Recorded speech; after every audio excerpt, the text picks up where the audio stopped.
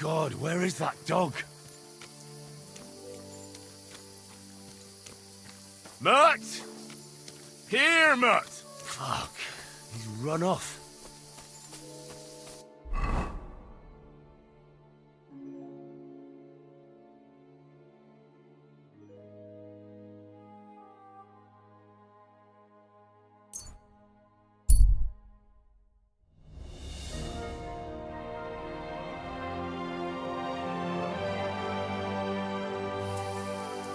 Hail, good man!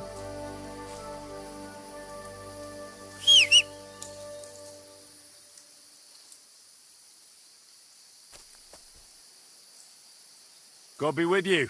And with you. How about taking a break? Rest those legs and try your wits instead. Come on, don't be shy. I won't bite. That's the relief. What were you going to offer me? Curiosity killed the cat.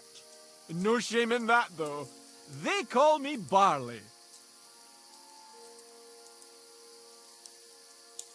You have a peculiar name. If I were ordinary, well, that's just another way of saying boring. And boring's not for me. So I wander the roads collecting my riddles, and if I meet anyone I find interesting, I'll happily work a riddle on them. A riddle? Very well. Let's hear it. Now, listen carefully. What belongs to you alone, but is used more often by others? Any idea?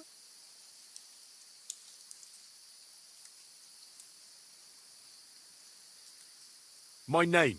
That's right! You have a learned head on those shoulders. The robes of a priest would suit you better than a sword. They really wouldn't, I assure you. More's the pity. But down to business. I have a proposition for you. You deserve a reward for solving my riddle. Except, you've caught me flat broke. I can give you some of what little I have. Or teach you some of what I know. What'll it be? I'm always up for learning something new. What can you teach me? I spend my days on the roads and my nights in the tavern. What interests you more?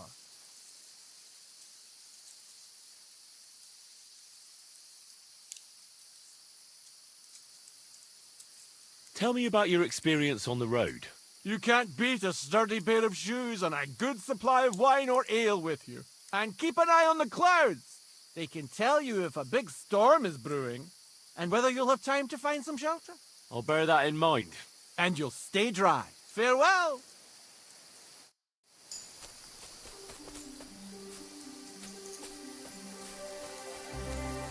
Mutt! Oh, he's run off again, the little beast.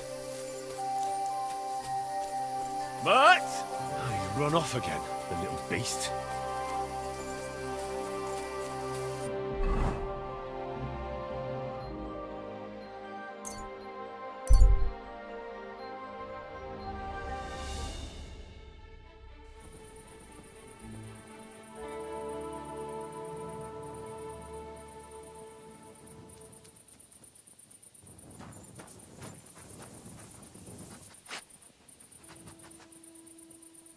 Here you go. Take it.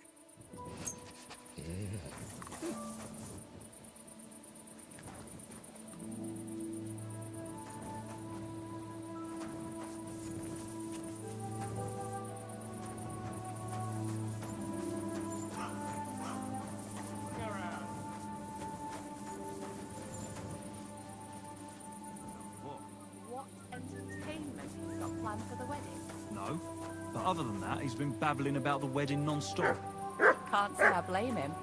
After all, he is marrying off his only daughter. I get that, but I just can't listen to it anymore. Well, it's better than listening to news about bandits running rampant around here. I'm happy to think about something normal for a change. True. So, what did Thrush tell you about it? There's going to be a dice tournament at the wedding. And whoever wins will take home a gold badge. That must cost a king's ransom. Just like the whole wedding. I hear he ended up paying more than Lord Ceann. Well, from what I hear, Lord Ceann's pretty much dead broke. I hope it's not that bad. I wouldn't wish that on Agnes. I'd better go. Farewell. See you again sometime. God bless. Good to see you.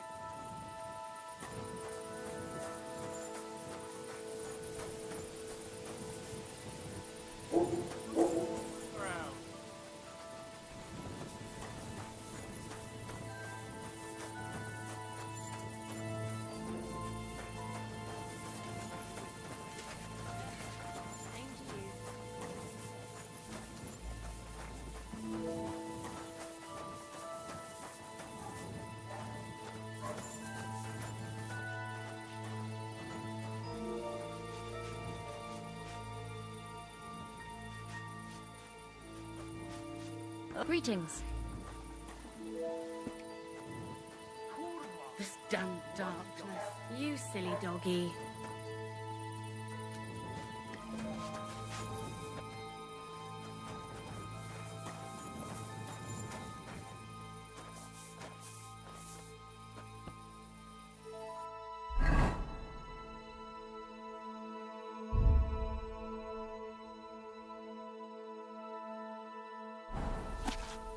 Are you looking at the moon?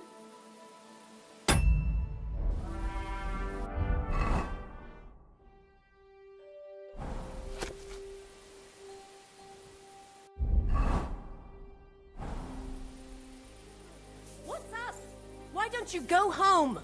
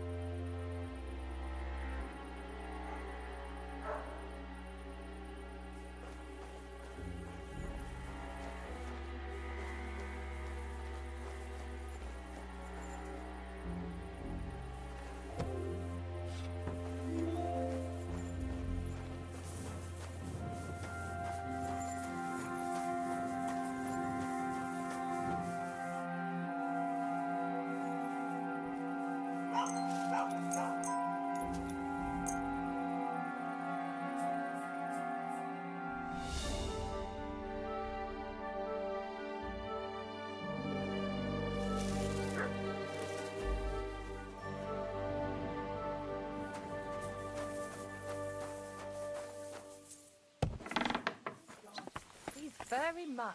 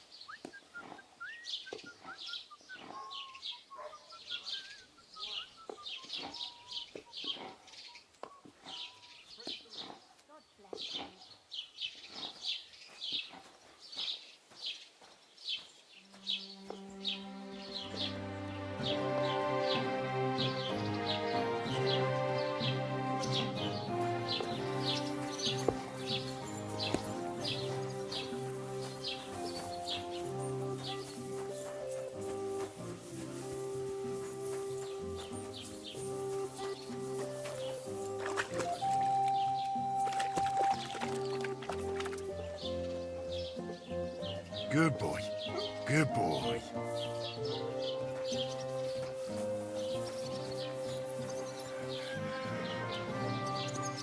Here you go. Take it.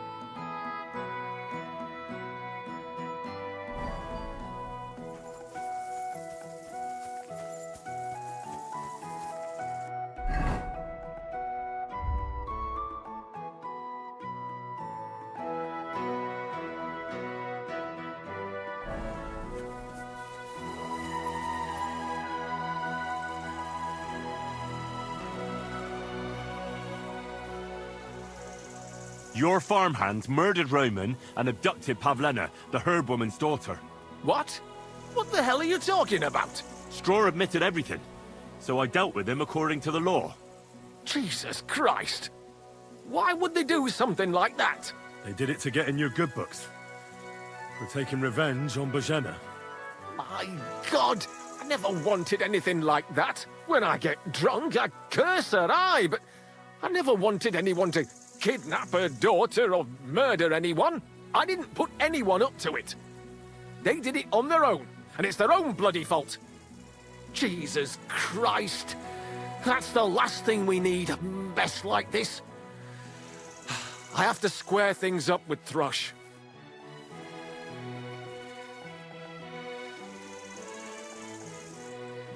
Who are you praying for? For my son, Yaroslav.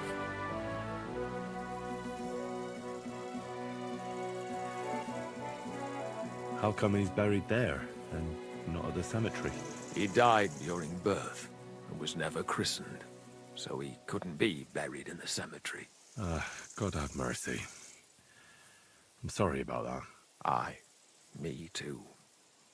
If it hadn't been for that treacherous old hag, he wouldn't be here under a tree.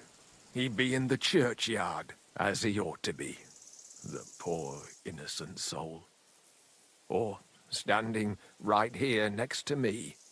Old hag? Who are you talking about? The midwife, Bohemia. My wife, Ludmilla, gave birth to 3 daughters. Quick and easy every time. The village women often scream all day and night before they bring their babies into the world. Not my Ludmilla. When she had Marushka, it was all over before the midwife even got here. But when Yaroslav was coming into the world, you know, I knew already I'd finally have a son. I never sent for no help. Why would I? After all, Ludmilla done it all on her own 3 times. And besides, that Bohemia is an unclean woman and a witch. Only this time, something went wrong. Of course, I wasn't there. Being a God-abiding man, I was outside. But Marushka comes running out, shouting, "Pa, send for Bohemia! Ma's poorly!" I thought twice about it, but then I sent for her. She came along with a little girl, Pavlena, and a whole sack of herbs. She started brewing right away, and before the night was out, she was pouring God knows what kind of concoction down Ludmilla's throat. It's a wonder she didn't poison her, the crone. I couldn't get a wink of sleep all night. It wasn't till daybreak that Bohemia came out of the house, carrying in her arms. They could see right off it was a boy. Like I said, only Yaroslav came out feet first.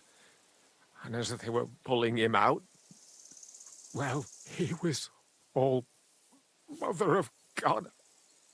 I can't even say it. It was that Bohemia's doing, I tell you.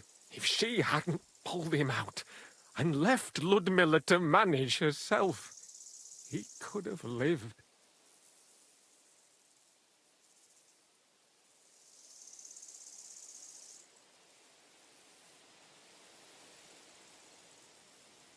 So you still blame her for it? And why shouldn't I? I haven't told you the half of it yet. I asked the priest, and he told me every midwife has the sacred right to perform baptism when things go wrong. Like when it looks bad for the child, see? She can baptize him, make sure he gets to heaven. And you know what Bohemia did? What? Not a thing. She looked at that little body lying still and didn't do a damned thing. And my wife died a few hours later. So I'm sure you understand what I did after. That same evening, I got the other fellas from the village, and we drove that damned witch out beyond the boundary stone. I see. She lives in the woods now. A good thing, too. She hasn't shown up here since. Many times I told myself we should have done more to her, so she'd know how I felt.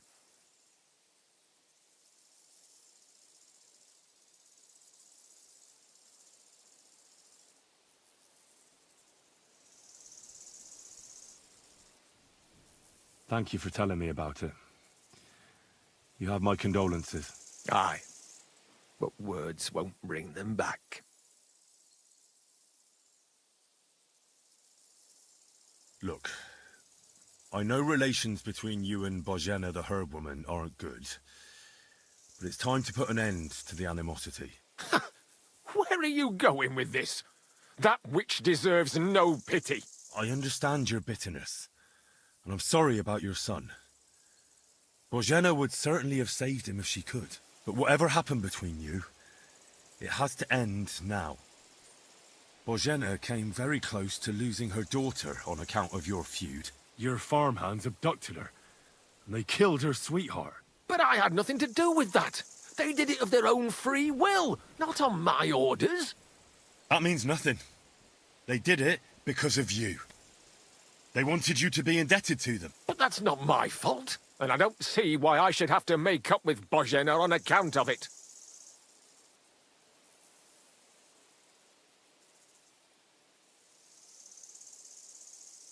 Well, whether you ordered it or not, you're still guilty.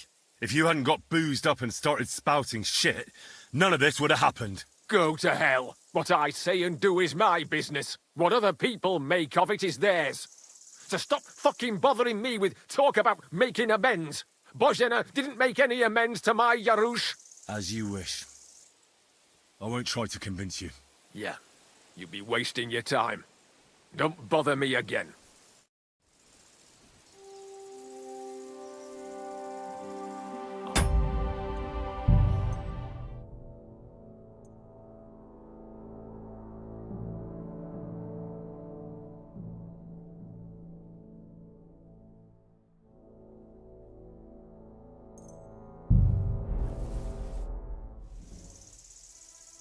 I'd like to ask you more about your son.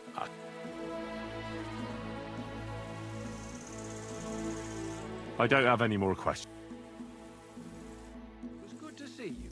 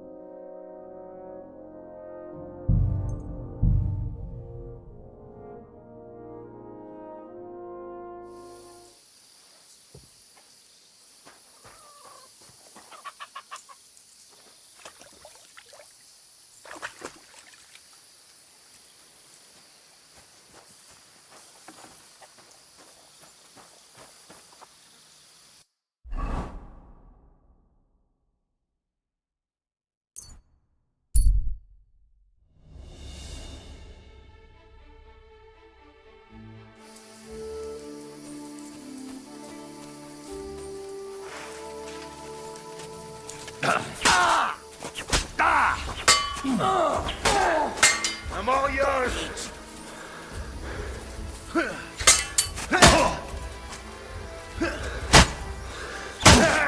It's a sponsor. I'll get you. Oh, for fuck's sake. Stop. Once more.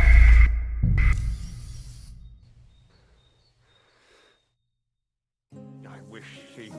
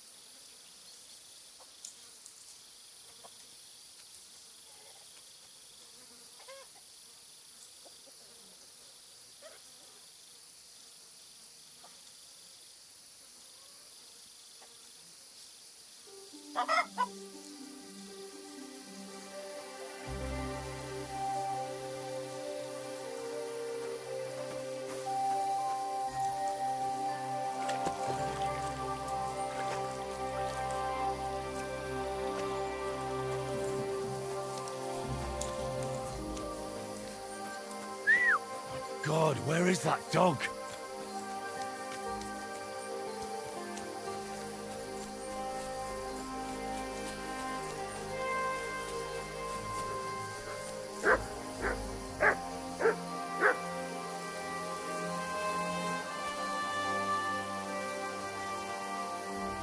Here, Mutt.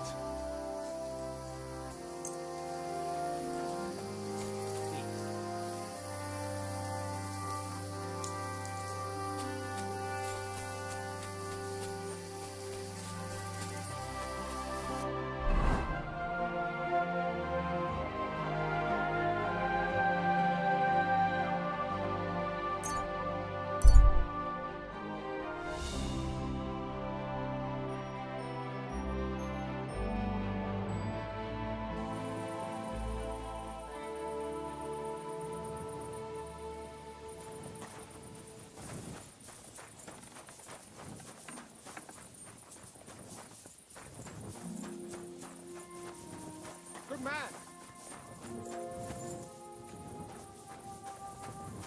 Everything all right? Do you have a moment? What's going on? Do you have any coin to spare?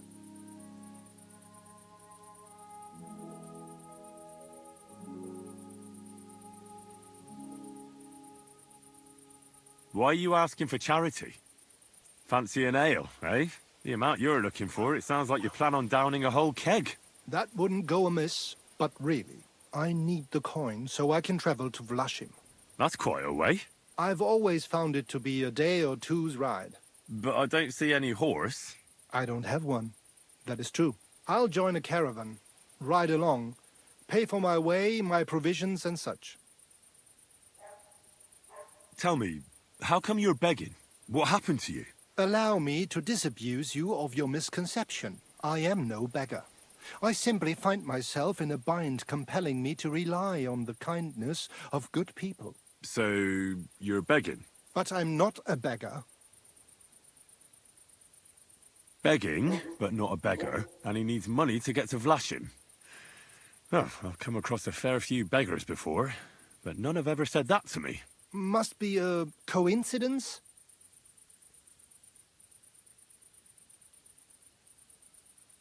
In fact, you don't strike me as a commoner at all. Just the way you talk doesn't sit right with me. Allow me to disabuse you of your misconception.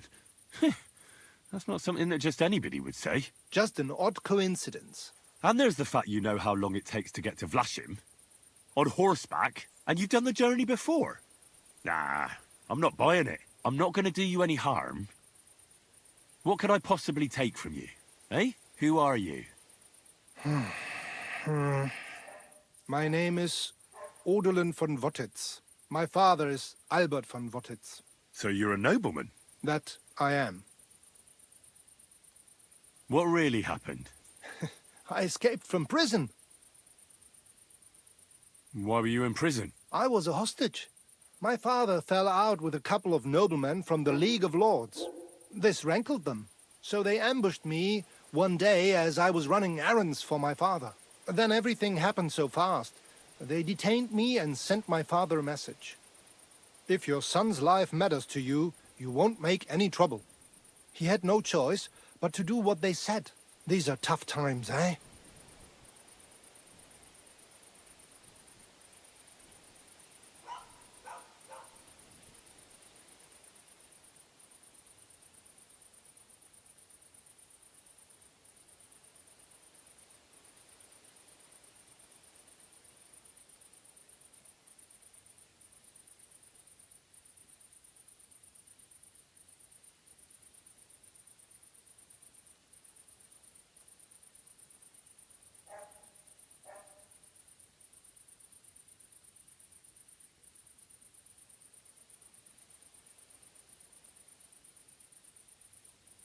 How did you escape? Well, I gradually figured out who was guarding me and when. One of the guards used to come into my chamber and talk to me from time to time. You had a chamber? No dungeon? No. You don't keep a nobleman detained like a murderer, waiting for the news. I had a room where I was guarded. All right. Carry on. Well, I steadily worked on that guard. Once he was convinced I wasn't going to escape, he stopped being so attentive, and I managed to pinch his key. Then I just snuck out that night, and that was it. Sounds like you got pretty lucky. Lucky or not, I had no wish to spend another moment in that chamber.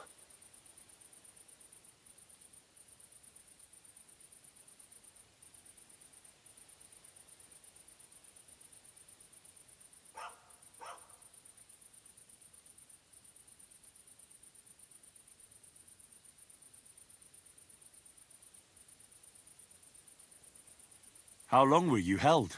A year? Perhaps a year and a half? Yes, that seems about right.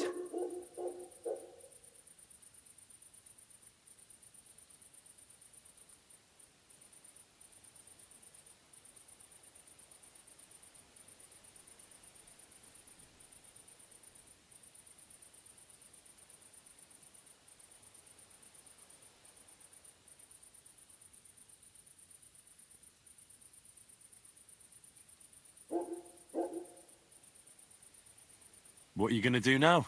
My priority is to get back home to my family and discuss it with them. And I need to move fast before anything goes wrong.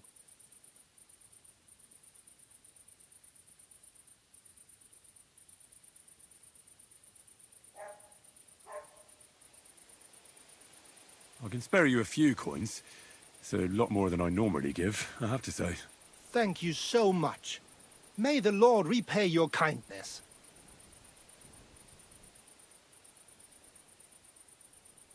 Farewell. I hope you make it home safely. Thanks.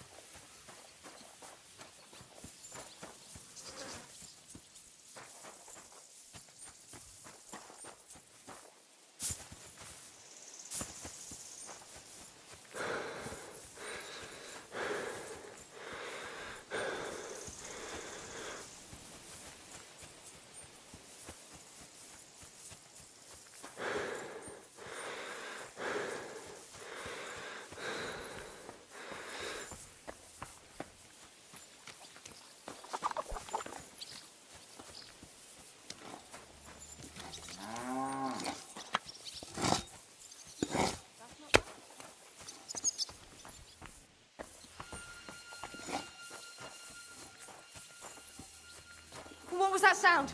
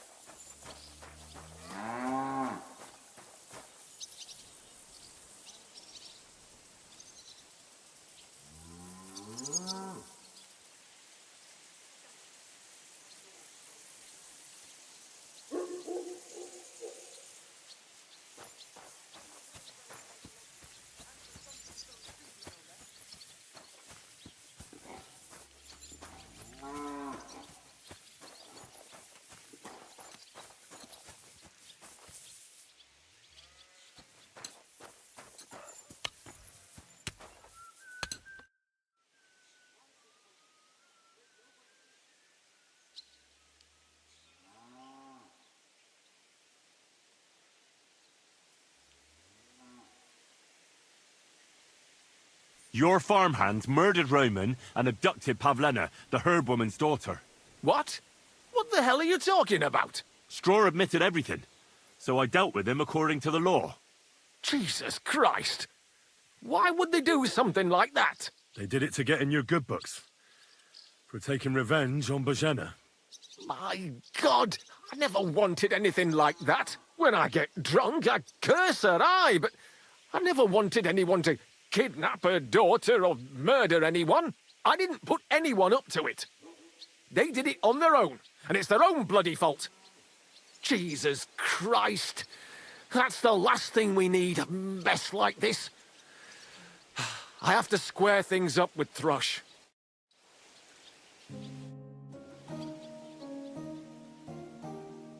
Look, I know relations between you and Bohemia the herb woman aren't good.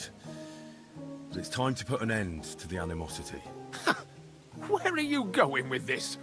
That witch deserves no pity. I understand your bitterness, and I'm sorry about your son.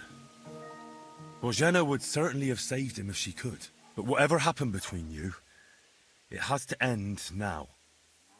Bohemia came very close to losing her daughter on account of your feud. Your farmhands abducted her, and they killed her sweetheart. But I had nothing to do with that. They did it of their own free will, not on my orders. That means nothing. They did it because of you. They wanted you to be indebted to them. But that's not my fault, and I don't see why I should have to make up with Bohemia on account of it.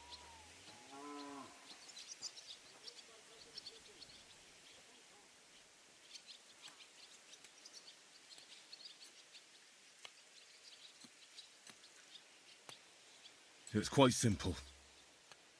You're gonna make amends. Because you don't have the courage for proper revenge. But I do. And so does Bohemia. If you knew why she really sent me to you, you'd sing a different tune. So fucking think carefully what you say to me. Because otherwise, you might not wake up tomorrow morning. Are you serious?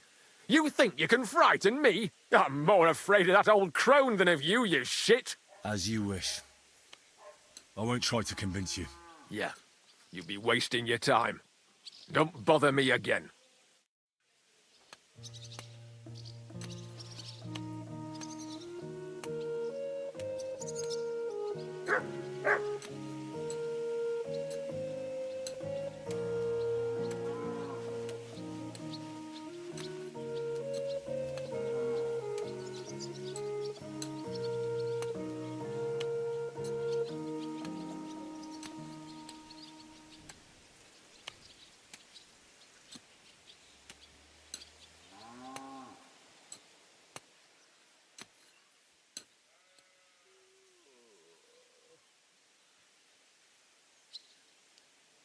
Be careful, it's not safe here.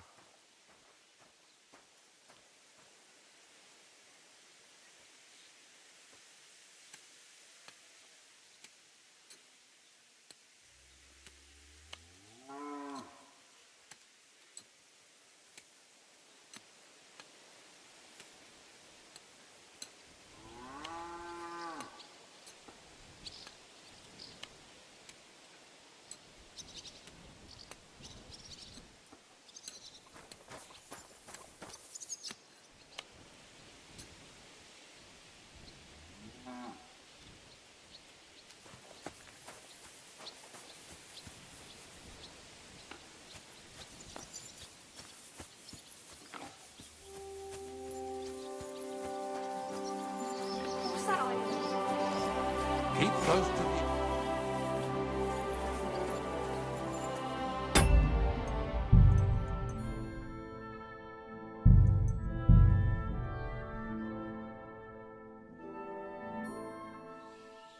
Something's missing.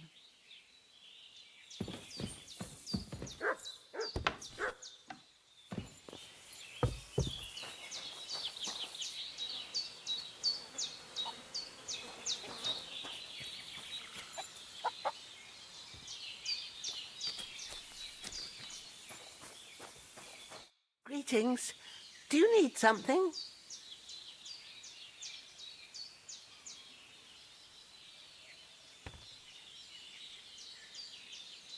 I'd like you to teach me something. It can be done, but it doesn't come free. What are you interested in?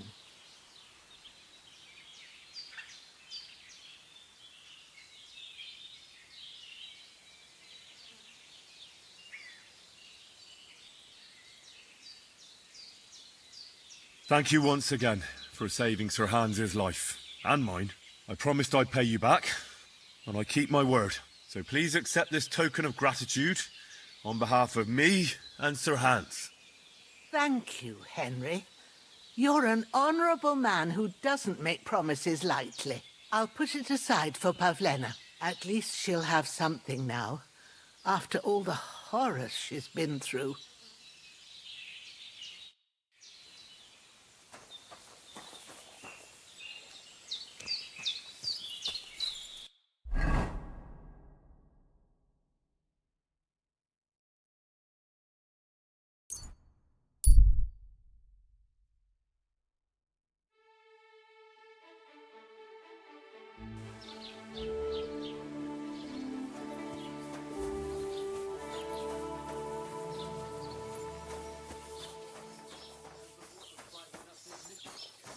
Stay close to the others. It's not safe here.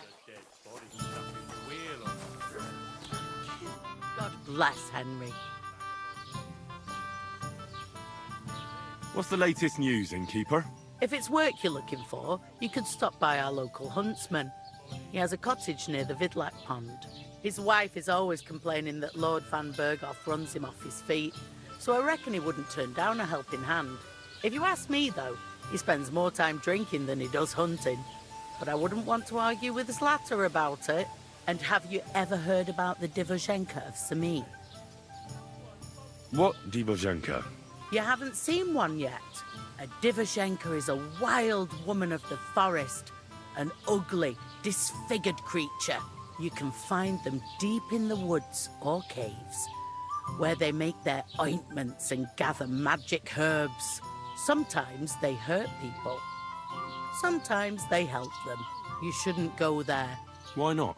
It's the Samin people. They were worried she might put young Lord Samin under her spell, especially now, because of the wedding. So, they took care of her. And that's about it, I'd say. Sounds interesting. Thank you, innkeeper.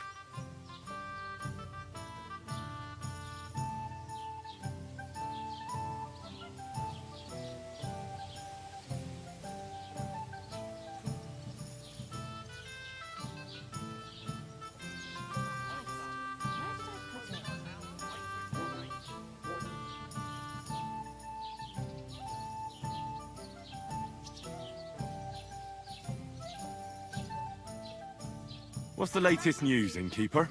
Nothing much, fortunately. And I hope it stays that way.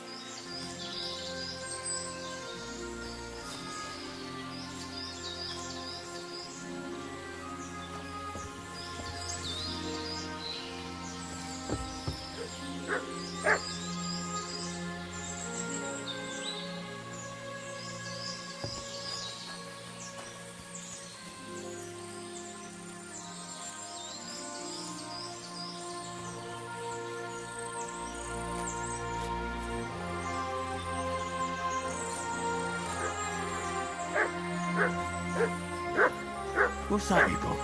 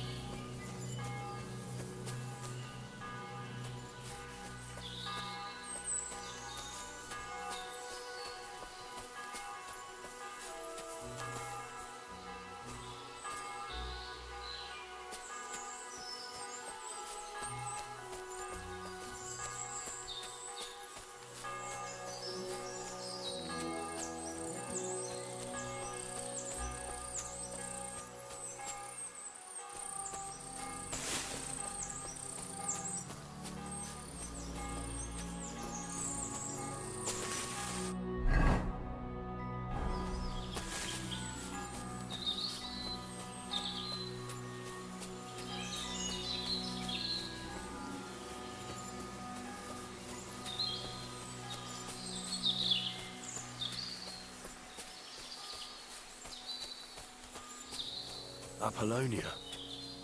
Marika was headed somewhere around here. I could have the dog sniff her scarf. Maybe he'll lead me somewhere.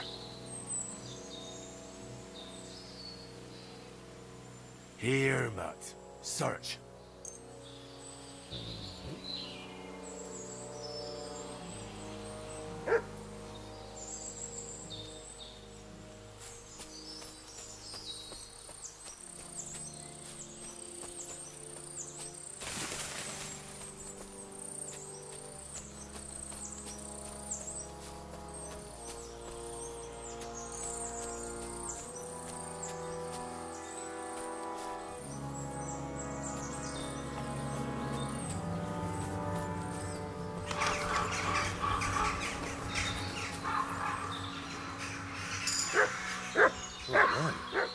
Someone must have walked this way badly injured. Show me.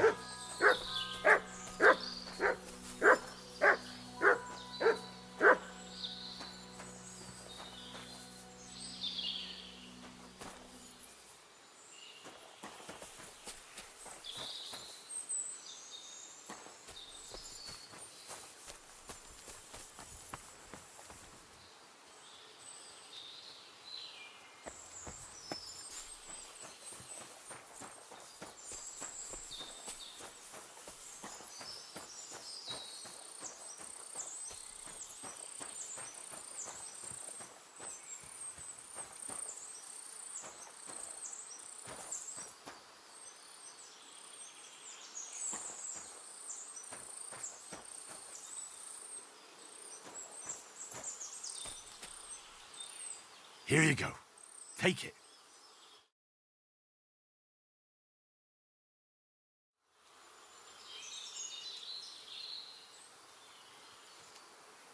Here, Matt.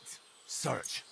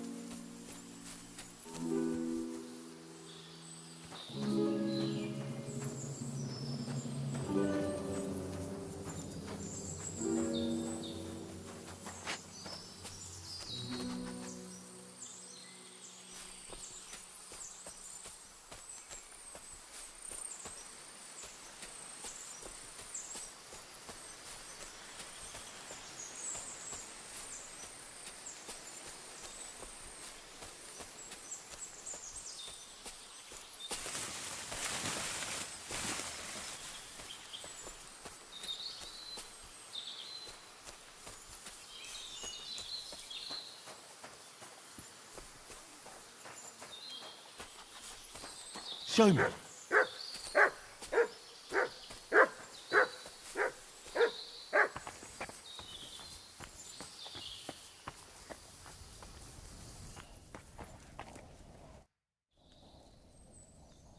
You must be Marika. Aye. Did Odette send you? I was hoping he would not find me so quickly. Well, at least he sent you and not my prala. They would not even bother talking. Your brothers? Why would they not bother talking? They take after dead. At least Geza. He's hot-blooded.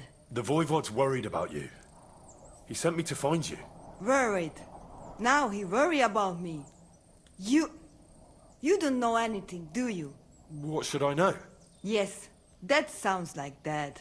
So tell me what happened. I ran away. That happened. My father wanted revenge for the insult to his honor.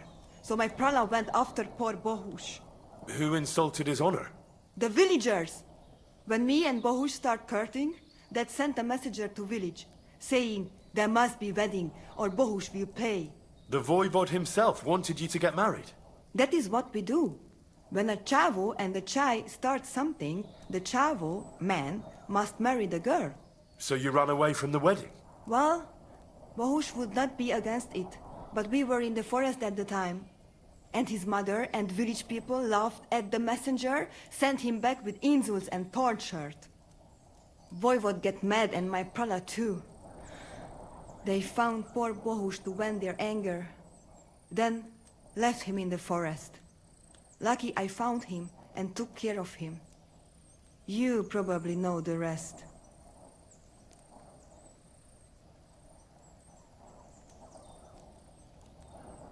Why don't you go back and explain it to them?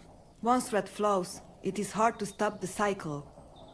The people from Samin want to rid of the camp. The voivode would like to punish all those he thinks have disgraced his child. And he never asked me how it is really. As if men should work it out between themselves, and a girl like me should shut up and wait to see what happens. No, no, I will not go back alone.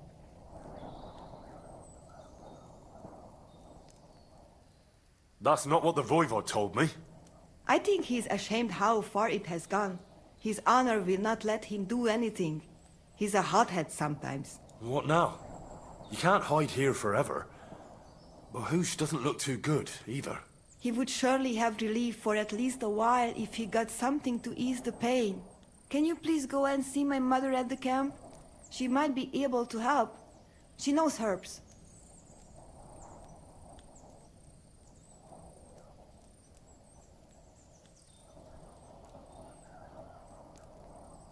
I think I can help him myself. You? I've read a lot about cases like this. Never mind your books. My ma, she can really help people. All right. I'll go to the camp and ask your ma for advice. I need an amulet from Dad. It is ceann-feadhna, magical. It protects anyone who wears it around neck. If Dad give it to me, I will come back. With Bohus. Do you think he'll go for it?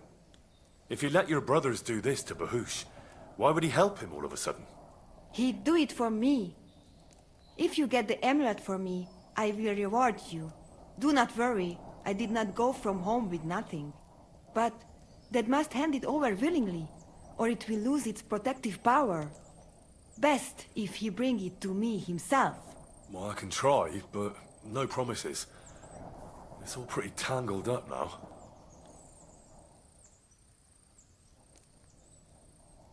I found this scarf in the camp. I think it's yours. Aye, that's my favorite.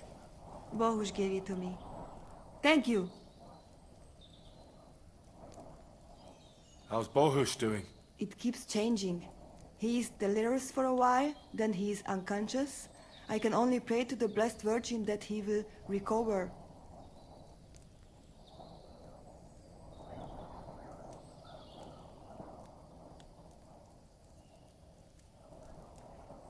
How is life here? I cannot complain, except about Bohus's health. We have food to eat, no rain here, and no one can find us. I just miss my family sometimes. But then I remember that I'm here because of them.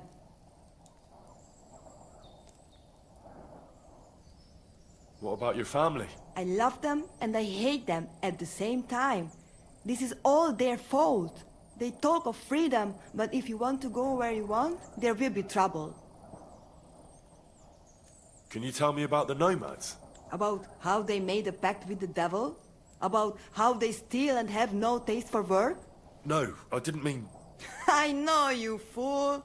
If you thought that the same as the people from the village, you would not be here. We are different from them. We are slobodno. You call this freedom? Going anywhere you want, not being tied to just one place, dancing and singing as your heart desires, without having to worry that the priest will condemn you. I can talk to God when I want to. I do not need the Pope's blessing for that. We have no kings, judges, or executioners. You only need to... you should honor your family. Bohus, my dear, everything will...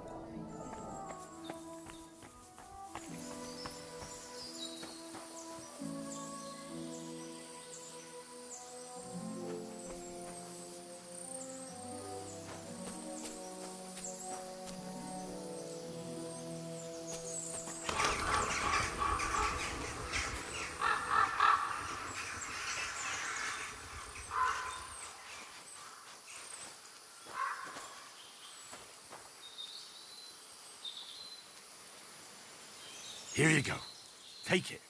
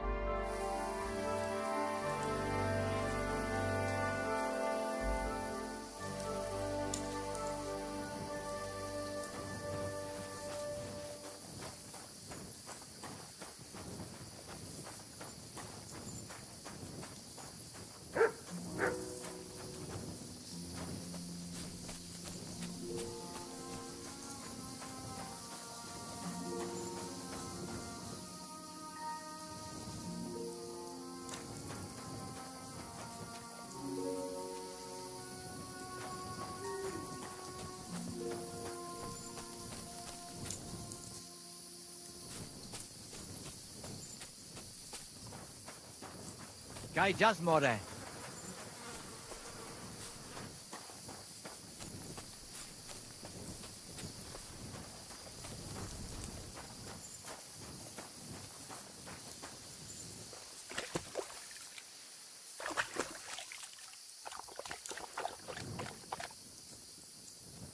You're my doggy, eh?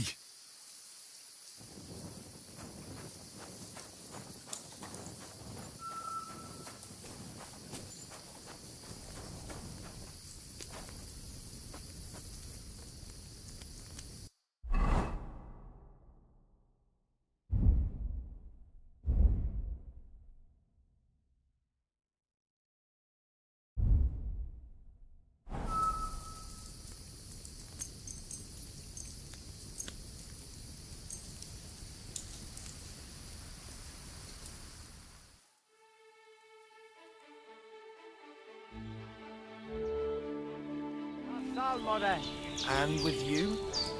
You silly dog.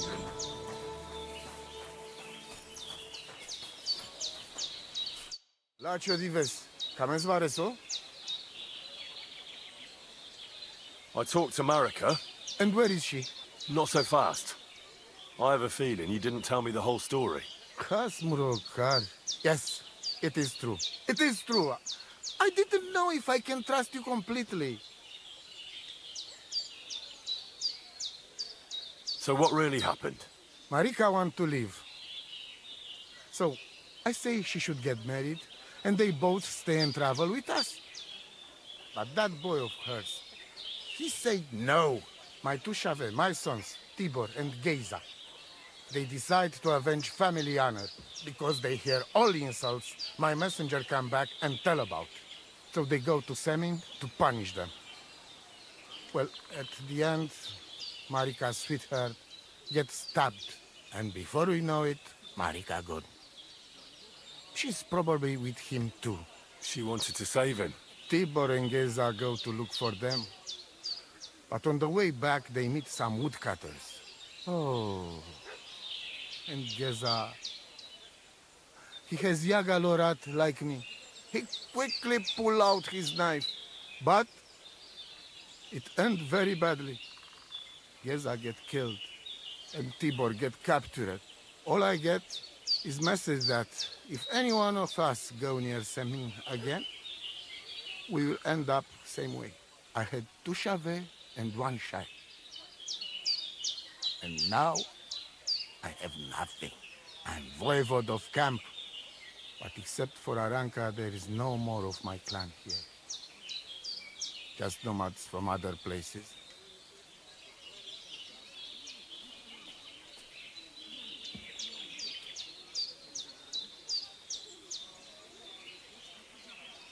Tibor and Geza, did they go to avenge your honor of their own accord?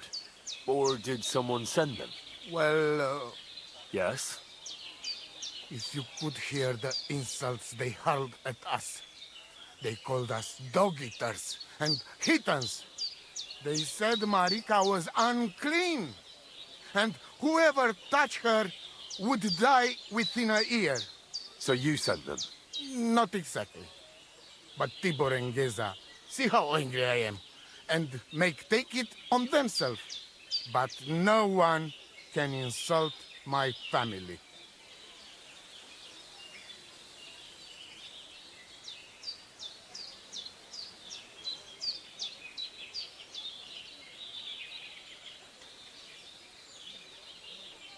The message that your messenger came back from Semin with, that wasn't from Bohus. No? It was from his mother. Bohus didn't know anything about it. It is still his familia. Blood like blood. They stain our honor. The whole village hate us. Well, I understand, but poor Bohus. What about my shire? What about my family?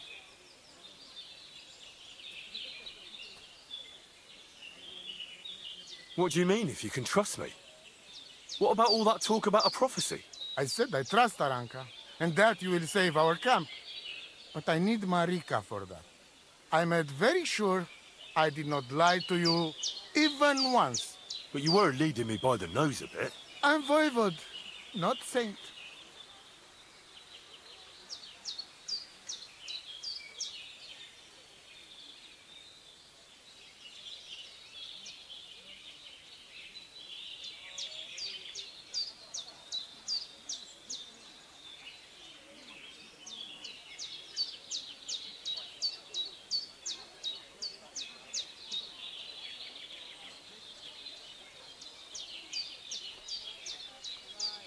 Why didn't you tell me everything right away?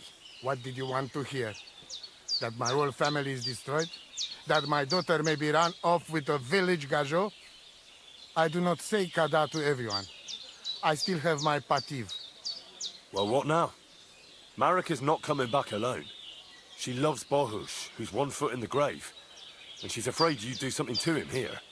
And that's why she wants you to give her an amulet to protect them. Amulet? My amulet? She cannot be serious. I cannot just... My family is in ruins. Although...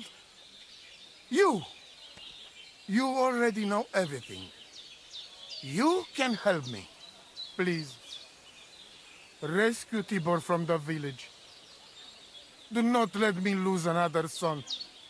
And we must give Geza a proper funeral, our way, so his soul can finally rest. Aranka can tell you more about that, or Tibor himself. Please, I will repay you. Help my family, and we will talk about the amulet. Chavez Bachtalo, More.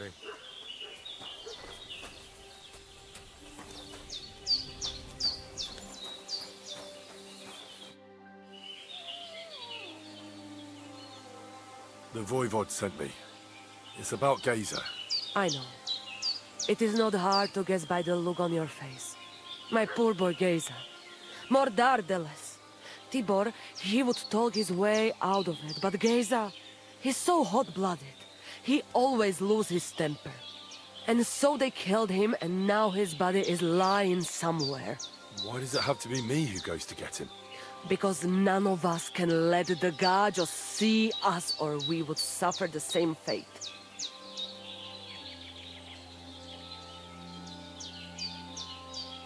Do you know where I can find his body? I do not know, but it must be somewhere in the woods near the village of Semi. That is where it all happened. What exactly do I have to do? Find his body and bring it to his favorite place in the woods. We will bury him there. Where is that? No one knew Geza better than his Frau. When you free him, he will surely tell us the best place to bury Geza. All right. You can count on me. Why do you young people always have to rush into everything? When you get my Chavo's body, let us know. We must bury him the right way. Our way. So that he can truly pass to the next world. He will be the same when dead as he was alive. Geza's ghost is not one of you would want to meet. Hopefully this family will be at peace then.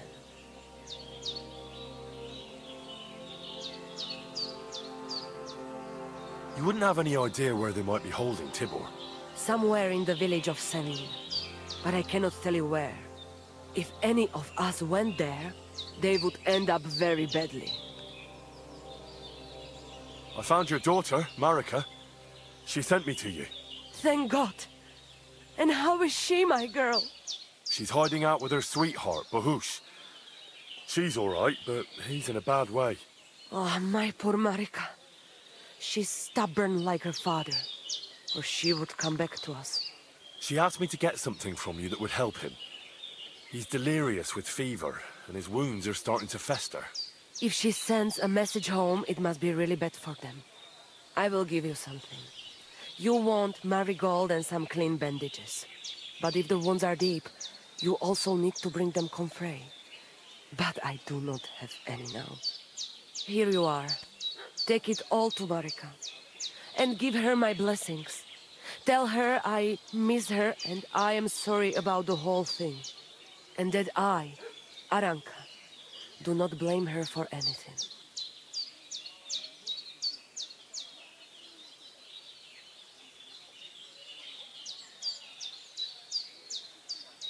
I heard there's a Cuman camp somewhere in the area.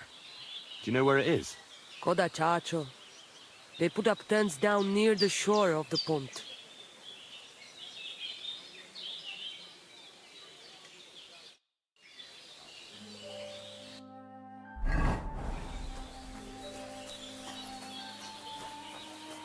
So I thought we might ask... About what?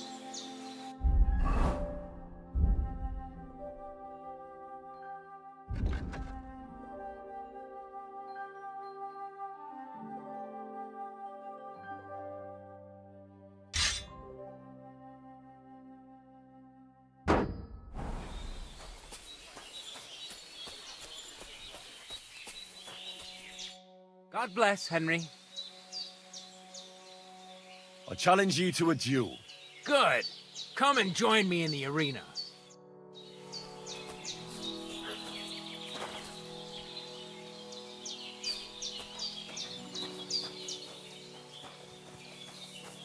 Shall we begin? Let's begin.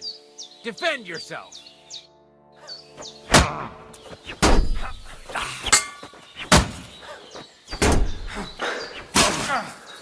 Fuck you!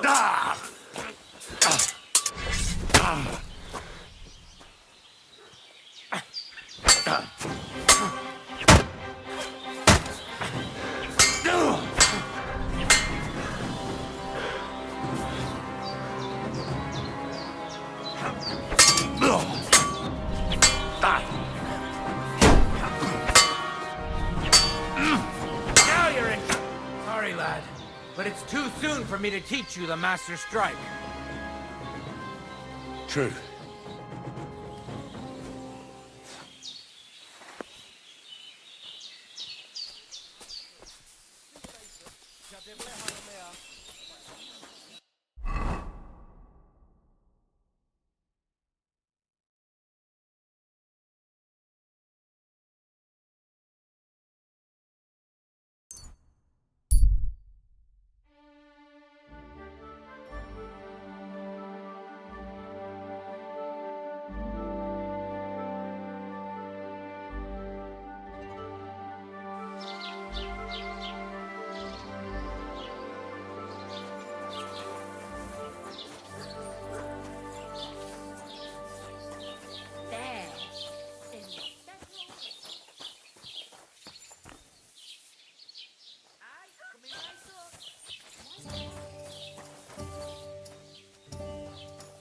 Did Bailiff Slush tell you? Filthy, Tell me what? dead, Damn rotten entertainment he's got planned for the wedding.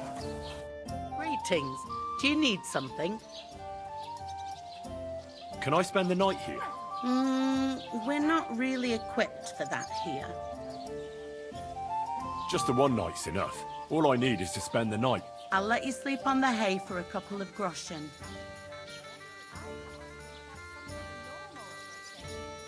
Let's agree on a price. Do you accept? More!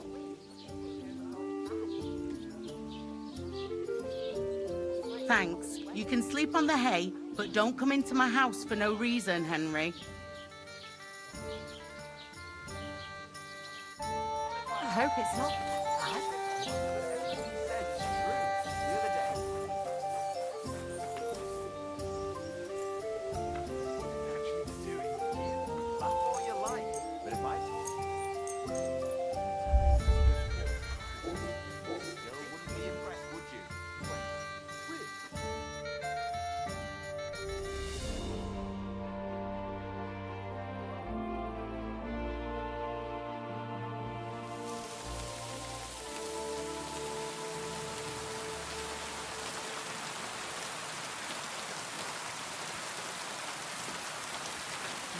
You need a lit torch. That's the law. You see? That wasn't so... Stop messing around.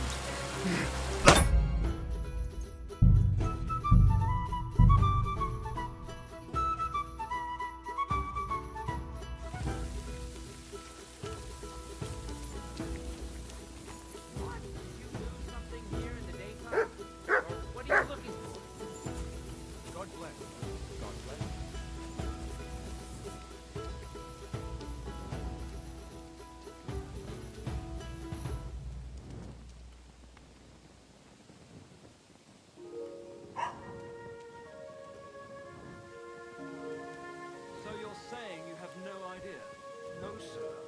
see anything.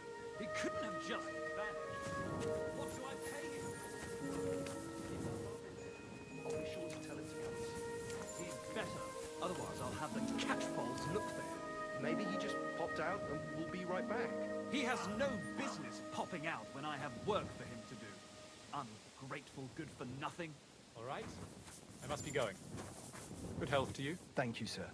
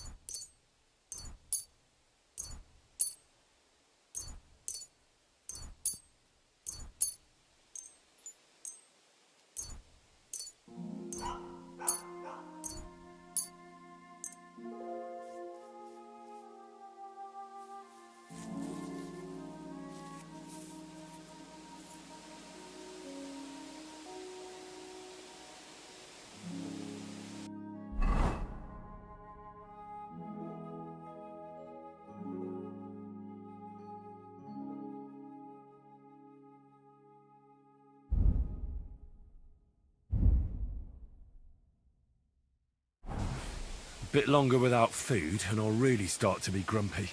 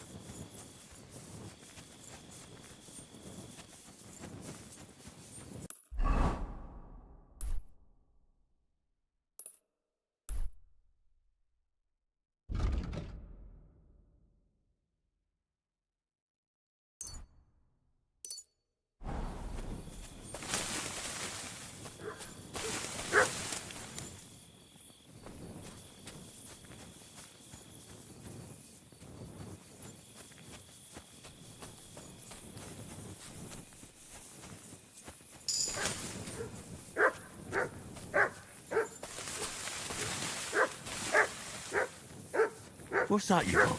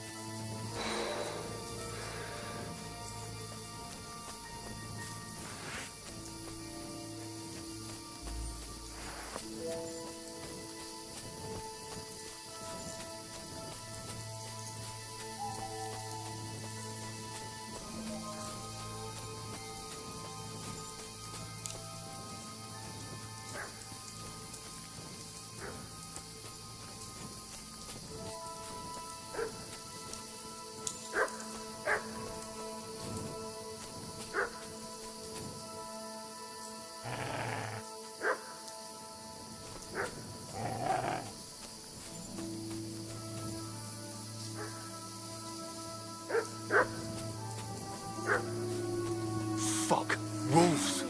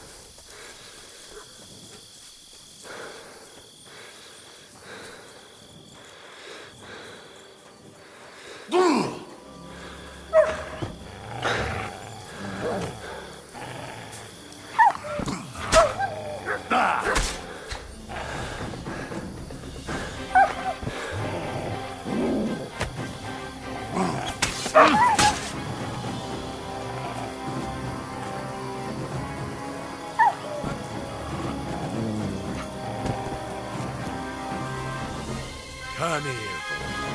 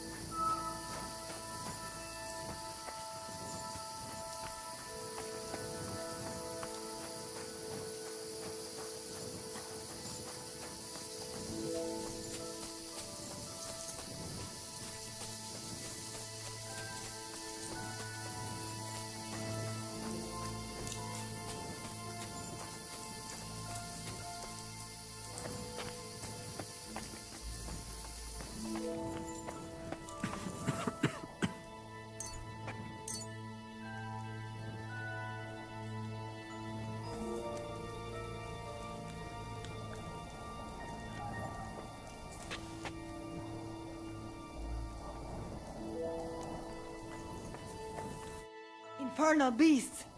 The wolves must have smelled rot and tried to get in. At first I managed to chase them away with fire, but they got used to it and just waited for me to go out. You were lucky they didn't get to you. I got rid of them. Palikerav, you are my guardian angel. I've got some remedies for you from Aranka. Bandages and marigold. And comfrey that I picked myself. Thank you, my dear mama. And you deserve thanks too. I hope it will bring Bohush some relief. For a while. And take a bath, for goodness sake. You look awful.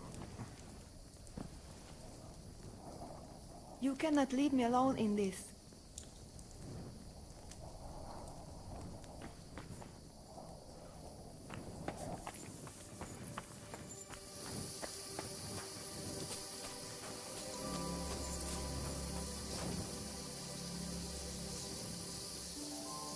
Here you go.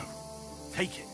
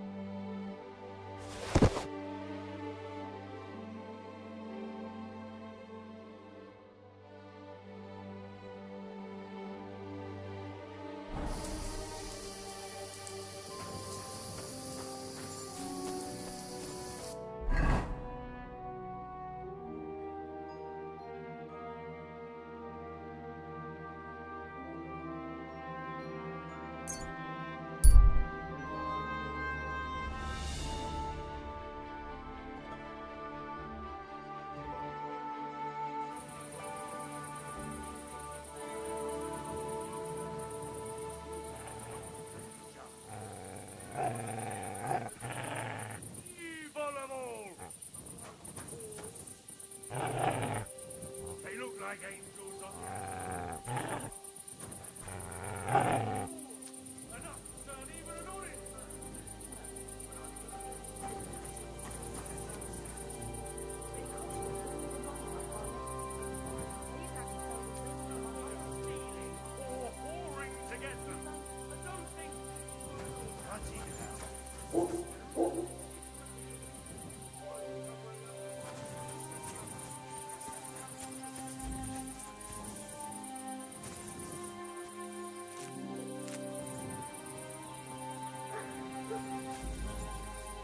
I'm always glad to see polite people like you.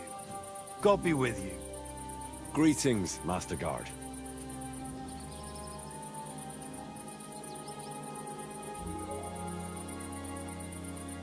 Here, Mutt.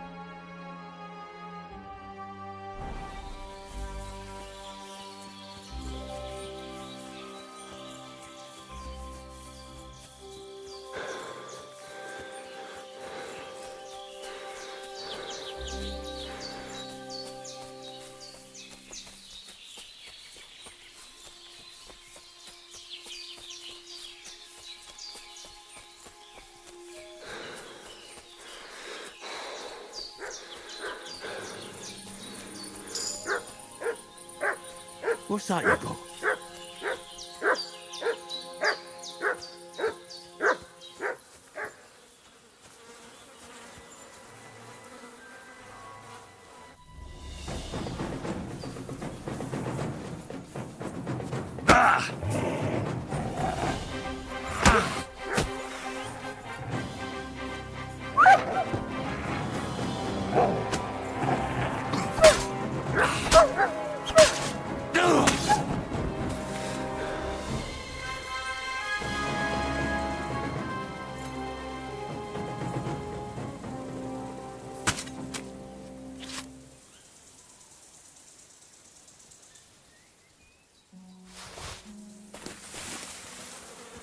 Poor horse.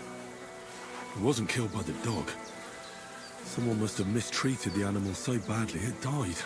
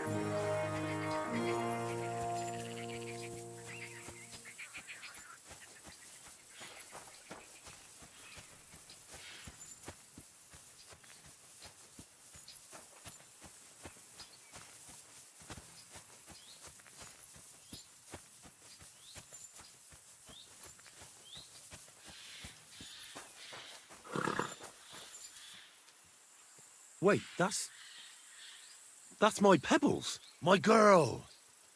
I thought they killed you down by that pond.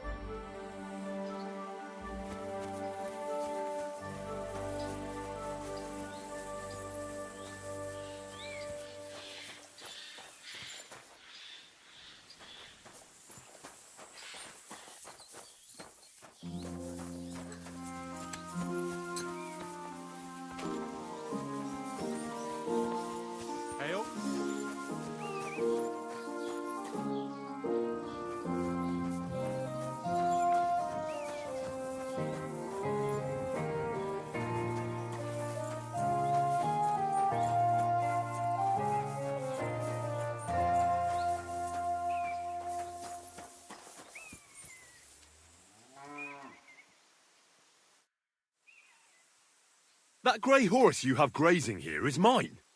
What do you mean, yours? I bought it fair and square. I admit, it was only for a few groschen from some suspicious lad who found it down by the Rock Tower Pond, but that horse is not branded, so it belongs to me now.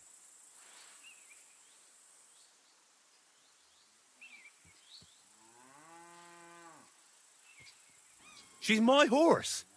I rode in on her from Ratai, in the retinue that was attacked down by the pond. Right. You happen to need a new horse, and this one just happens to be the one you already own. Does it have your brand? It does not. So you are out of luck.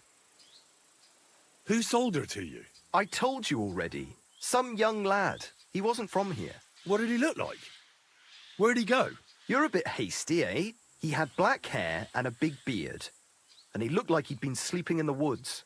And his breath smelled like hell. But I couldn't tell you where he was headed. Look, you know they attacked an entourage by that pond, right? I heard about it. That news spread through the land like wildfire. And the one who sold it to you told you he found it by the pond, right? Well, he did, aye. So it's not entirely impossible she belonged to me. Maybe not impossible, but I paid for her. Aye, but just a few groschen. You said so yourself. Wouldn't you rather be in the good graces of someone who might have been part of that expedition? Maybe so. All right, I'll give her to you. But you owe me one. Go and get her then. If she remembers you, she might even come when you whistle for her.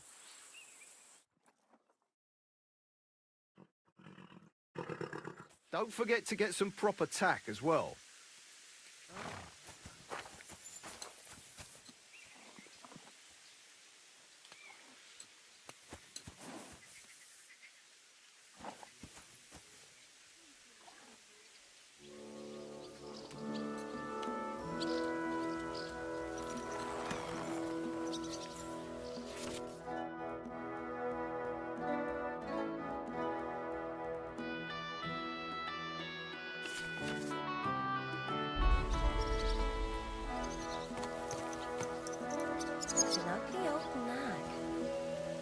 Yes?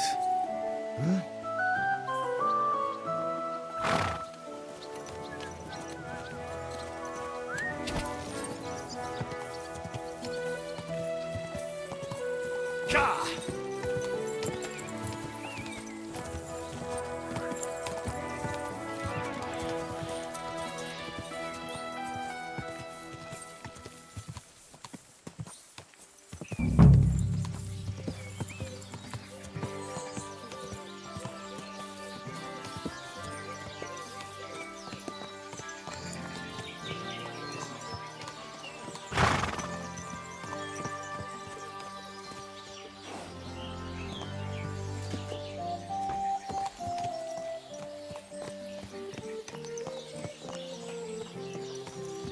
Good boy.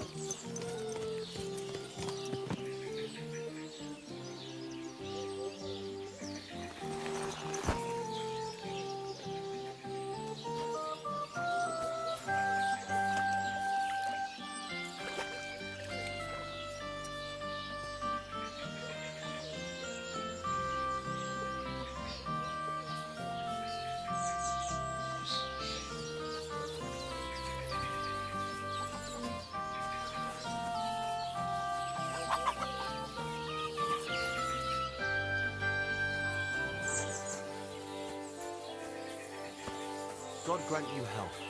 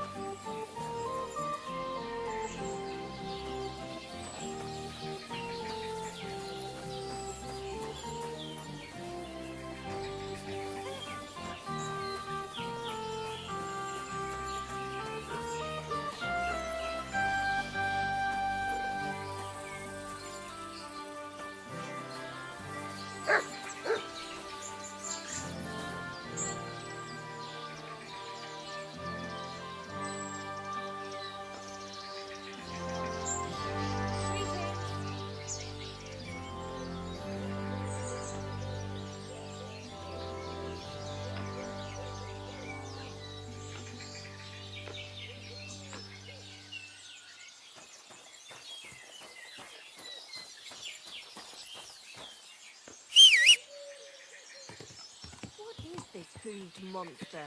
Yeah.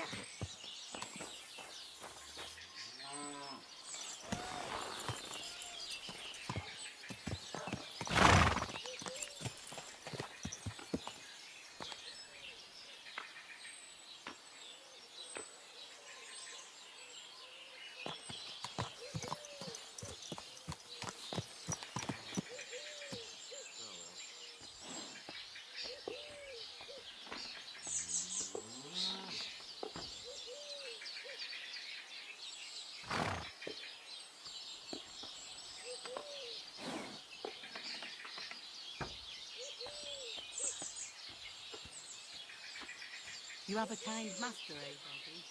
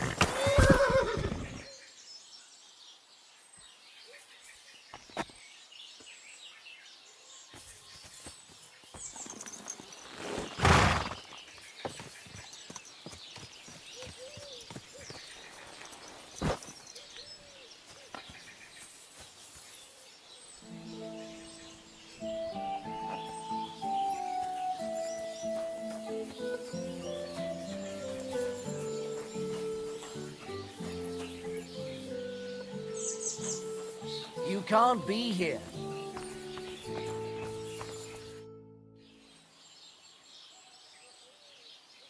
I'm looking for Tibor, a nomad who's being held against his will somewhere around here. Would you know anything about that? Oh, aye. A filthy tramp from that devil's camp by the pond. One of them that killed poor Bohush. We've got that wretch from that infernal camp tied up in the barn.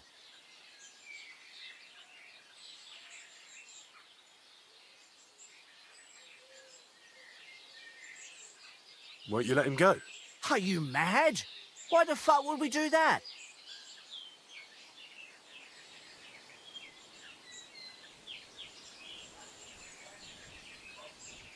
Those nomads care about family ties. Do you think they won't come for him? Do you want more blood on your hands? Well, I don't, but... all right. Be quick. I'll look somewhere else. If the fellas found out I helped you, they'd lock me up in his place. The keys to the room are inside the barn, on a kind of crate.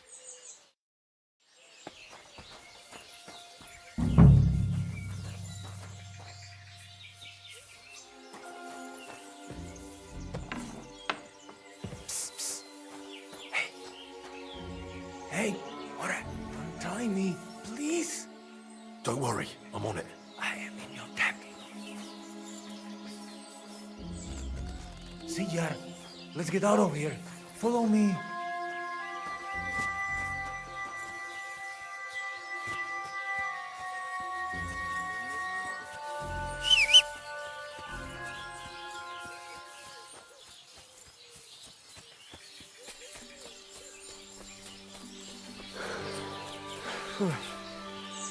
Good thing they didn't come after us. That was something. The last time I ran that fast was when I was a kid and a villager set his ricone on me for stealing apples from his garden. Palikeraf, thank you, Amalo. Who are you anyway? Now we have finally got time for introductions. I'm Henry. The Voivod sent me to rescue you. So, you know I am Tibor then? I am in your debt, Amalo. I expect many things, but not getting rescued by a gajo. Don't mention it.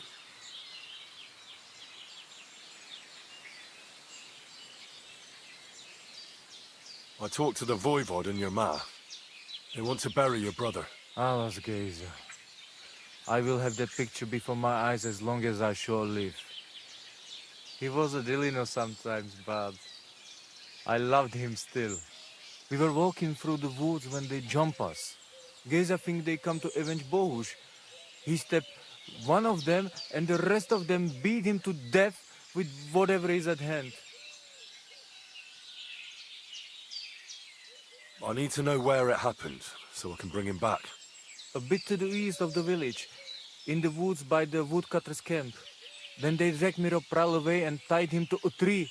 As a warning, they say, fucking war sons. Do you know where his favorite place is? Yes, we went there together often. There is a shukar view of the woods and a cliff above babbling stream. Just go west along the rocks from the woodcutters. About 200 paces. Always along the edge.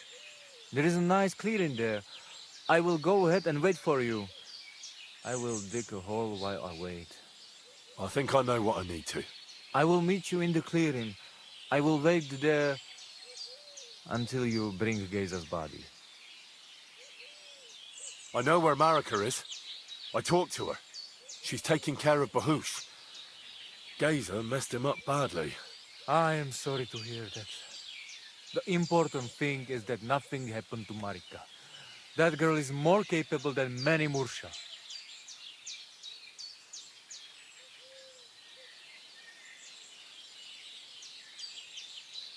I heard there's a cumin camp somewhere in the area. Do you know where it is? Yeah, what do you want from them? They are good people. I just need to talk to them. Better to talk to the voivod. Ja, wees bachthalen, more.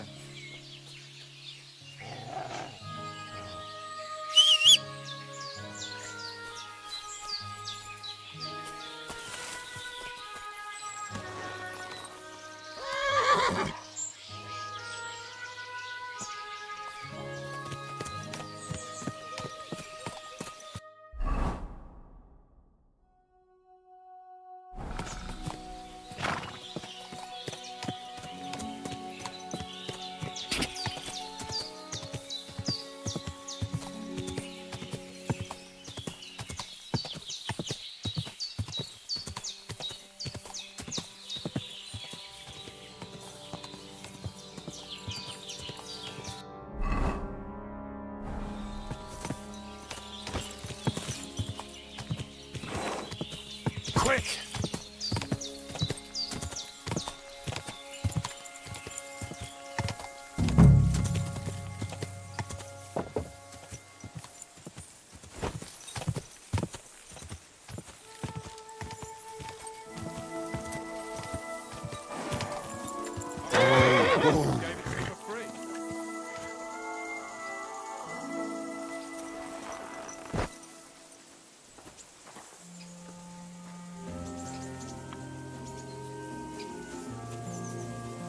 Greetings. What do you need? I've come for Geza, the son of... The devil himself made him cross our path. Pulled his knife on us right away, the bastard. He wanted to stab us all. So, he got an axe to the head. The foreman said we should tie the body to a tree. So them other vagabonds see they can't mess with us. All right. I think I'll have a word with your foreman. It was good to see you, my friend.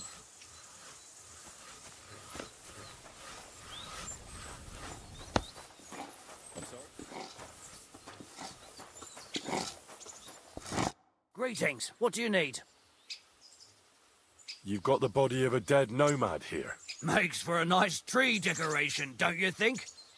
No tears shed over that bugger. He started it.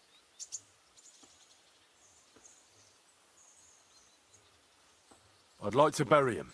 What? Forget it. Them heathens from down by the pond sent you, am I right? Don't you know that when one of those people dies a violent death, his spirit always comes back to roam the countryside? You wouldn't want this place to be haunted, would you, friend? Haunted, eh? And his mother is a mighty witch. I wouldn't mess with her if I was you. Shit, that didn't occur to me. We certainly don't want anything like that here. Take him as far away from here as you can.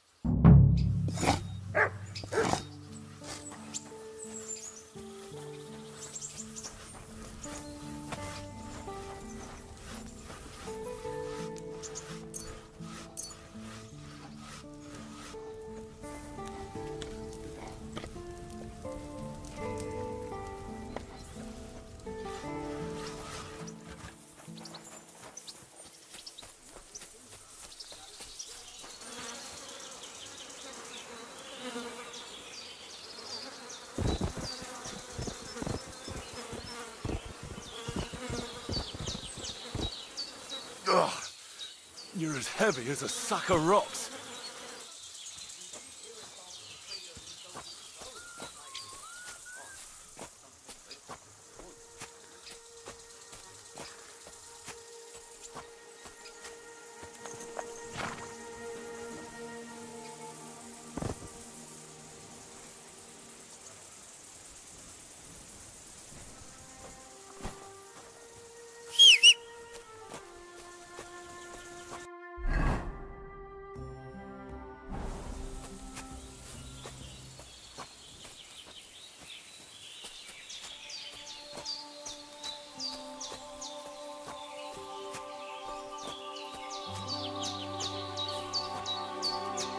Damn, you're no lightweight.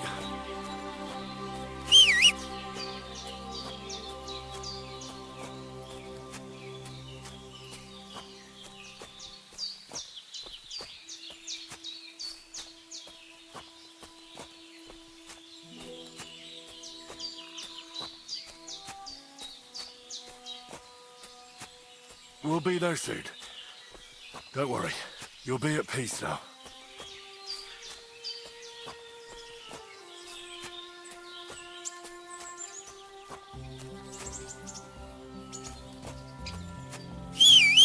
This isn't how you imagined things would end for you, is it?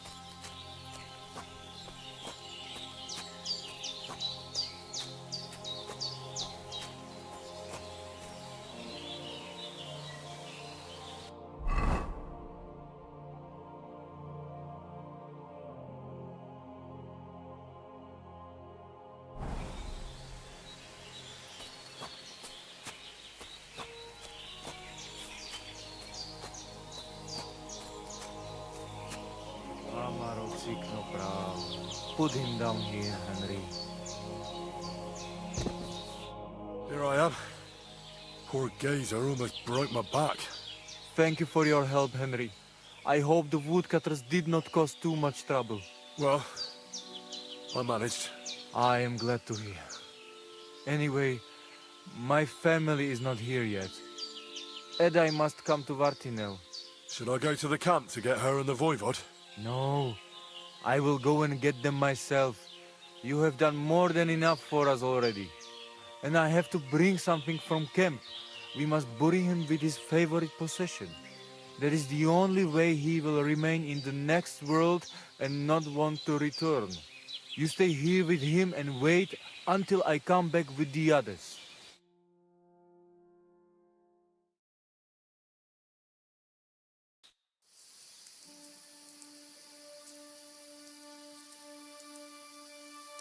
Henry, thank you for saving Tibor. And that we can bury poor Geza properly now. Palikerauter Nogajo, you who will finally unite our familia. Now come with us to escort Geza on his last journey.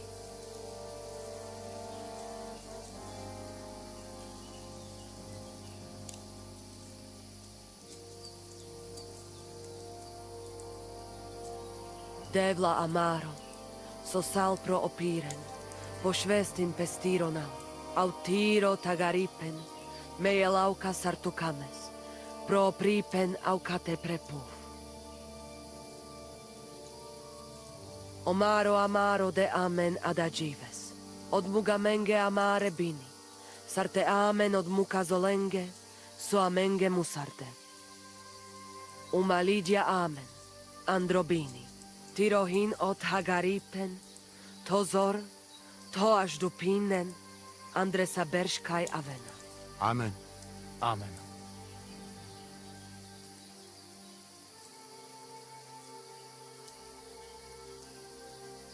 Amen.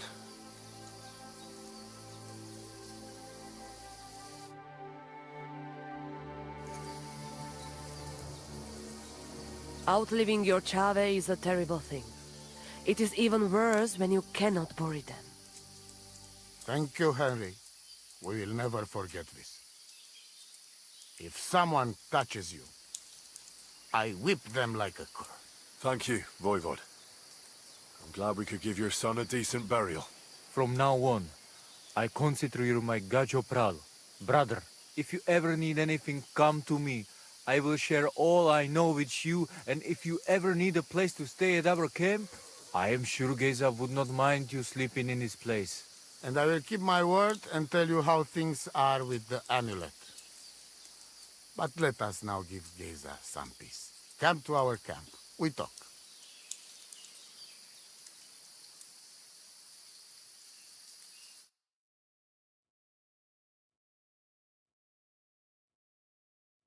Henry, the thing is, I cannot give you the amulet. Not even now? After I did everything you asked from me? Ashta, hold on. It is Chuhajuno, and its power protects me. And Marika knows well that I'm trapped without it. What do you mean, trapped?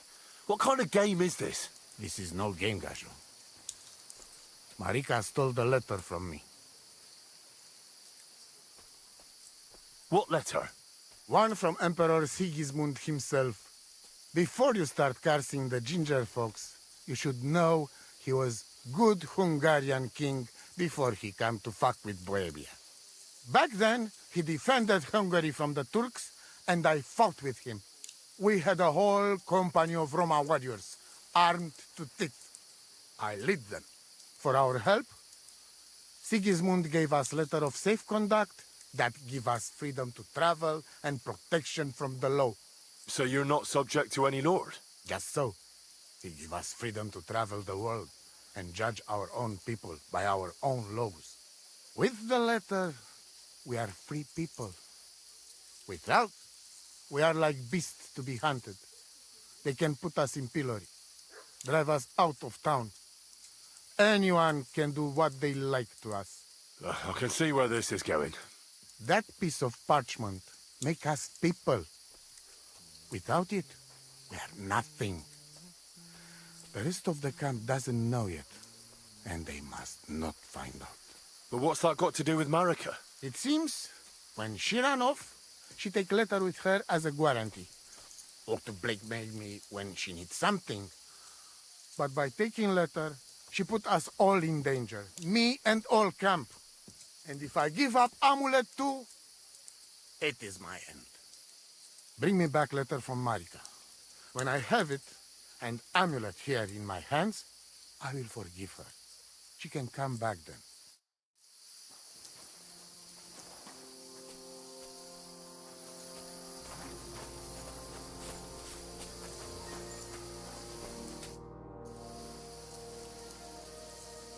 Tell me something about that amulet of yours. It give you no rest, huh? I get it in my cradle already as newborn baby. They say from the fates themselves. And since that time, I always carry it. It is churahuno, magical. And I tell you, I never had in my life cause to doubt it. As long as I have magical amulet on me, nothing can happen to me. You and Marika are not the first or last ones who would like to have it. But I will not give it up. Shosha!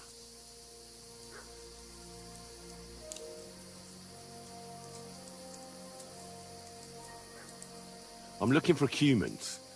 They're supposed to be camping somewhere nearby. Kodashasho. They put up tents down on the shore of the pond. But do not mess with them. They have good hearts.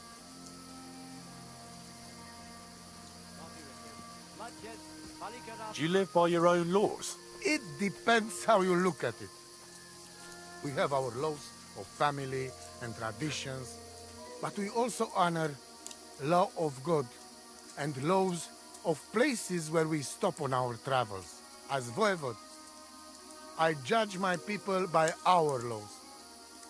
But believe me, they are not so different from yours.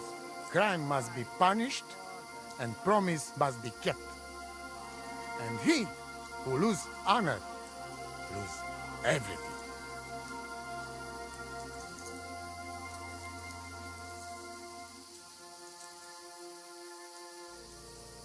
I'd like to know about Marika. She my only child. But she be more like me than my two sons put together. If she be boy, she become voivod after me. Women can't be leaders of the camp. You think you're clever, Gajon, huh? So, how many women, bailiff, queen, or captain you name, huh? We are who we are. And this, our tradition.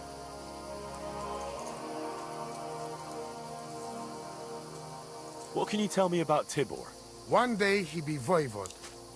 He's sly like fox. He can talk his way out of anything. He's still young and not so much interested in politics and trade, but when he is older, he make name for himself. What was Geza like? Geza, my poor son, what a loss. He have hot blood in veins. He easy to work of 3 men. And when he put mind to something, nothing stop him ever. But it was same when he lose temper and want to fight. Then even I stand aside, because he see red before his eyes and not even know his father. But we not speak bad about that. Mi tu tavel bach, te sa stipend.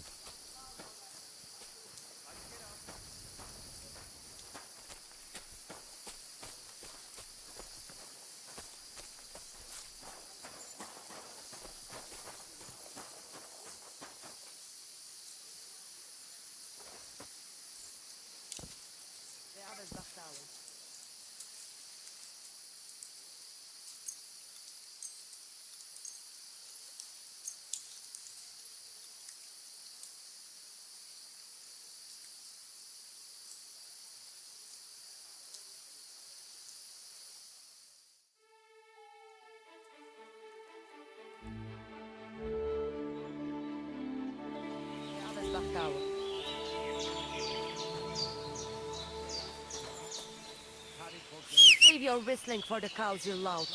Cut up, Jungoshina.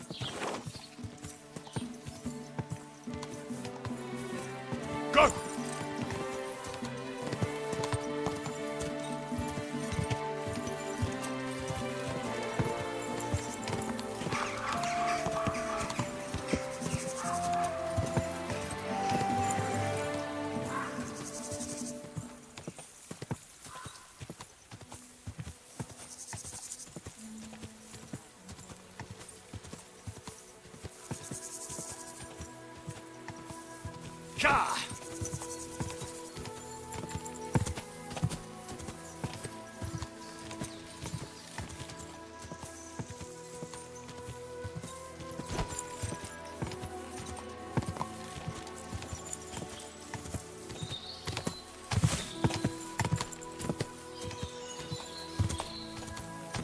Go!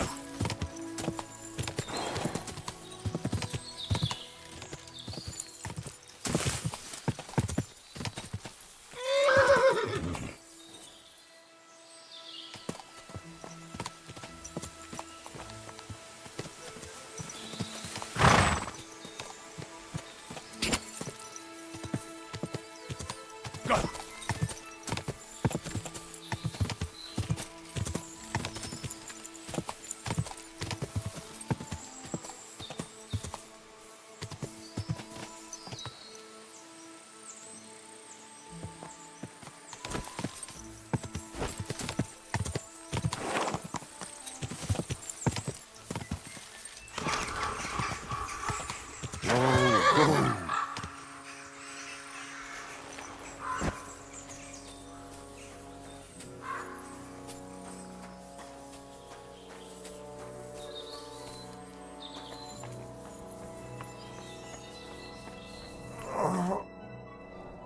The Voivod sent me to get his letter of safe conduct. He sent you to get his precious parchment, but he does not care how his daughter is? Devla! So you know that is the very reason why I run away from there. It is all honor this, honor that, but people? They not important.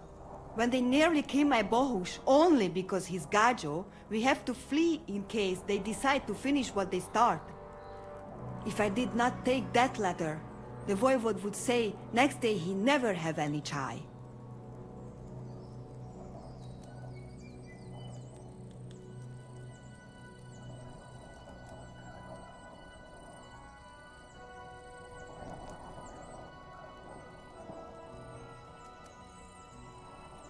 I think you're being unfair to him.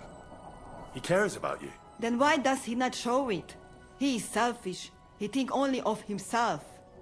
I cannot give him that letter. It is my only guarantee that Voivod will not leave Bohush to die. If the magic amulet does not help Bohush, nothing will. How come you didn't take the amulet instead of the letter? Because that does not take it off even when he sleep. But he keep letter in his trunk. If you give me your word that you will not give letter to Voivod, but try to swap it for amulet, I will tell you where it is. Then I give you my word. I, Henry of Skalitz, son of a nobleman and squire to Lord Capon, promise you this. You do not have to pretend to be noble. Your word is good enough for me anyway. I hope Voivod will not try to take it from you by force. I don't think so. After Gaze's funeral, he told me I was under his protection. Funeral? What? Oh, you didn't know. Gazer got into a fight with some woodcutters at Ceann, and it ended badly. Ay, Devla. And what about Tibor? He got caught too, but I managed to get him out.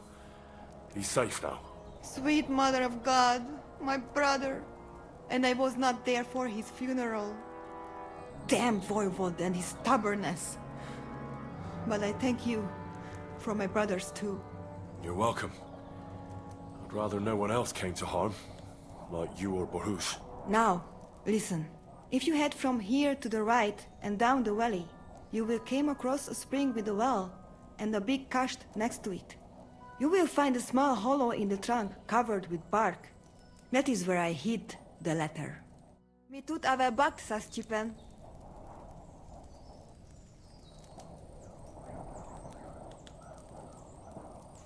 Do not worry, you will be fine again.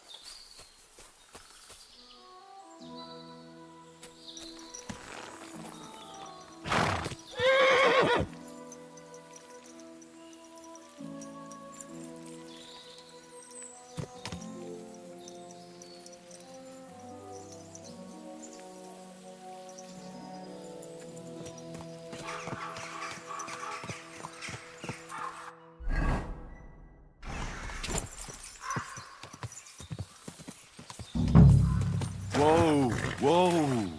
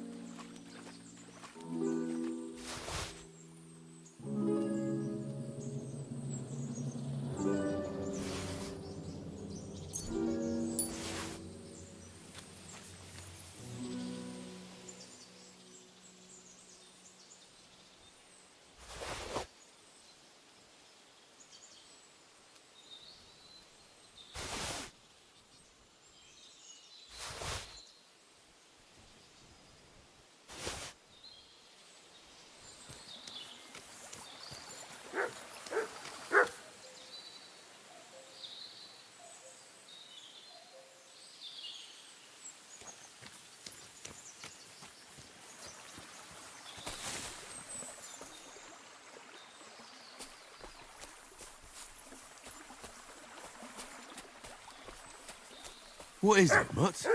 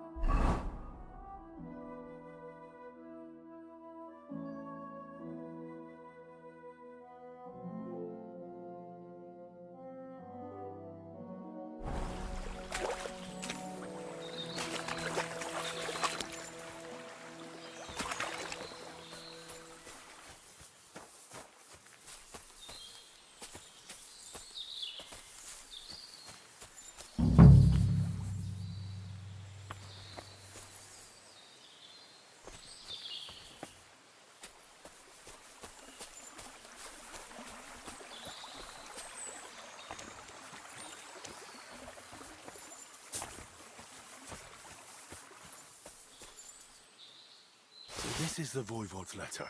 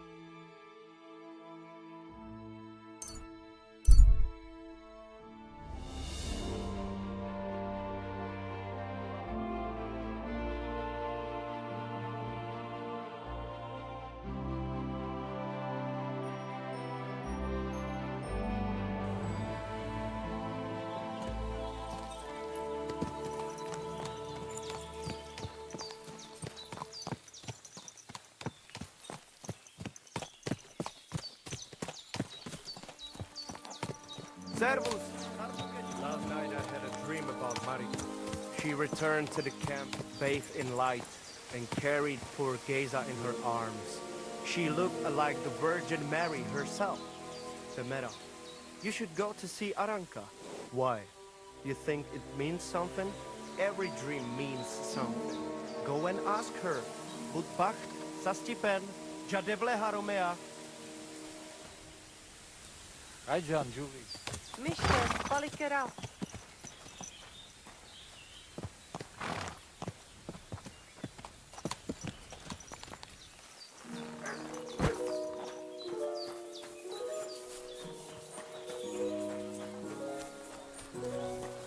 The camp feels kind of empty without Voivod's children.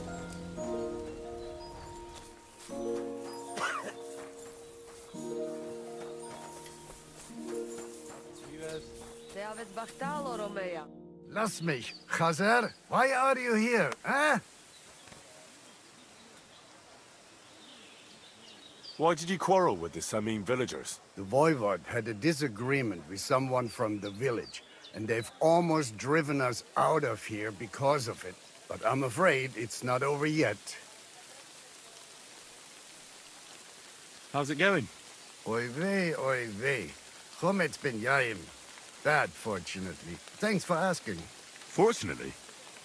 That sounds more like misfortune, doesn't it? Was machst du, mein Freund? What misfortune?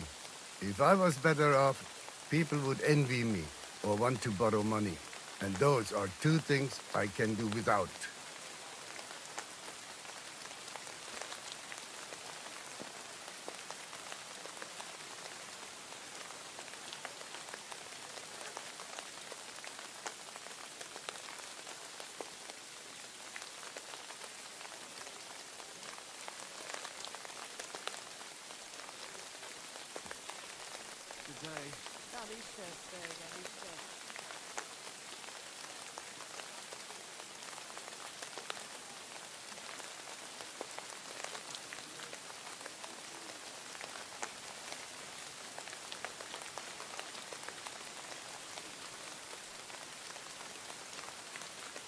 What do you have for sale?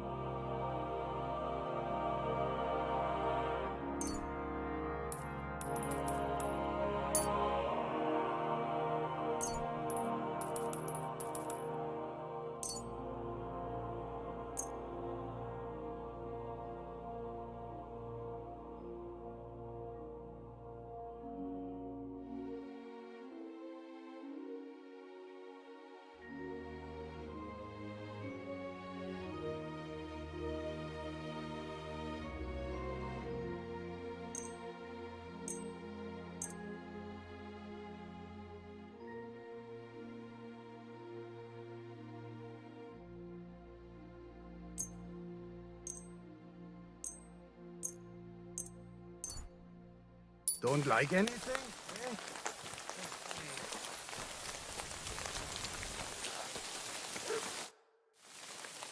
I'll have a look at your wares.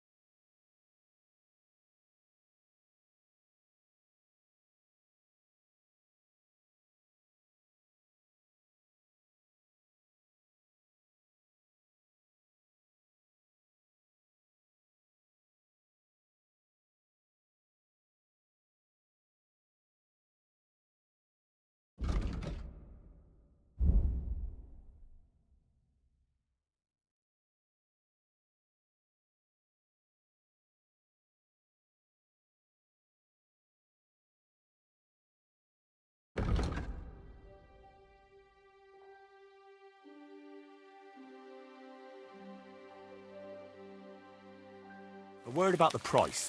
Cazzicaggio.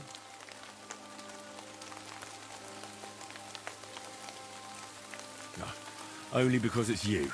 You won't convince me with this.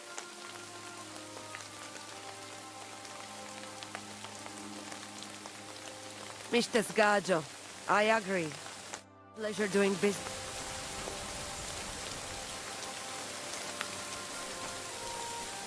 I'm sorry.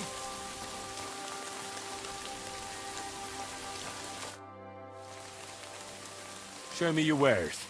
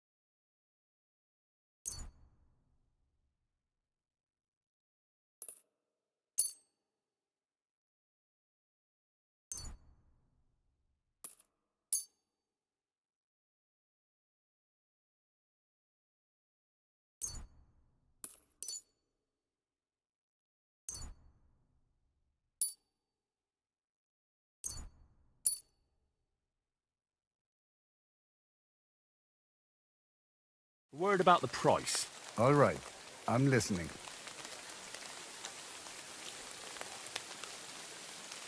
Satisfied? That's not worth it.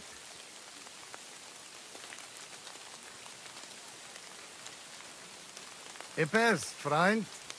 I agree. Masa umatanto.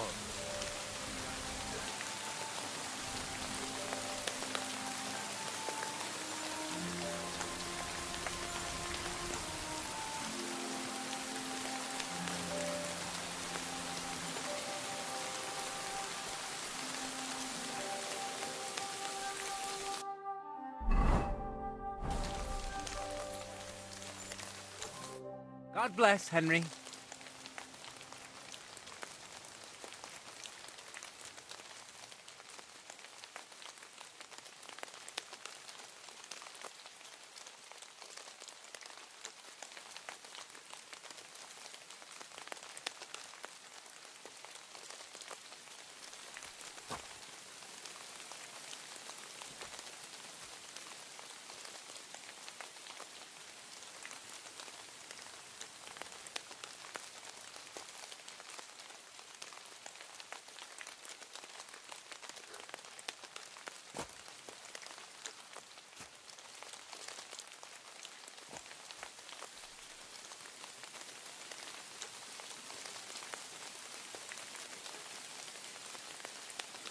I challenge you to a duel.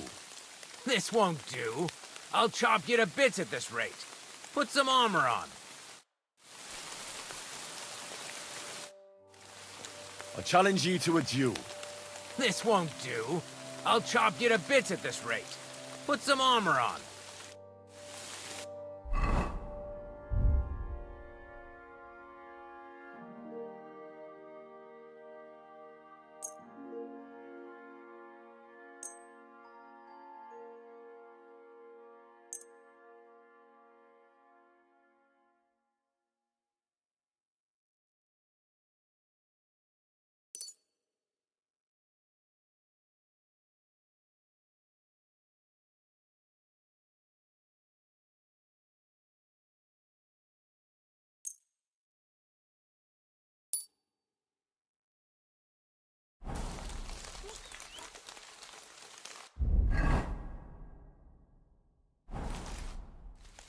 I challenge you to a duel. This won't do. I'll chop you to bits at this rate. Put some armor on.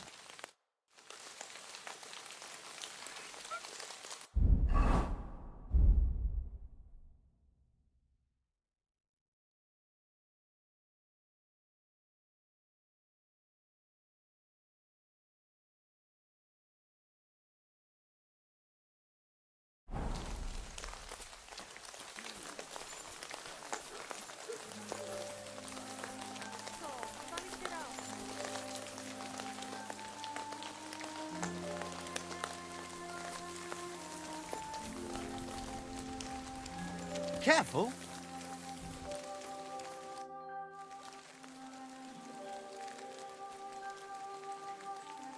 How about a straightforward exchange? The amulet for the letter. What kind of gajo deal is that? The amulet and the letter are both mine! Mine! If you have the letter, give it to me. I'll overlook your insult and even reward you generously.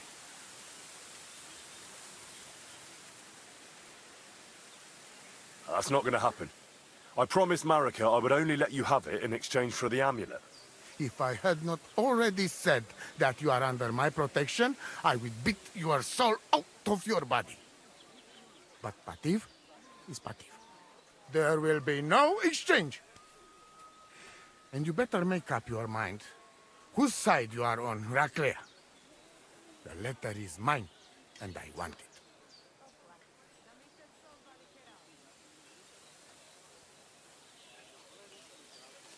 Sargi vez Romea. Teaves Baktalo more. Marika needs the Voivod's amulet, but he's having none of it. No wonder. He can be stubborn, Sarobank. But what if you make a wager? When there is a bet, he takes big risks. That's not a bad idea. I'll try that.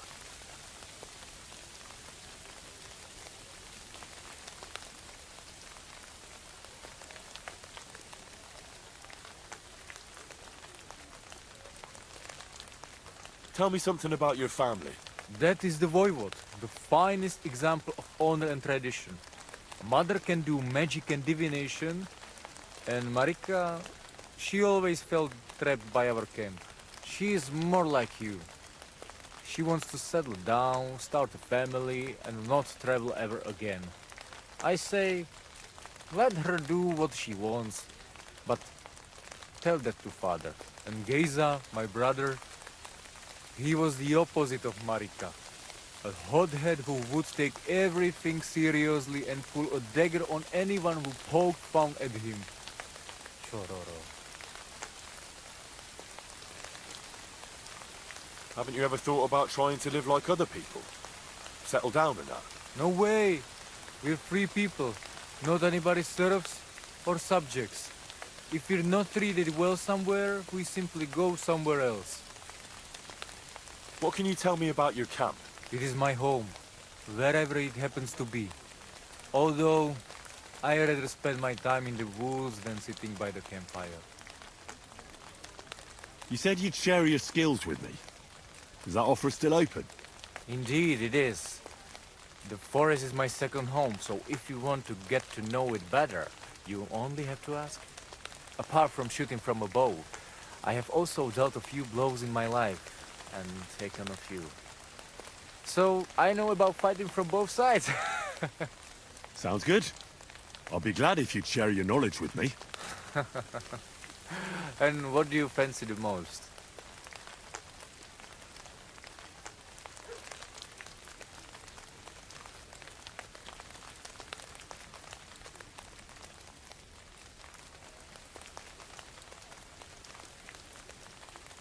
Maybe I could use some tips on fist fighting. Watch out. As I said, it is also about getting used to taking blows and being able to deal with it. So, pay attention.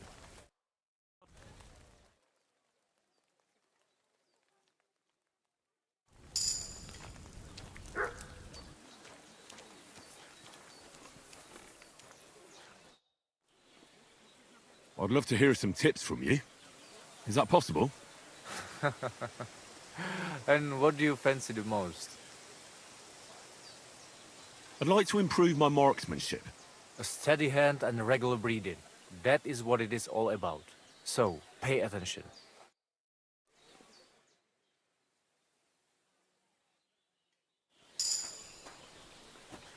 Katarsal, what's up, Pooch?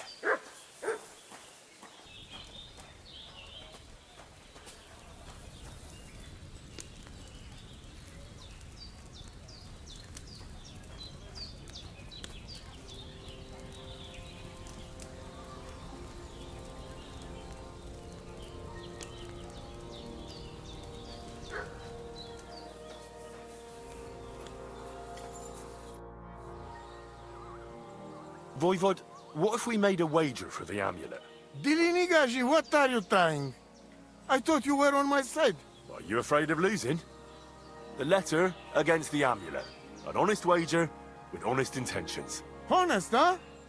You want me to end up without shirt? All right, so how about this? If I win, we trade the amulet for the letter. And if I lose... The letter will be mine. But if you lose, you'll give the amulet to Marika yourself. She insisted. Huh? She want to see her dad on his knees, huh? But that will never happen. Now, listen here to Tignomiro de Gessis. All right then. Just so you know I'm not afraid. And no Prekerantos can without Voivod. Let us wager. But first you must show me the letter. And I will decide what the wager will be. So there is no trickery. It will be you against my best man. As you can see, I'm not young anymore and I would have disadvantage. Take it or leave it. The letter is here with me. See? Where there is will, there is way. But you can still back out and just give me the letter. And I will reward you. Otherwise, when you lose, you will judge, chef.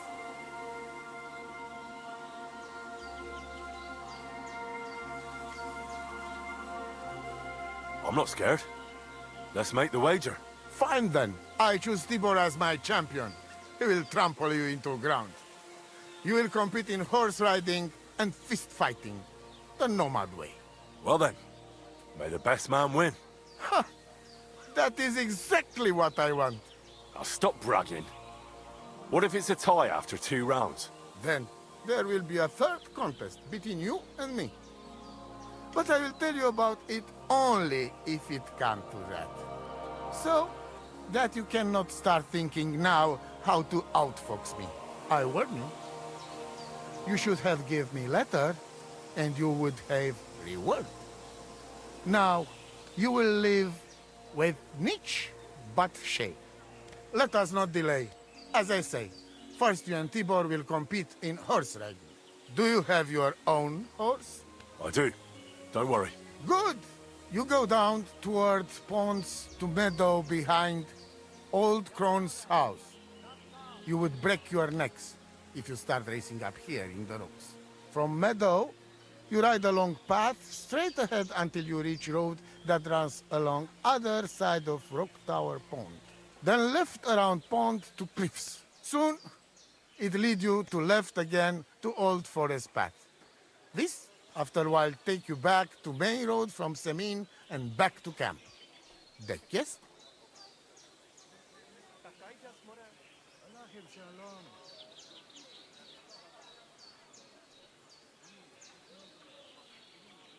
Do we have to follow any special rules? No foul play.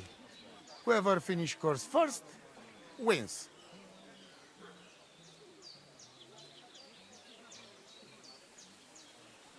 Let's do it. You will be less eager when Tibor tramples you under hooves. Ready? Let us do it. Henry, I am sorry, but I will not spare you. Same here. Enough talk. You can start in 3, 2, 1. Go!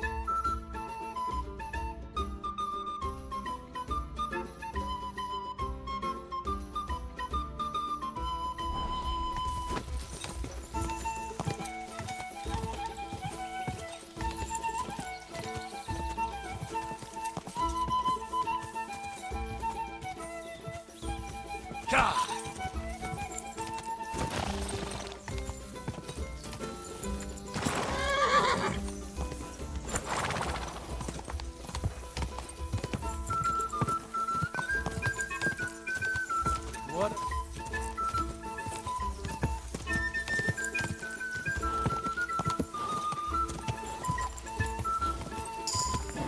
Come on.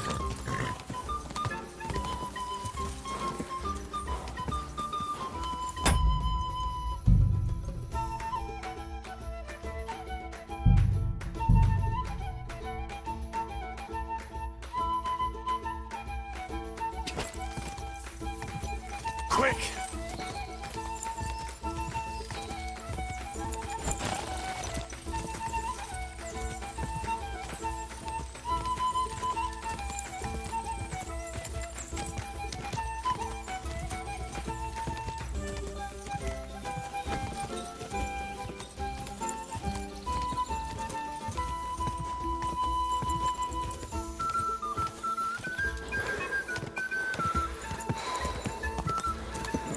Come on.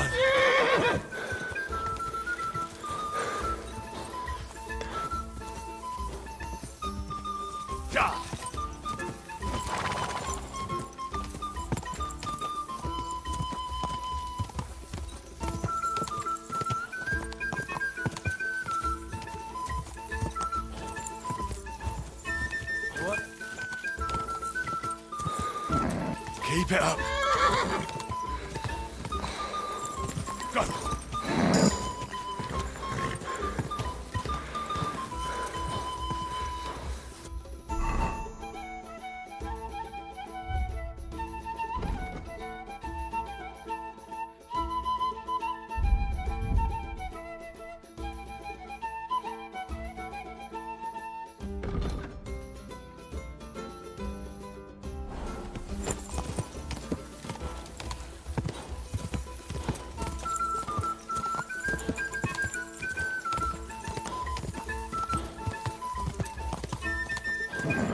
Keep it up.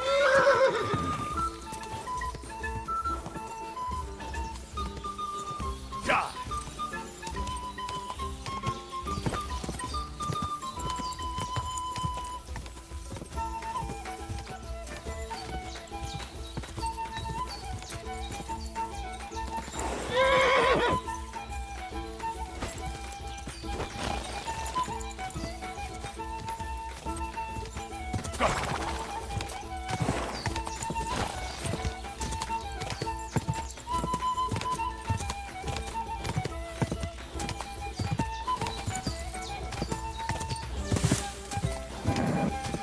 further.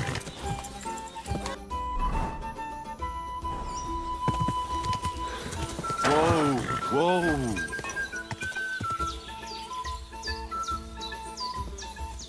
Go!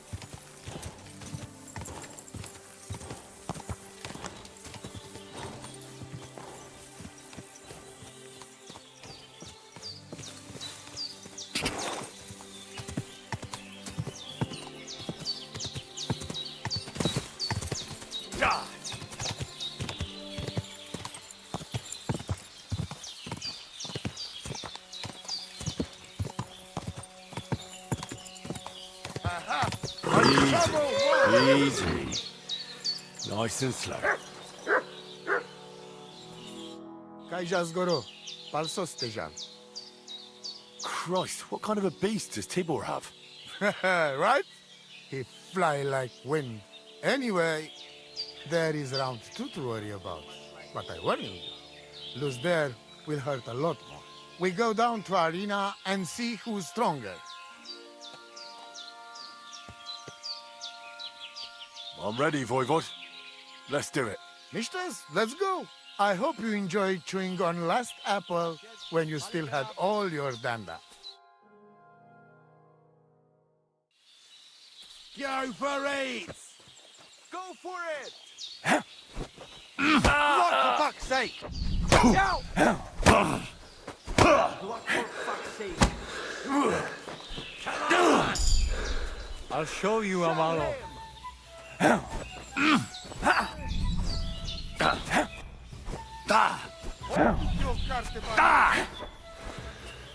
on! I'll show you, Amalo.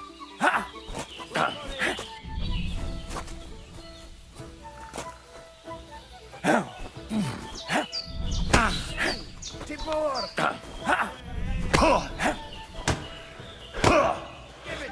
It's a wonder you're still standing. You don't stand a chance, Gajo. Pat, no chance. Don't give up! Defend yourself! Don't give up! You don't stand a chance, Gajo. Go for it! Defend yourself! Don't give up! Don't give up! Christ, I'm hit. I'll show you, Amalo.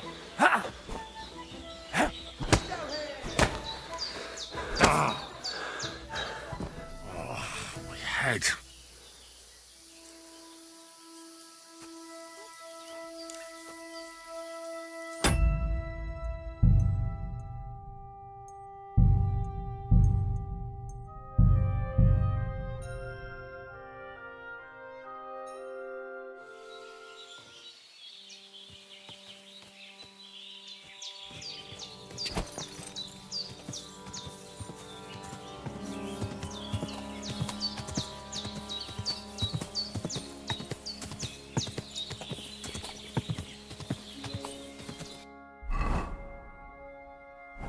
Go!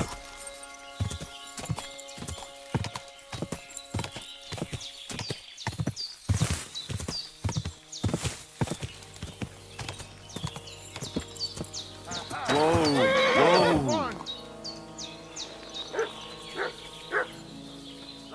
Kaijas goro. Christ. Anyway, we go. I'm ready. Mister, I hope. Come on! Go for it! You don't stand a chance, Go for Gajo.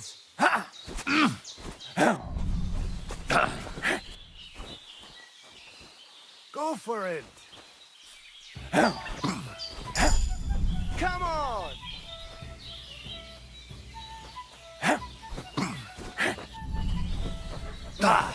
Go for it! You don't stand a chance, Gajo. Come on! Show yourself. And again, Tibor. Go for it! Look for fuck's sake. You don't stand a chance, Gajo. fuck's sake. Watch out. Useless! Give it to him! You don't stand a chance, Gajo. That!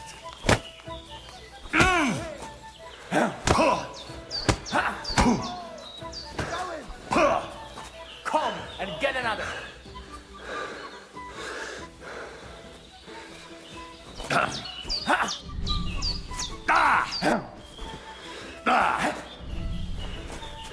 I'll show you, Amalo.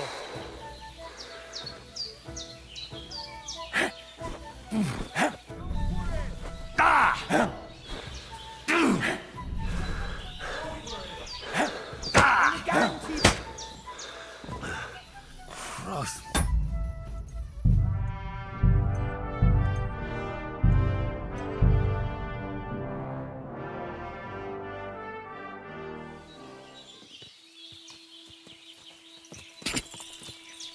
Go!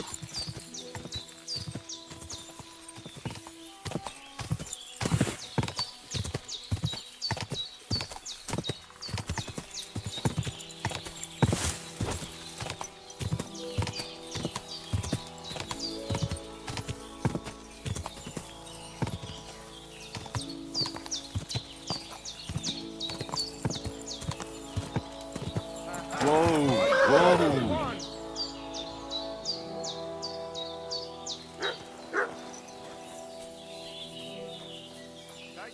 Kai just goro. Solo this. Christ, what kind of a beast does Tibor have? Right? He fly like wind. Anyway, there is round 2 to worry about.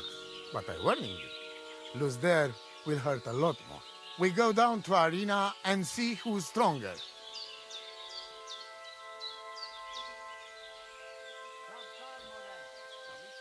I'm ready, Voivod.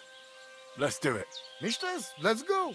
I hope you enjoyed chewing on last apple when you still had all your danda. Come on.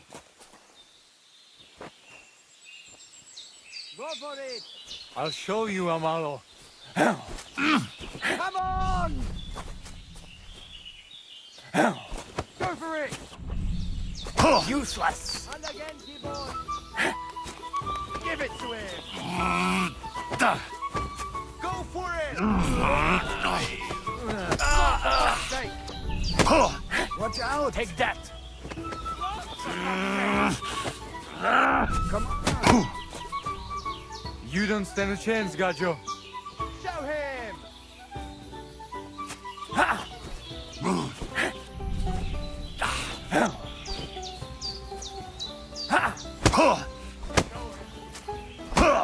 Didn't see that coming, eh? I'll show you, Amalo. And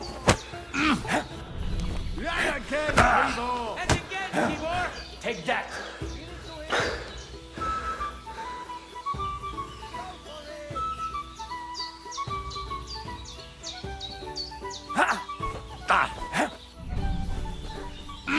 No, you don't. You don't stand a chance, Gajo.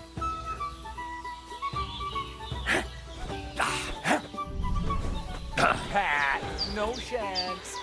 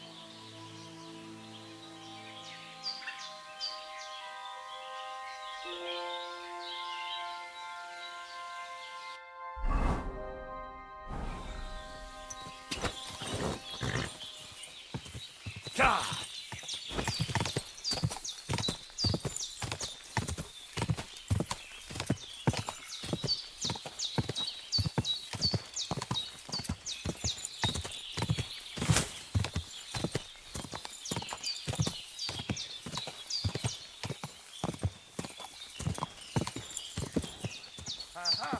My shovel won!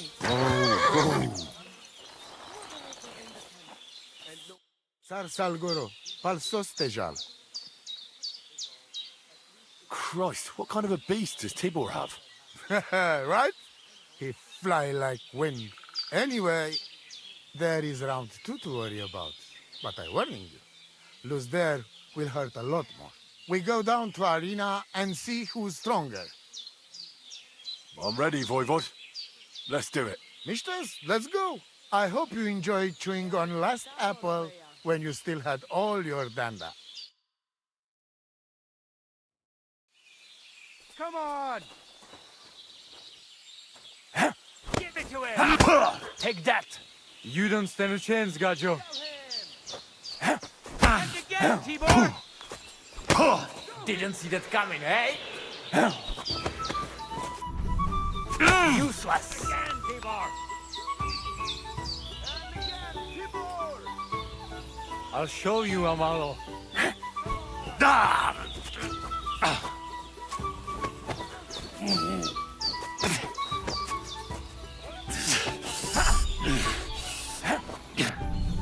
Fuck yourself!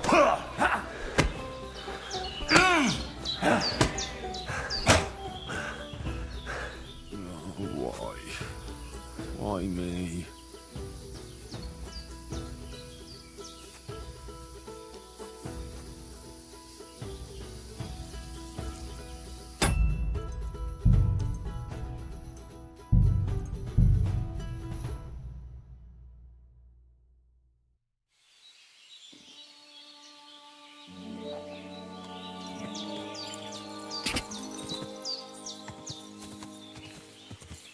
Quick!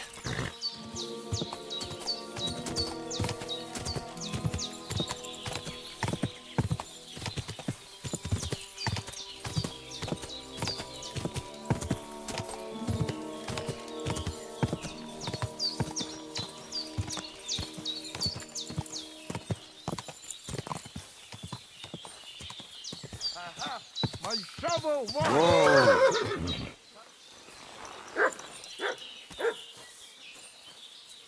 Good afternoon. Christ, what kind of a beast does Tibor have? Right? If anyway we go... I'm ready, Mister, I hope...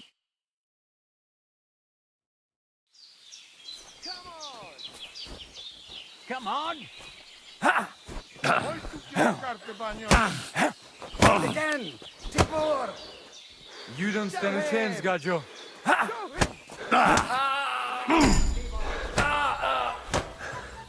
Show your stuff. Lock, for fuck's sake!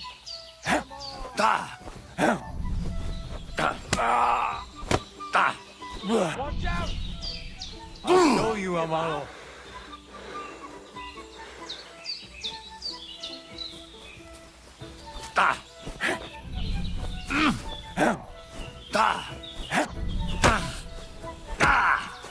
Come! I'll show you, Amalo.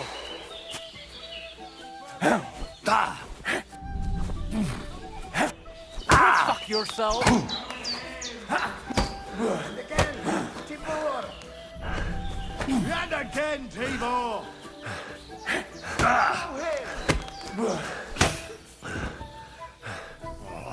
My head.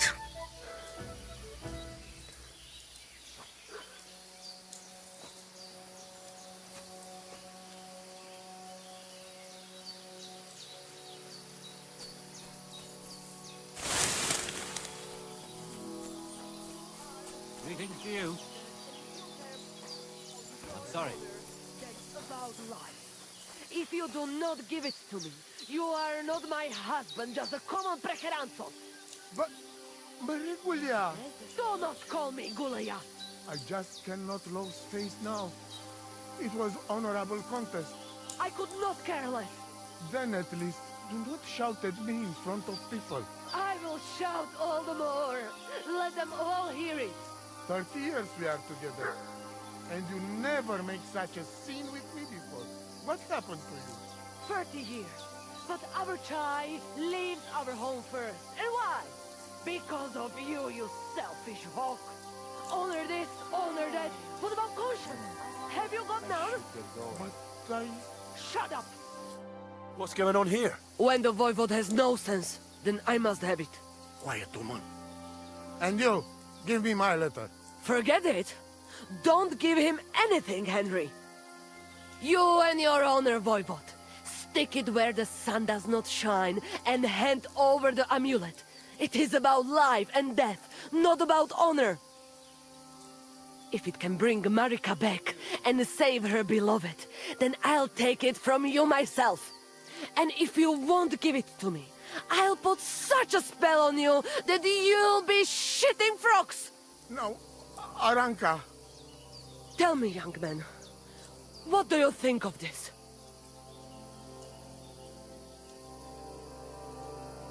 Voivode, with all due respect to you, Aranka is right. This isn't just about your honor anymore. It's about Marika. Tutish?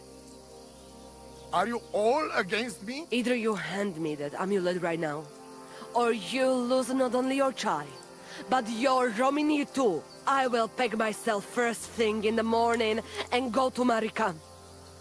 What? No buts. I am waiting. Here is the damned amulet. We will talk about this later, but the letter is mine. I win it. You're right. Let us go then. Henry showed the way. Where? Take me to Marika. Right now, there is no time to lose.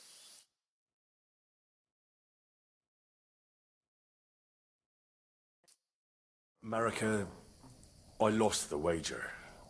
But at least I brought someone. Mama? What are you doing here? Since Dad did not come to his senses, I had to come myself. Here's the amulet for you. Oh, thank you. But, Mama, you are very kind. But I do not know if it will be any use now. It was a trick. If Dad gave it to Bohush himself, he would have to accept him into the family. You know our custom. Ah, I see. When somebody saves somebody's life, they are bound to each other for life. It was a clever idea, Marika. And that is the truth.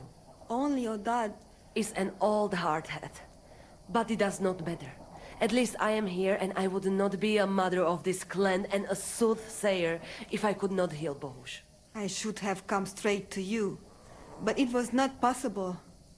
Since it was my own Pral who was responsible. Do not worry, daughter. Bohush will pull through and everything will be all right. Even our voivode's heart will soften eventually. Maybe so, but I won't be there to see it. As soon as Bohush gets better, we will go to seek our fortune elsewhere. I'm not going back to the camp, and nothing good would come to us in the village. You are both so stubborn, like mules. But I will not try to change your mind. And you, Henry, since you brought me here and did so much to help, at least take this, for the road. Thanks. I appreciate it. I thank you for everything, too. For Bohush, I will put some herbs on it and some potions to drink. But he should rest. And I will get you some supplies from the camp for the road. Thank you. You are welcome, Richayori. Now come, Henry. I expect the voivode is already celebrating.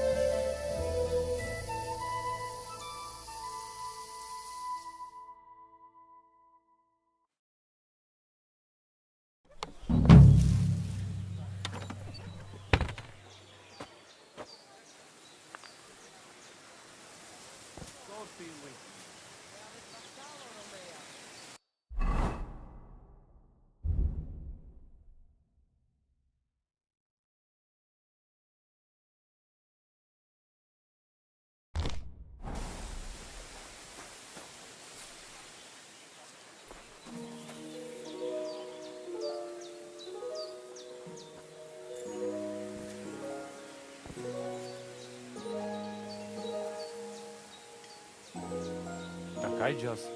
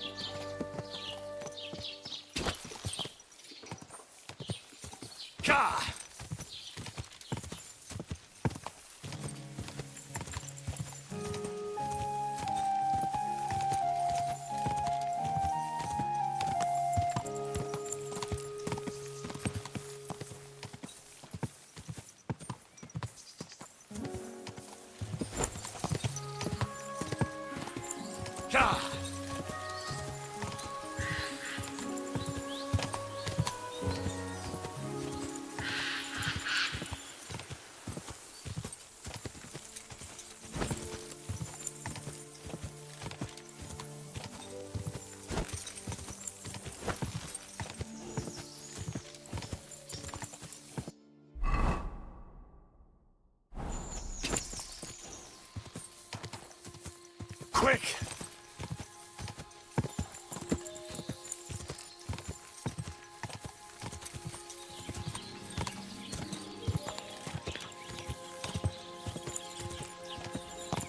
Whoa!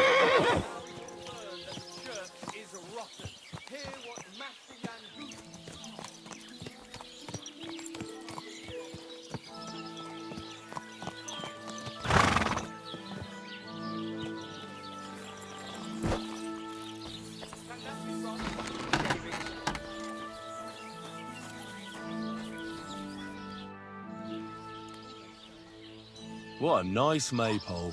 It'd be a shame if something... What? Nothing. Nothing. Really, very nice. I'll say, the best in the country. Do you know why?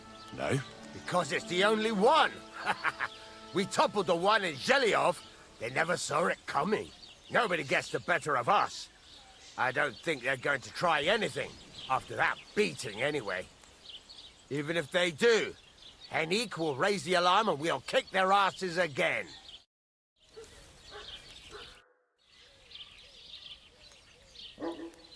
I heard you could use a helping hand at the forge. I could. My last two hands, well, they're not worth mentioning. And what with the wedding coming up, the work is piling up. What do they call you? Henry. I'm Radovan. You should know, Henry. The blacksmithing isn't for everyone. Have you done it before? Yeah. I basically grew up in the forge. My father was a swordsmith, and not just any. He even forged swords for the nobility. For the nobility, eh? Well, that kind of experience will come in very handy for me indeed. As it happens, I have to forge a wedding present for young Lord Semine. A fine sword. So you'll take me on? Hold your horses. I'll have to try you out first. You could forge me a hunting sword as a test, so I can see if you can make a straight blade. That shouldn't give you much trouble if your father was a swordsmith, should it? Sure thing. I can get started right away. Great. Find some iron and get started then. Iron? You can't make a sword out of butter, but if you don't have your own stuff, You can get everything from the chest in my forge.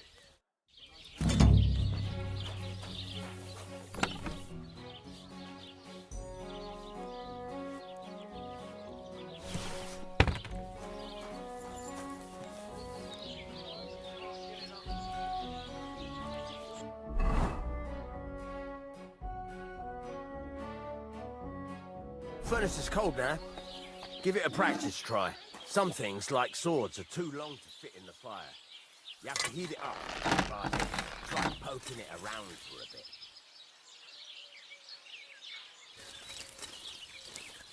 Now get the furnace nice and hot. There's a lever above you. Give it a pull. Works the bellows.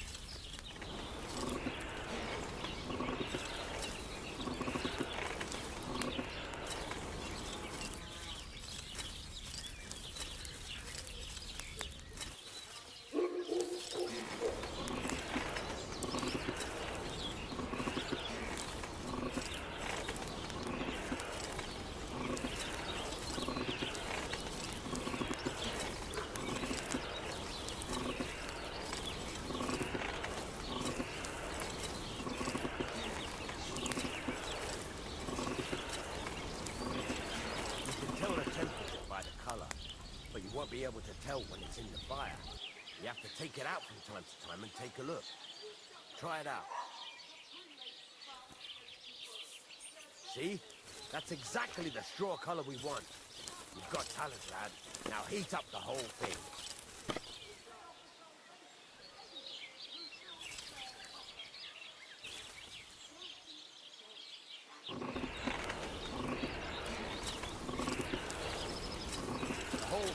Heated up now, so come over to the anvil. Try moving the sword along the anvil so you can get the hang of it.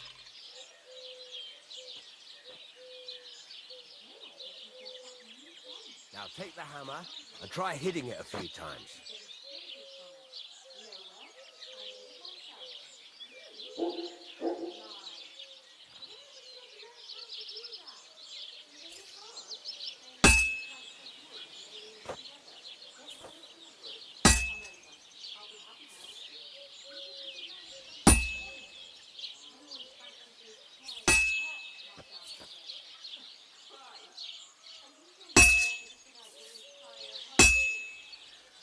See the sparks? That's the sign of a good strike. The more sparks, the better. Also, you can hammer with different degrees of power. A stronger hit will do more, but it'll tire you out faster.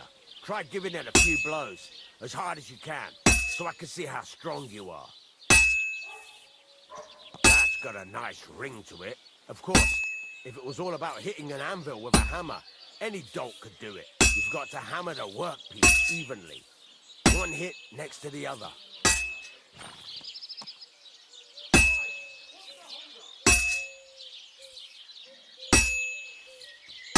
Very nice.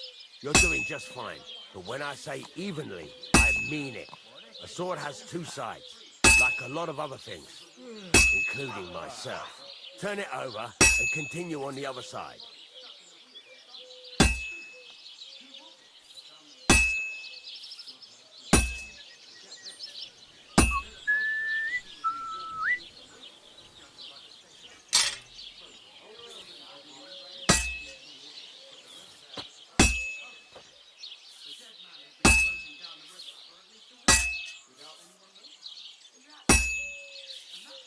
Nice.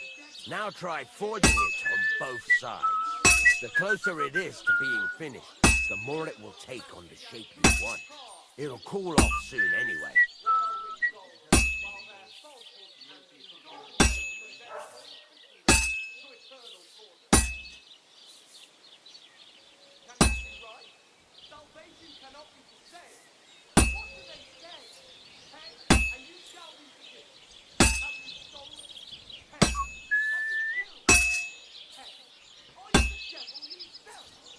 Cooled now. You can't do it all in one go. You've got to put it back in the furnace from time to time. Sometimes you've got to go there and back all day. But it's all part of the craft. Now, get back to the forge and heat it all up again, like before. I don't care.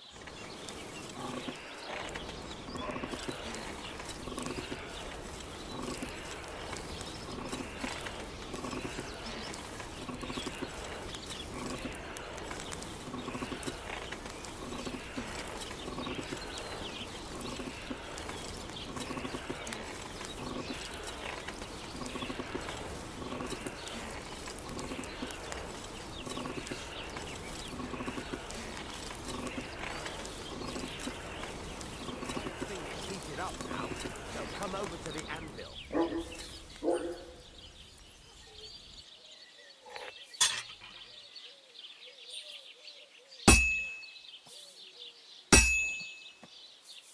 See that? Besides the sparks, you can tell a good strike by the sound it makes.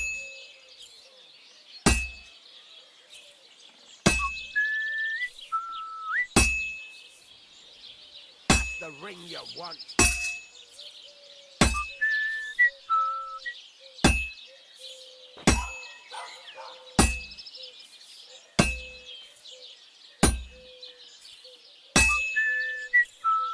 See how it's taking on the right shape? That's how you can tell it's almost finished. Now, I've got a piece of advice for you. Hammer to a rhythm. When I hammer a piece to a beat, the work goes by easier. Sometimes I'll whistle to myself to keep the rhythm going. That's some nice whistling. It's easier to forge to a rhythm, isn't it? Well struck. That's some nice whistling. It's easier to forge to a rhythm, isn't it? There you go. You've got it finished. All that's left is to temper it, and the sword will be done. The rest is just tweaking.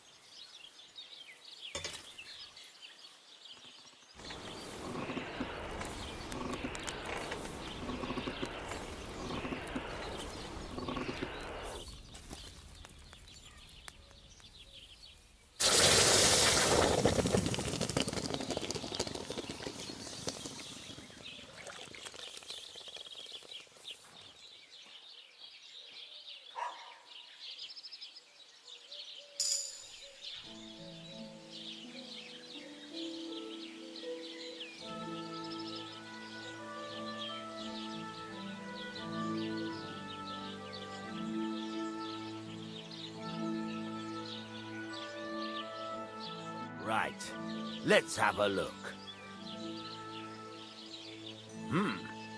Very nice work.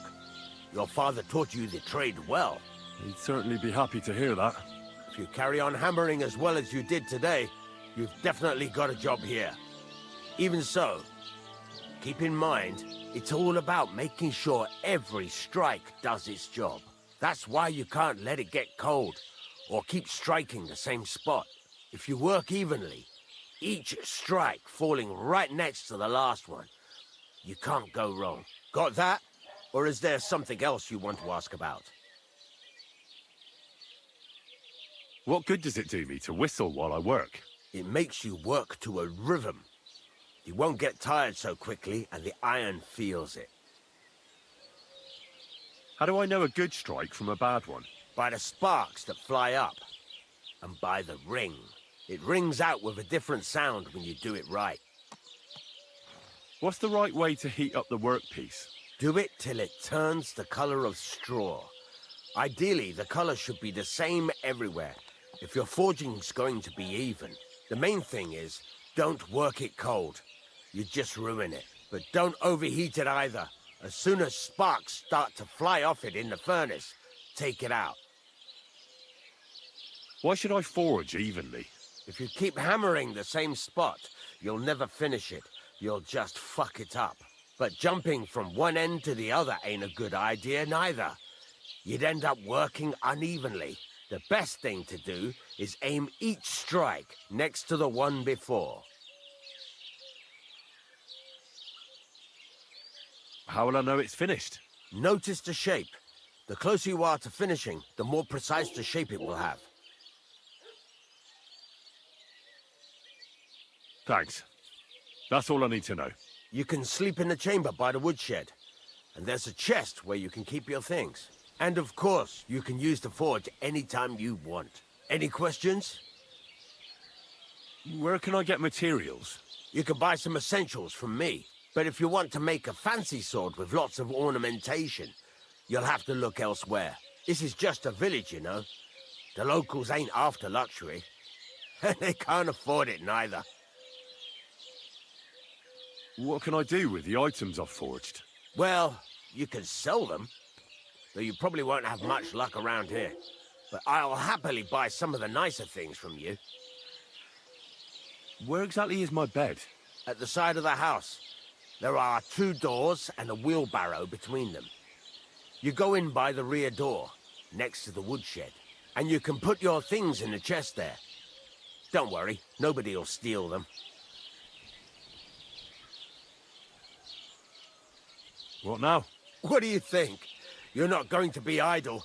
I'll find you some work to do right away. You're pretty good at swords, but what the locals really need is axes and horseshoes.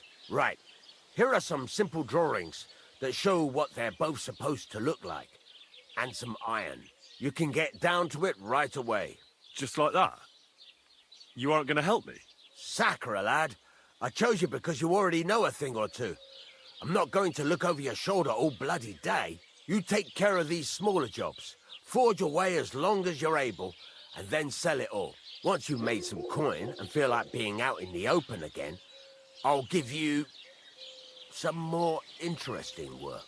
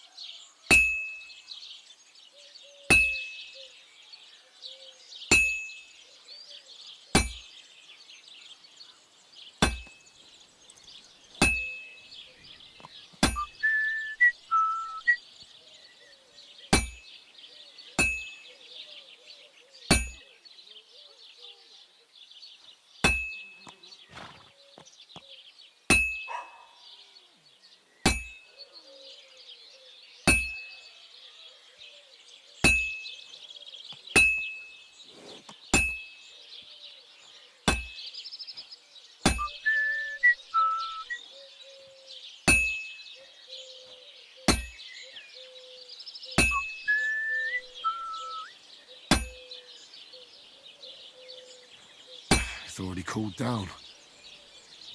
Christ almighty.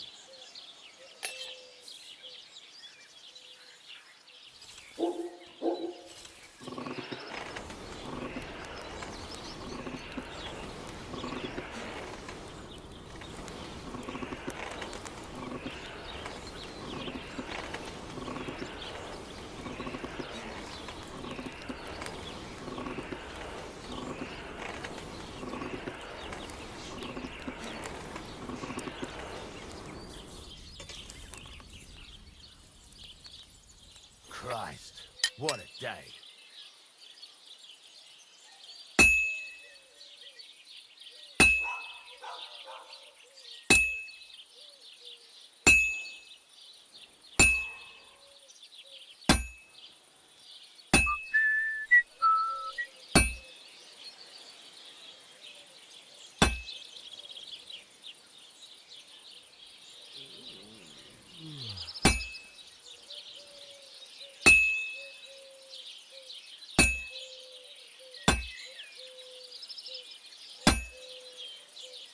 This must be the ugliest horse I've seen in my life.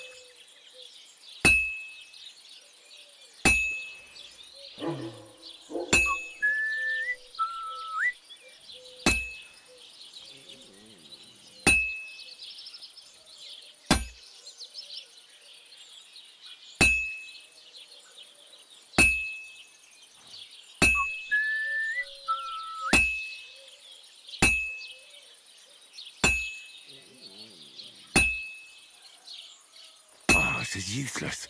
It's cold.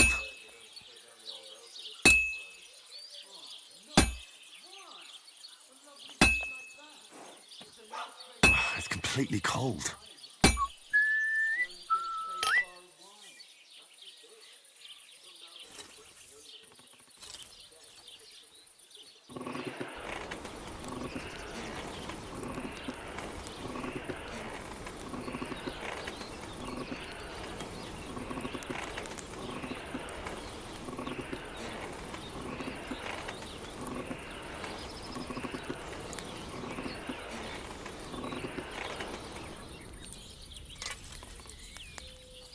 I'm all done in.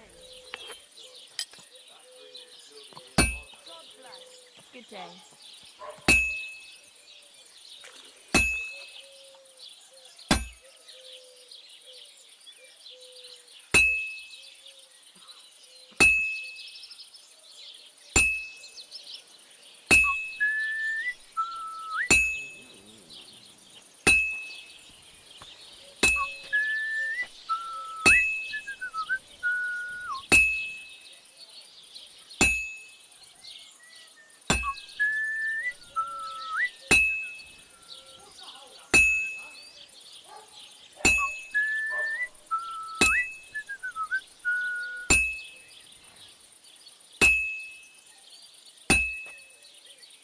Just a bit more, and I'll be done.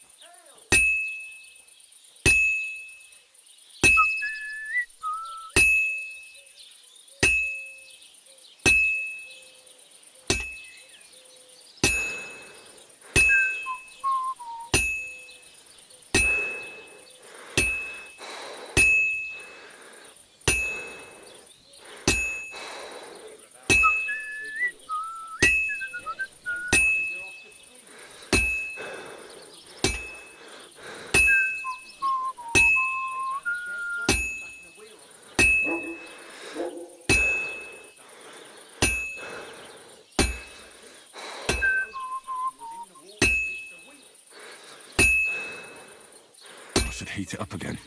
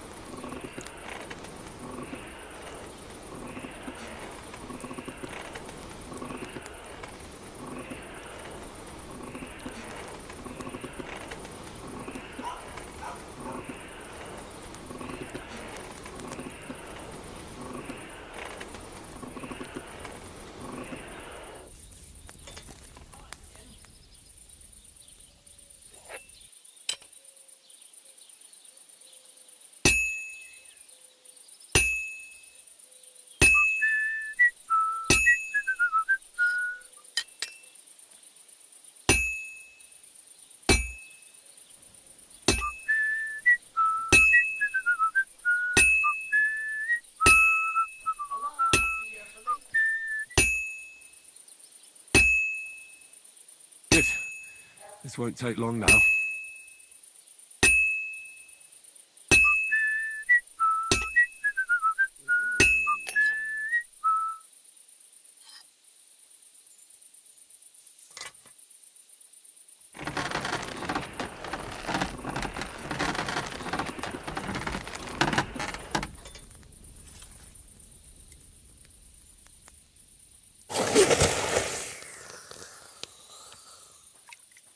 Last call is over. We're closing up for today.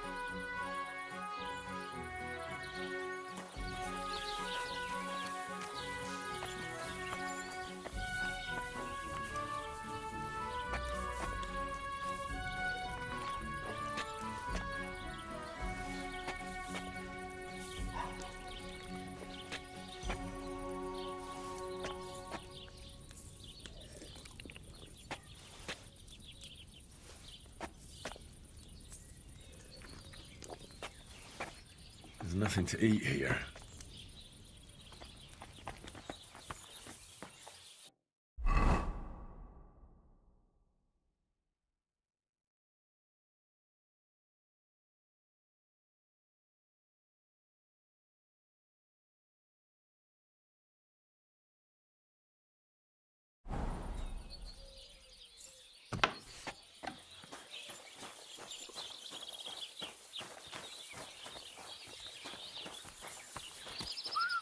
I'm sorry.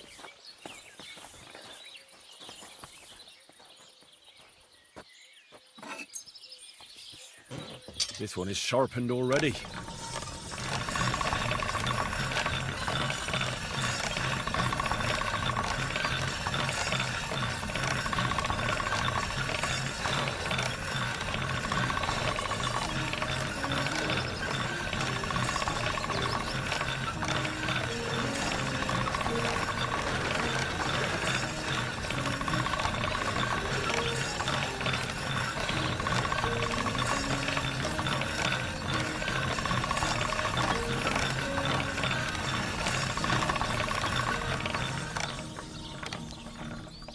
Aye, almost done.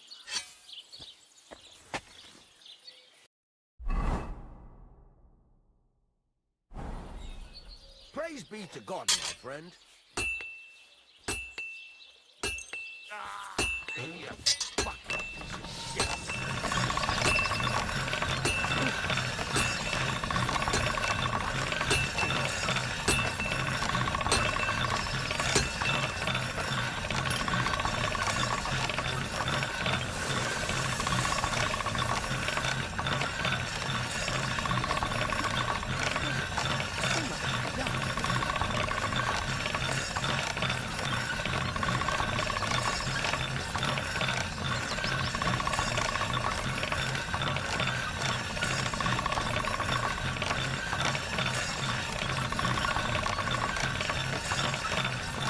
Sharp as a razor.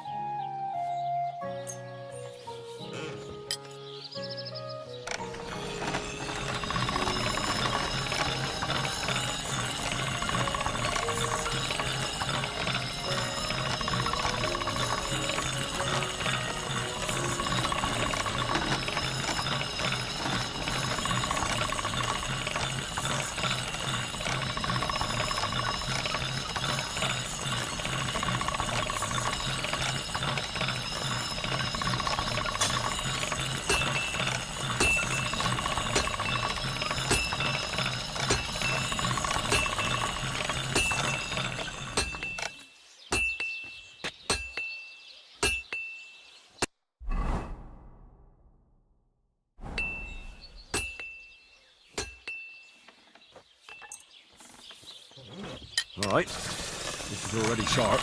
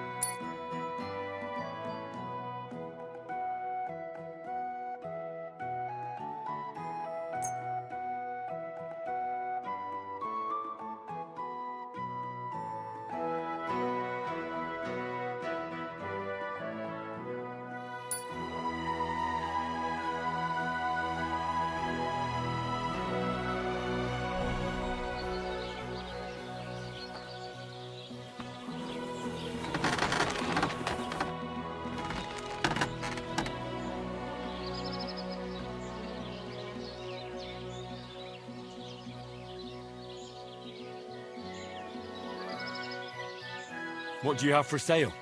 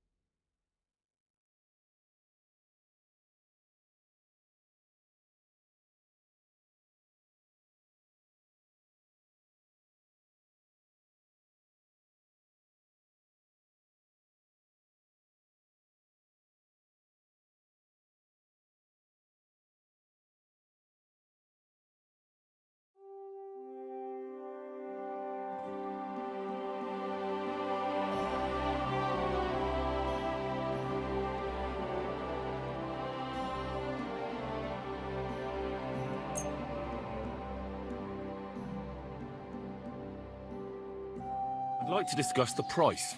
Sure. Why not? Satisfied? Look, offer a bit more and we can make a deal.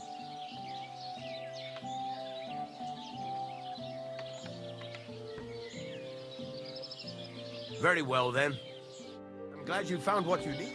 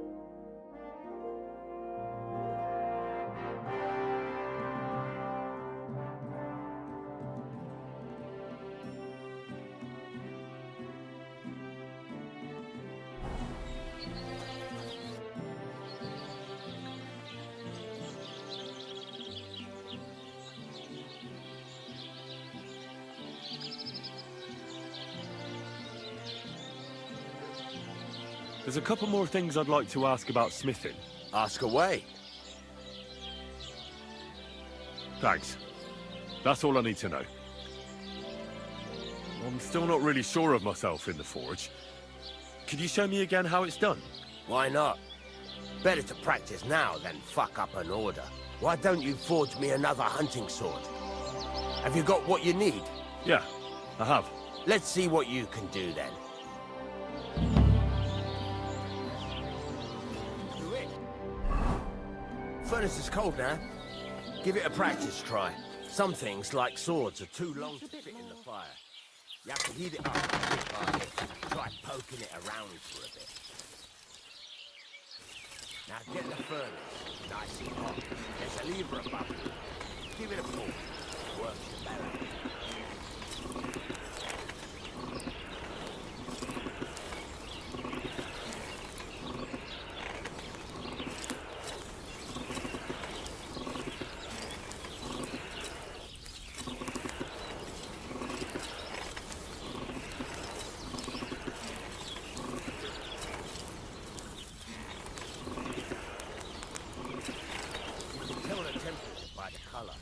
But you won't be able to tell when it's in the fire. You have to take it out from time to time and take a look. Try it out. See? That's exactly the straw color we want. You've got talent, lad. Now heat up the whole thing. The whole thing is heated up now, so come over to the anvil. Try moving the sword along the anvil so you can get the hang of it.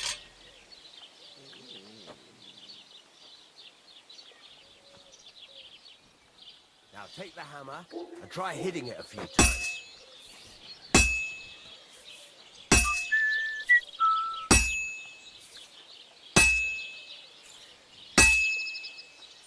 See the sparks? That's the sign of a good strike. The more sparks, the better. Also, you can hammer with different degrees of power. A stronger hit will do more, but it'll tire you out faster. Try giving it a few blows, as hard as you can, so I can see how strong you are. That's got a nice ring to it. Of course, if it was all about hitting an anvil with a hammer, any dolt could do it. You've got to hammer the workpiece evenly. One hit next to the other. Very nice. You're doing just fine. But when I say evenly, I mean it. A sword has two sides, like a lot of other things, including myself. Turn it over and continue on the other side.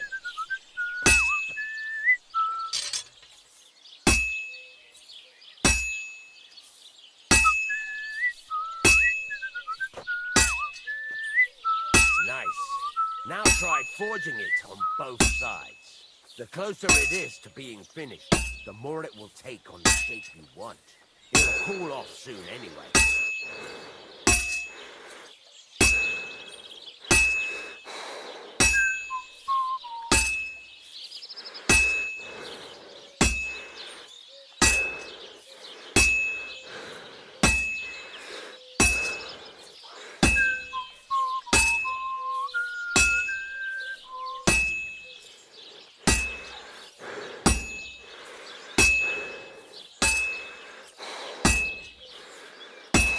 it's cooled now. You can't do it all in one go. You've got to put it back in the furnace from time to time. Sometimes you've got to go there and back all day. But it's all part of the craft. Now, get back to the forge and heat it all up again, like before.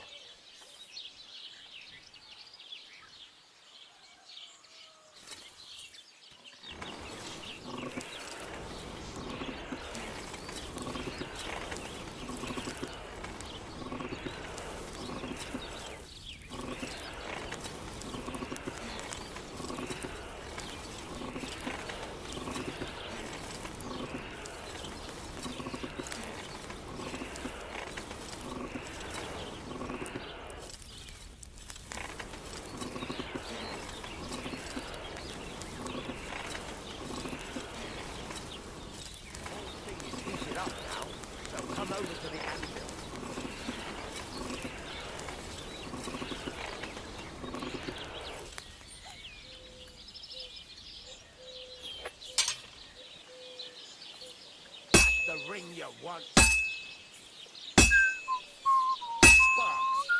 That's the stuff.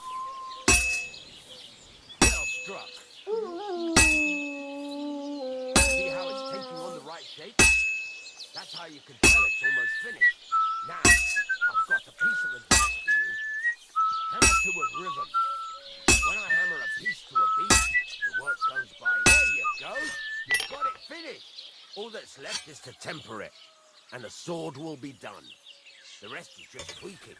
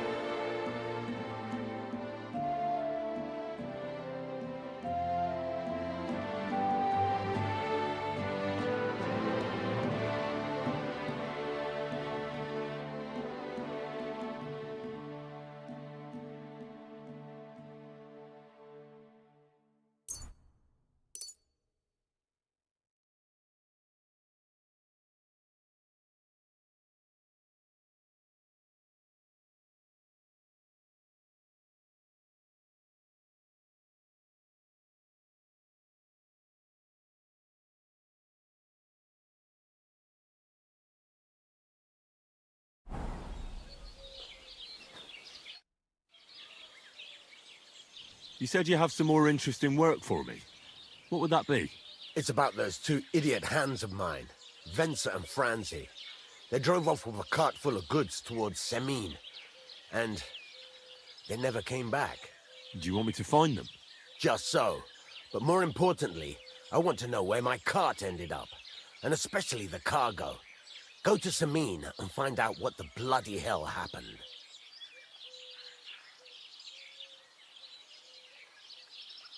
Have you any idea which way they might have gone? I could have a look along the way. Maybe their cart broke down or something. There's only one road to Ceann that can take a cart. It leads from Takov to Troskovitz, and then to the south. But I've got a bad feeling they got up to no good in Ceann. Those two hands of yours, Ventsa and Franzi, what can you tell me about them? Can't tell you much. They're wandering laborers. I don't think they wanted to stay here with me for long, but these days I can use all the help I can get. Were they suspicious in any way? No, they worked hard. They ain't no slackers. And I can't say that about everyone. What was the cart carrying?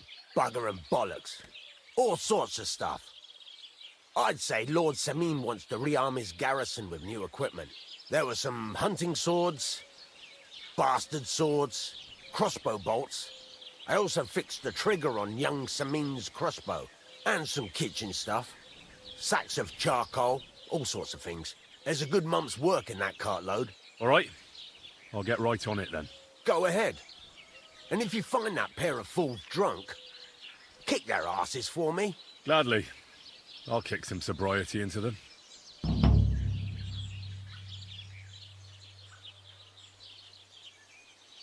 Can I ask you about that cart? What is it you need to know? All right. I'm on my way. Time's wasting. Run along. I'd like you to teach me something. Sure, why not? If you pay me, I'll teach you a few of my tricks. What is this about?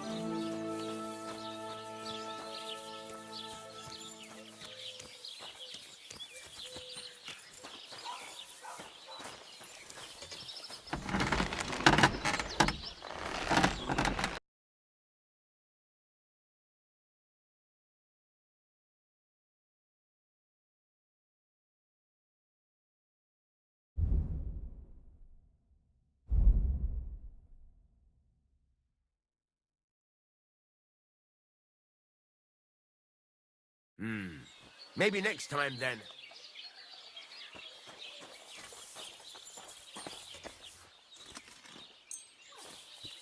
I wouldn't want that mare if someone's taking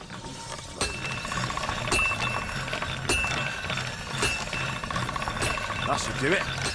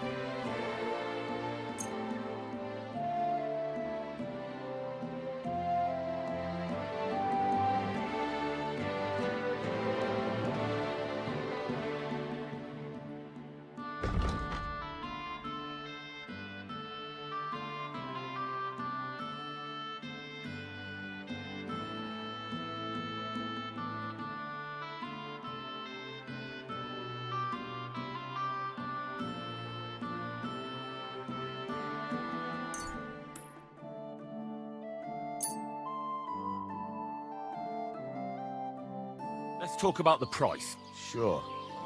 Why not?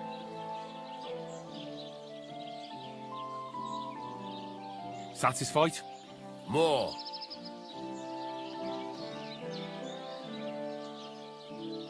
Very well, then. Glad you found...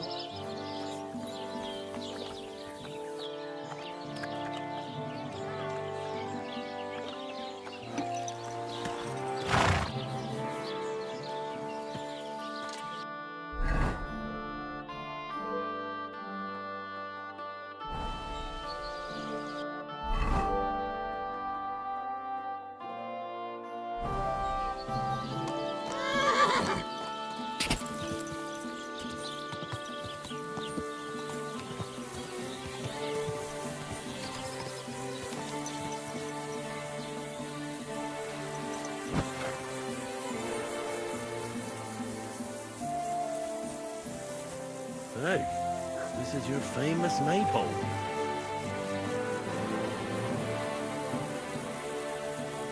I'm too conspicuous during the day. Better to try at night.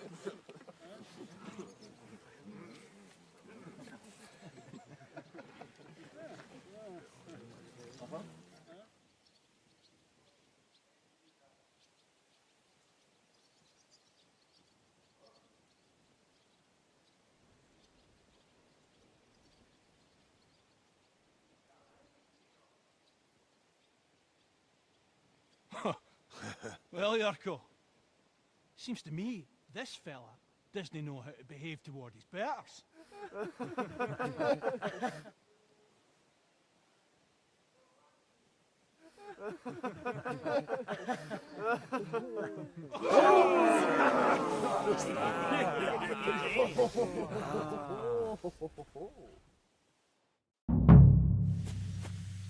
Didn't expect that, did you? You dung grubber! Show the swine! Speak in the damn swine!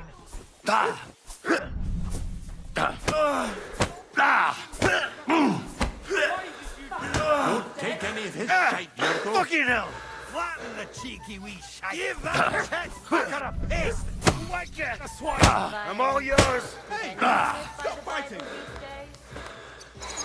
The mangy fucking pup. First you go!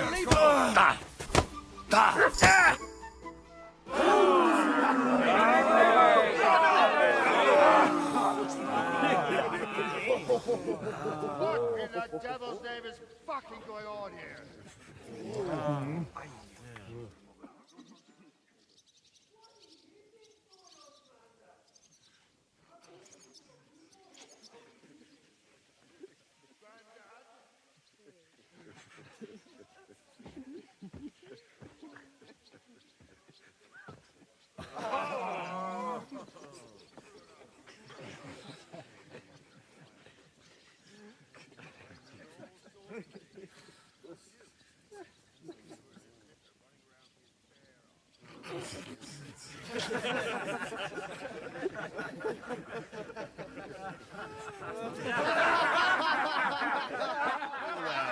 getting a moment's peace from his big sisters. That way.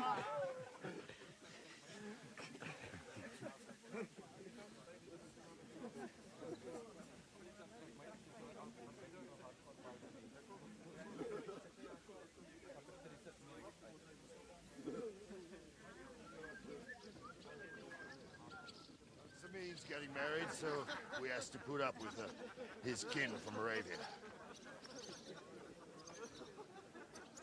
We need a dozen geese. And I must tell Basha to get 3 pigs ready for slaughter. And the carters will have to be sent to Yetchin to get at least a peck of poppy seed for cakes. And gingerbread spices. Oh, and wine, too. It's almost all gone. What we bought only last week.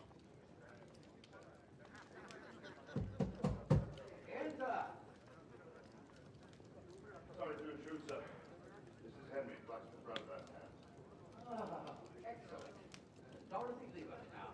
Just make sure that there's plenty of everything so long as it doesn't cost too much. But, sir... Not another word! Leave us!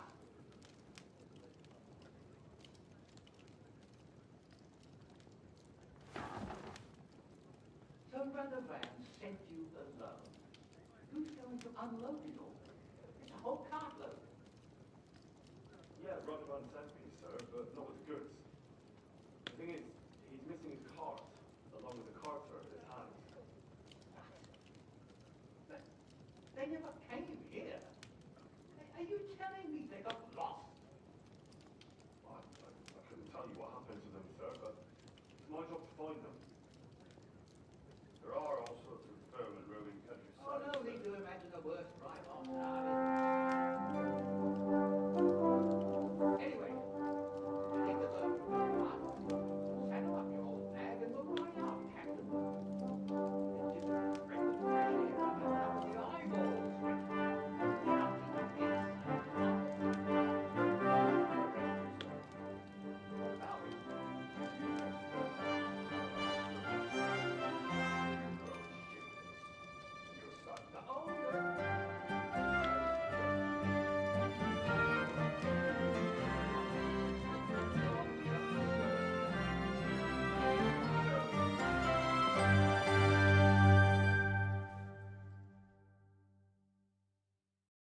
So, lad, you going with us?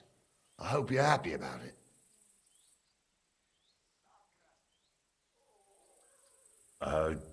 Yeah. I'll be glad to help you. Oh, you reckon we can't manage on our own? No.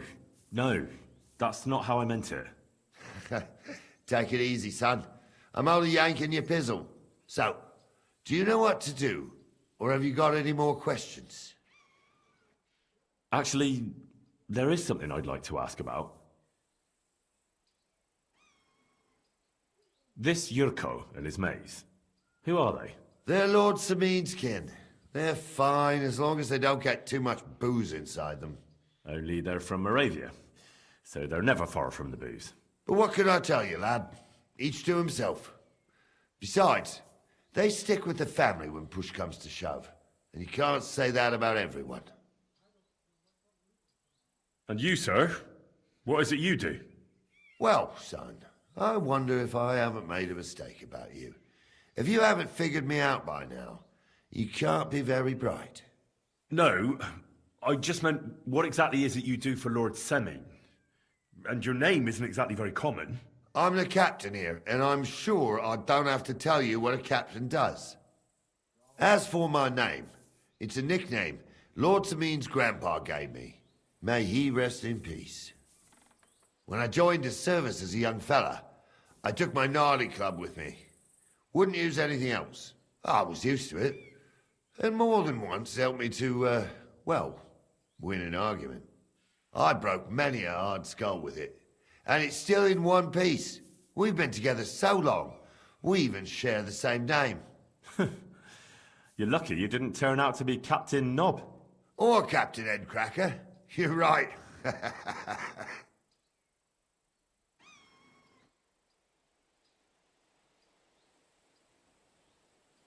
We should probably get going.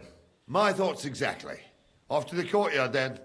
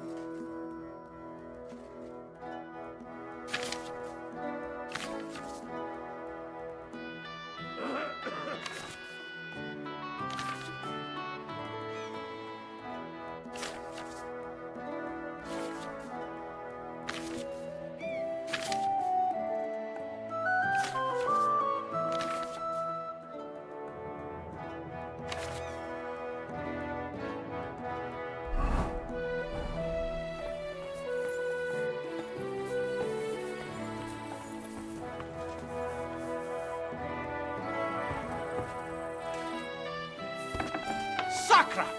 It was here a moment. I see you, you thief. Halt!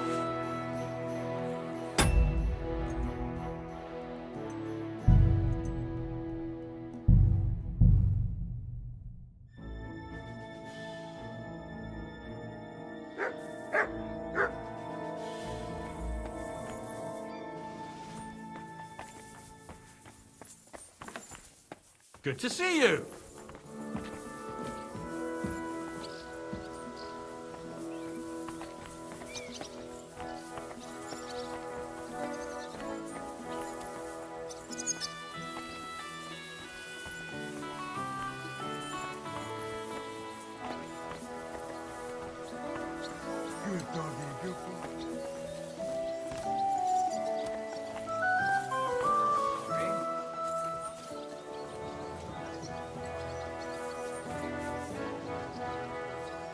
Good day.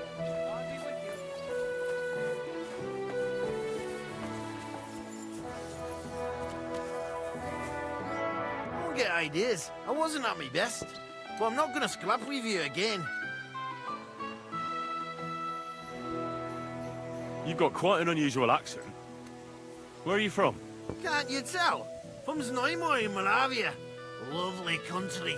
All vineyards and bonny lasses. But you don't like it here? You see any vineyards and bonny lasses here? The locks are broad, all right. They didn't exactly lift your spirits, but more the other way around. You're related to the Semmes, if I understood right. Aye, I wouldn't be here otherwise. My great-grandmother married young Lord Semeen's great-uncle. It's not every day that your, first cousin, once removed, gets married.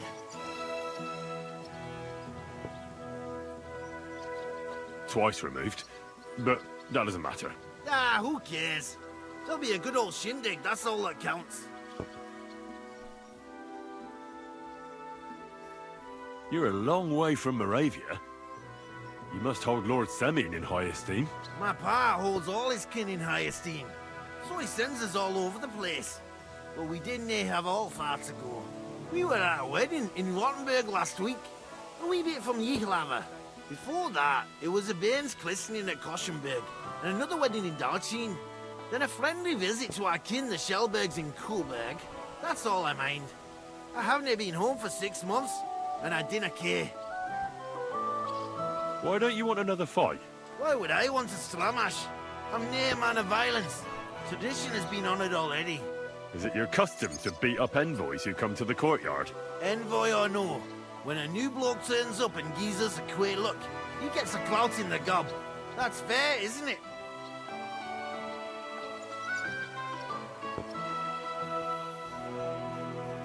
Well, no.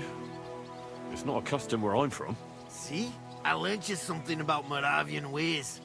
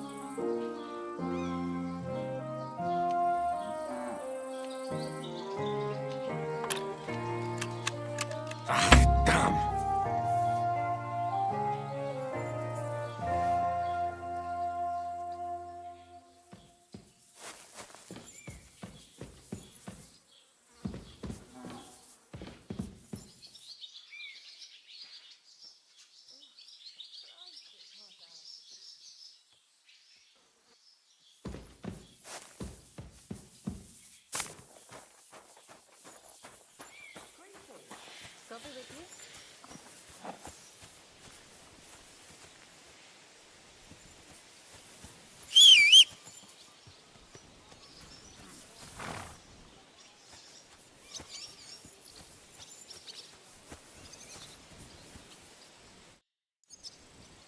I'm ready to set out, sir. All right. Stay close to us and don't go wandering off. As you say, sir.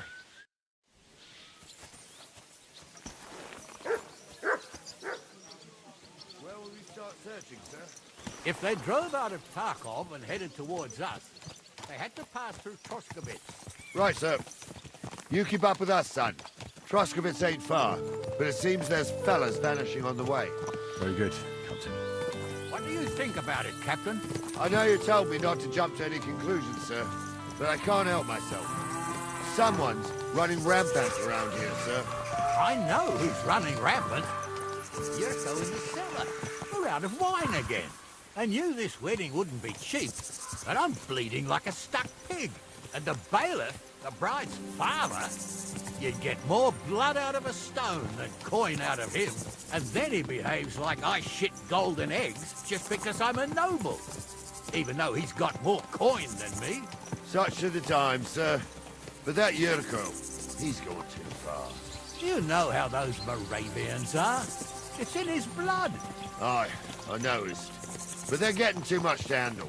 Him and his cronies. They started on young Henry, soon as he set foot on the courtyard. What? Is that true, Henry? It was nothing. Just a bit of a friendly brawl. They clearly had a skinful. I can understand it. Well, I've sure as hell got no understanding for it. I hope they didn't hurt you. Young Henry here gave Yurko a nice hammering. Oh, that's no surprise. The fella can hardly stand upright most of the time. You'd have to get up early to catch them sober. But they wasn't that drunk as to give Henry an easy fight. Look here, lad. If you're such a champion, I'm sure you'd accept the challenge of an old man like myself. It would be an honor, sir. Excellent. Not afraid, eh? That's what I like to see. There's an abandoned pen along the path a bit. We'll stop off there and see what you're made of. All right, sir. If you'll excuse me, I'll explain some things to the youngster here first. Wouldn't want no accidents happening.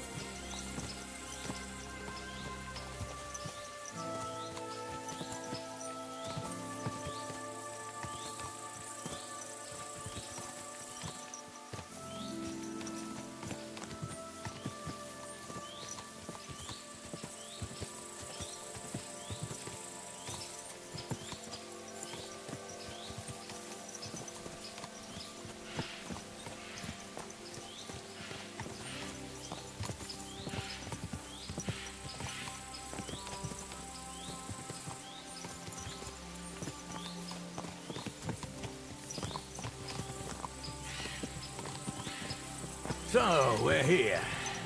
Gnarly, tell the youngster here what's what.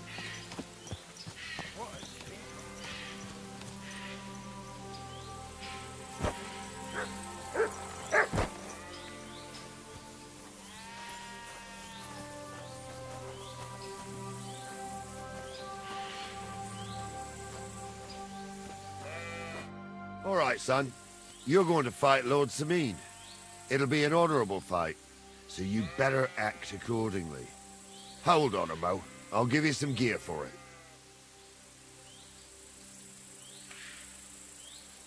What weapon will you give me? What would you like? I believe the quill is mightier than the sword. Is that so? Well, that's nice, son. Next time you meet a fella on the road who wants to rob you, you can write a sonnet about it. Or maybe you try and tickle him to death. But what I meant was... Well, What do I care? Just save the wise arsery for someone with the stomach for it. You can have my cudgel. It might be just a stick, but it's my stick, so careful with it. Thank you, Captain. Save the thanks, and get your arse into the pen.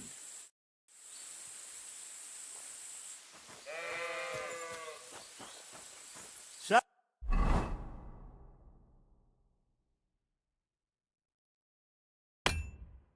Oh, young'un, are you ready? All right, let's do it.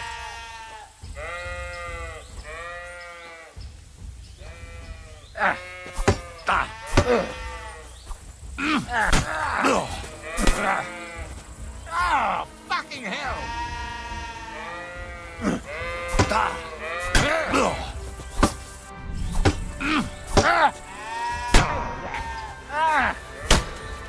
I'm all yours!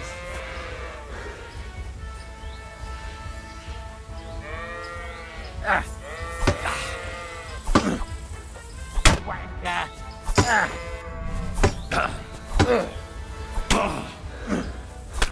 What do you say, son?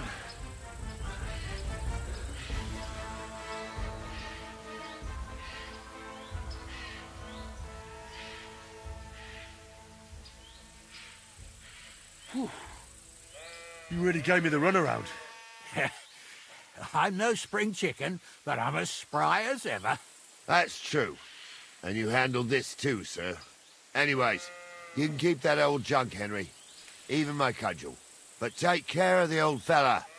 He might be just a piece of wood, but he's saved my arse more than once. I will, Captain.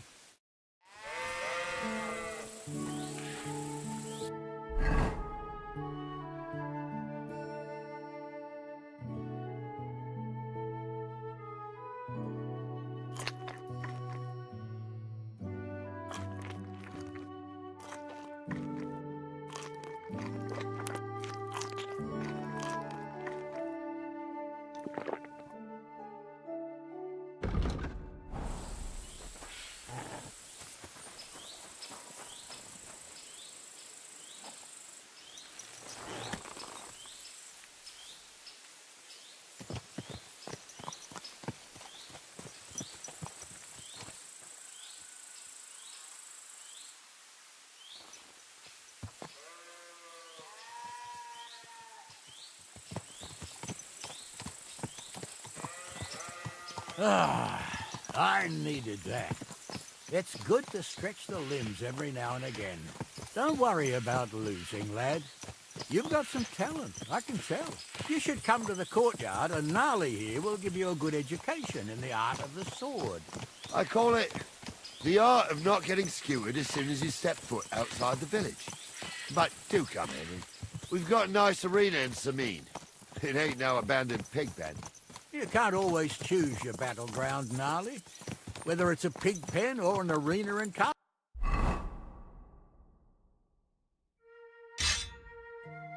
There. It's the performance that counts. And while we're on the subject, where are you from, lad? It's clear you're not from Trusky. I'm from Silver Scallets, sir. Aha! Now I understand why you're here. You're not the first one to flee here from the war. I don't flee from a fight, sir. I have work here, and a lot of scores to settle. You want to get revenge for what happened back home? That usually doesn't end well. You'd be better advised to find yourself a well-built girl, build a cottage, and visit the church and the tavern in turn. There's no helping a dead anyway. That's nice advice, sir. Only women will tie you down, lad. Better to go and see a bit of the world. You're doing the right thing. What a knack.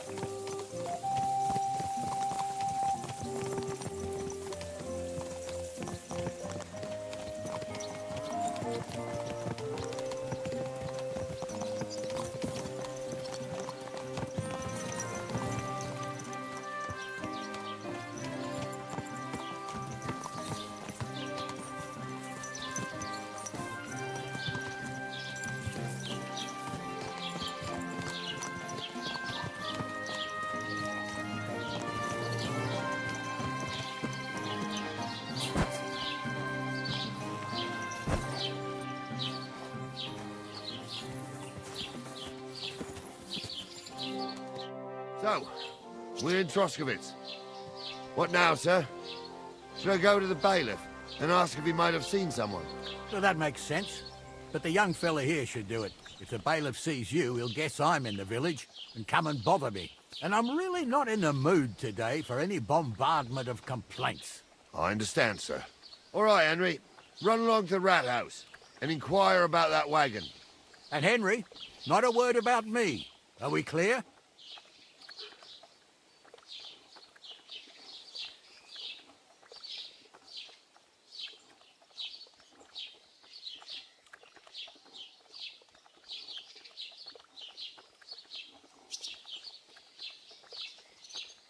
About who? Since you're not here, how could I speak of you? That's what I like to hear. Now run along.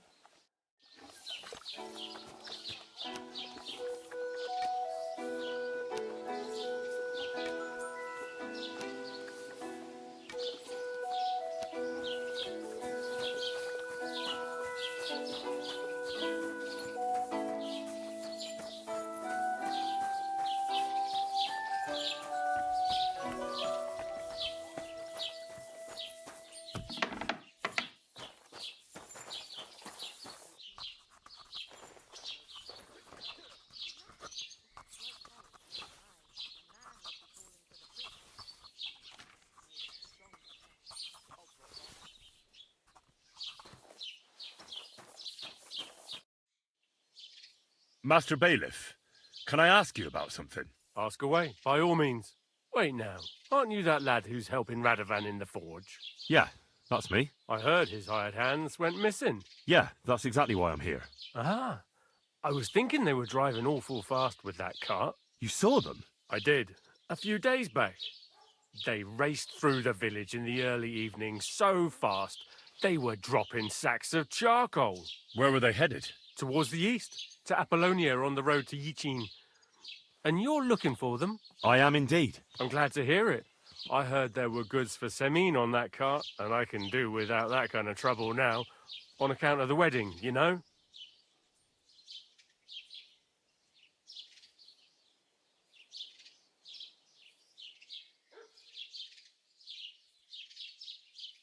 Do you know anything about Radovan's hired hands? Only what I've told you. But to tell you the truth, I wouldn't mind if they never turned up again. Why's that? Well, they might look like butter wouldn't melt in their mouths, and Radovan praises them, but I know people. That pair have mischief in their eyes. I can tell.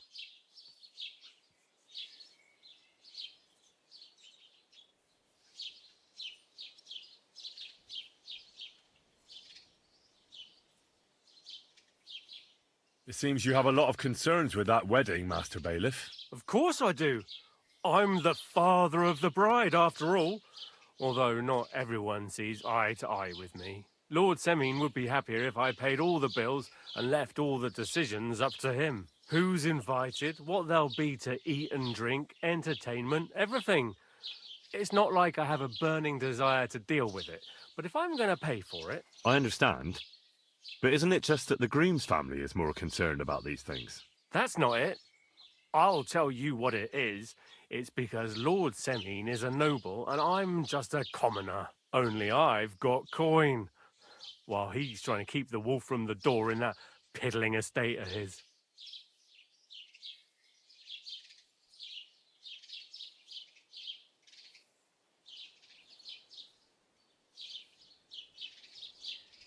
You're right, Master Bailiff.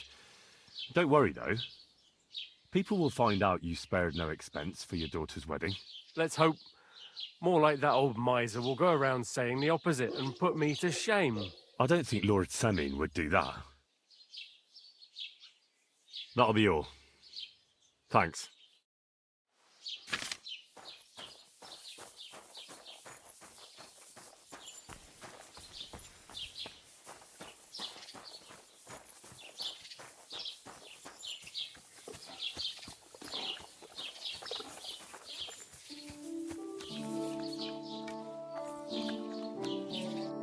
Well then, young man, how did it go?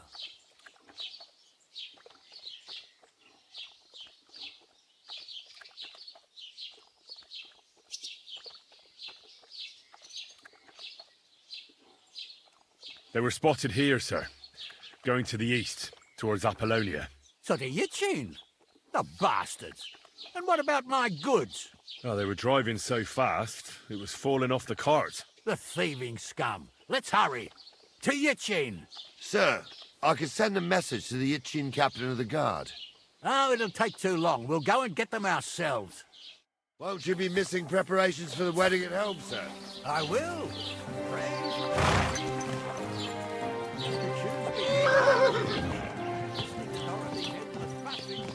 I'll take Yichin any time. Besides, there's a nice inn along the way, the Three Cats. We can spend the night there. I remember that place, but I'm not sure, sir, if they'll let the two of us set foot inside the door. Oh, no, that was 15 summers ago. God knows if the place is even still standing. True. Still, we'd better keep our eyes peeled. They might not have gone to Yichin. They could have turned off somewhere. Or something could have happened. They might have been ambushed, maybe. Will you give over with that? I'll bet my braves they weren't ambushed. More likely we'll find them boozing at the Three Cats. That'd surely be the best outcome, if that old dive is still standing. Let's go, then.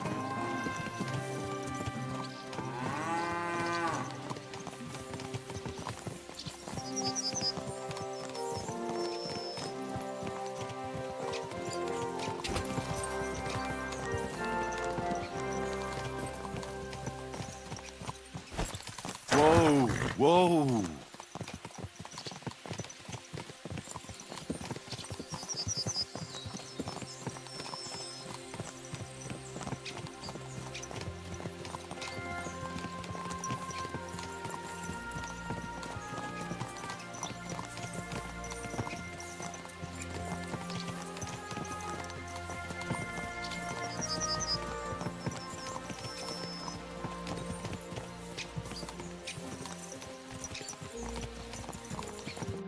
So, St. Anthony, which way now? While you're praying to the patron saint of lost things, go and have a look along the road, Gnarly. And you, Henry, have a look to the left. All right, sir. But don't forget, my eyesight ain't what it used to be. Well, that's what we have the youngster for, isn't it? Off you go.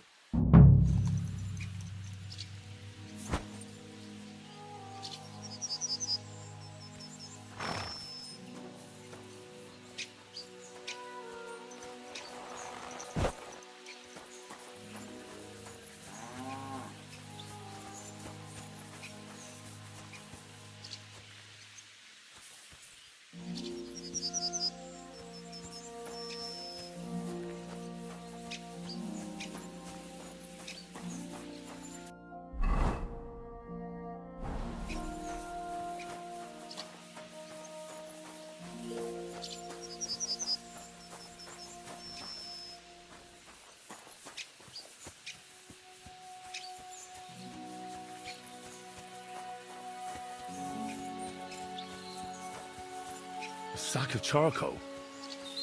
That could have fallen off the cart.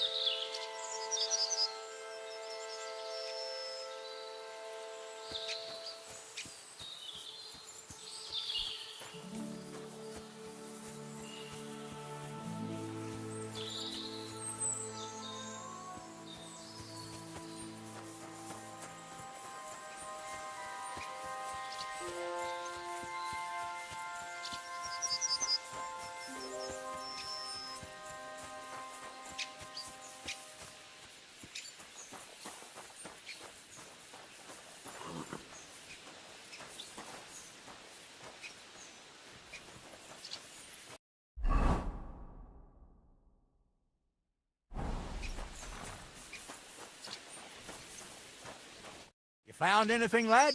There's a sack of charcoal lying in the ditch to the left of the road. The bailiff said they were driving like the devil, so maybe it fell from the cart.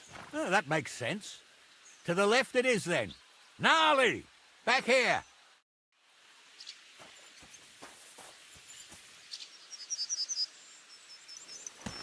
We're getting close. I can feel it in my bones, sir.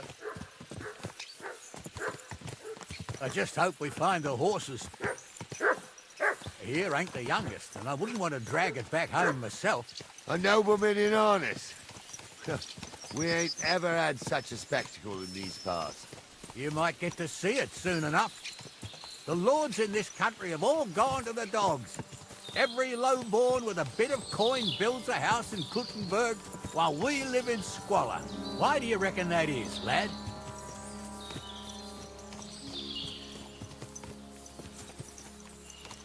Nothing to say, lad?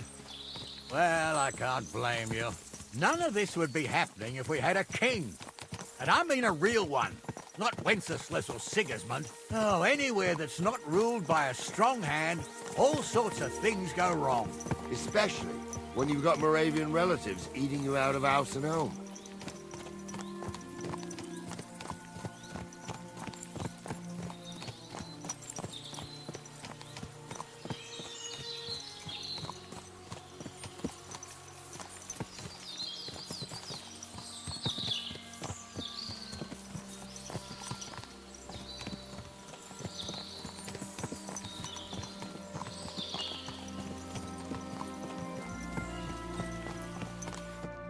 Oh, hold up.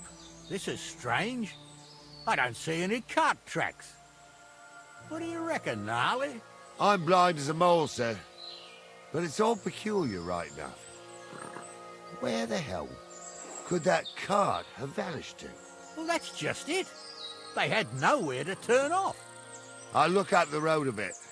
And you, Henry, have a look back along the road. Maybe it fell in a ditch somewhere. Who knows? Very well, sir.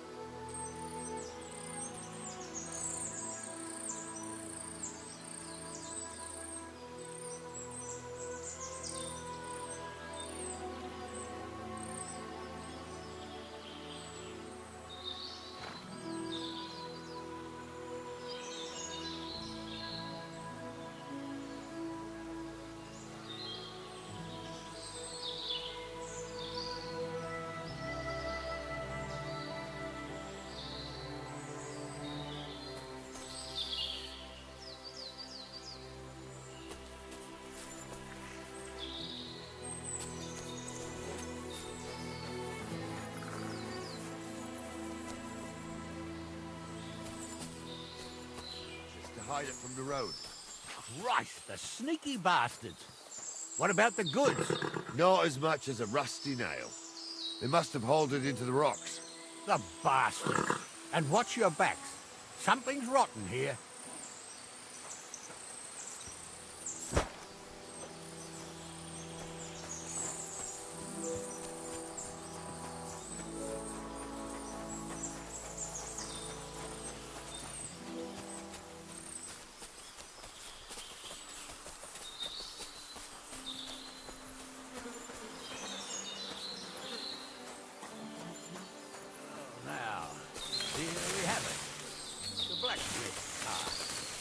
Someone went to a lot of trouble to hide it from the road. Of course the goods are gone. The bastards hauled it off to the rocks. That's clear. Well, we can't let them get away with it. We'll carry on, but on foot. My old young milker would only break a leg there. And keep a sharp lookout. Something stinks here.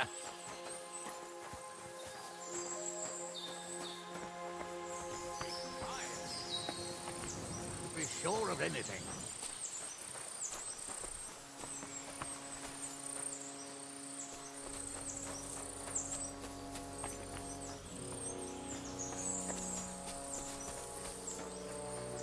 Not me.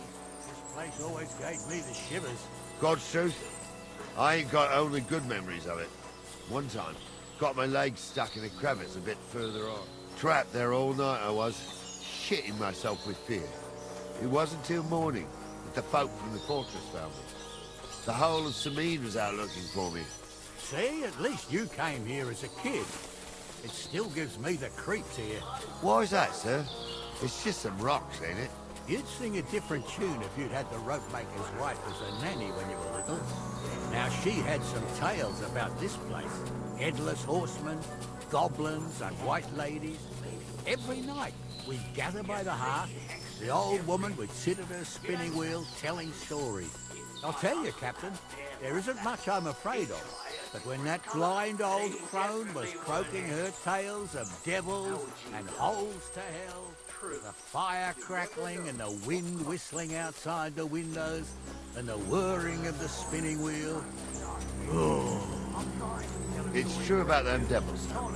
They say there's a gateway to hell under Trotsky, and they come crawling up into the cart. Shh. Wait a moment. Do you hear that? I do. There's somebody there, sure enough. Let's get closer.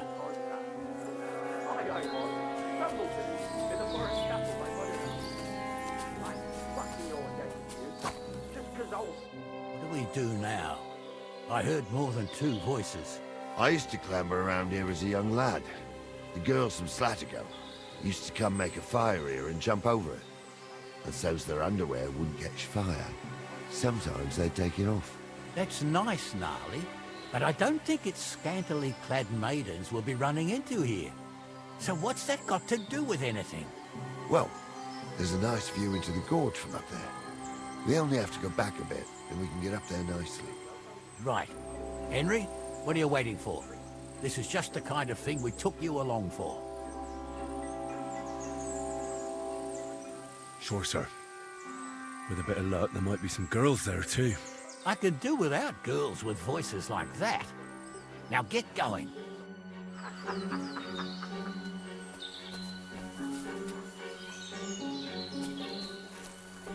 You really saw that? I'm not kidding. Tell him I'm not having him on. You saw it. He ain't acting your priest. I saw it with my own 2 eyes. She had one different than the other. All right. But that ain't normal. Everyone must be laughing at the wench.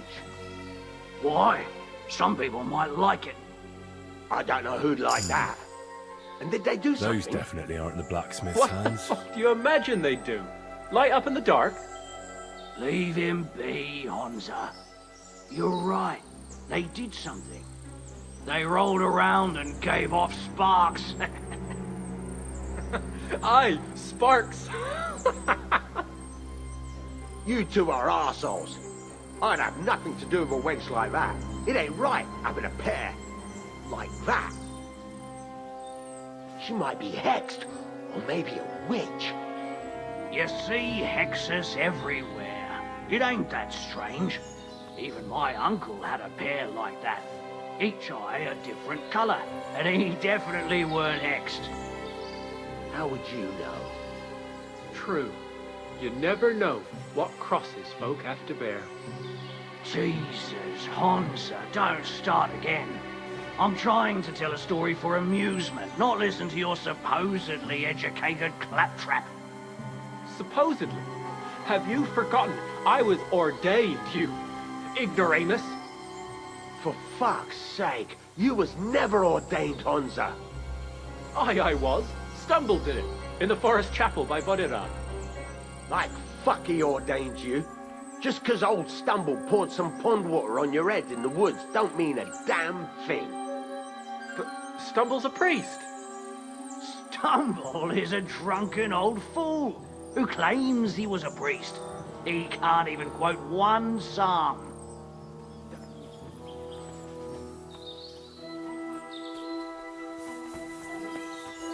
What's wrong with his legs? What's wrong with his legs is they can't...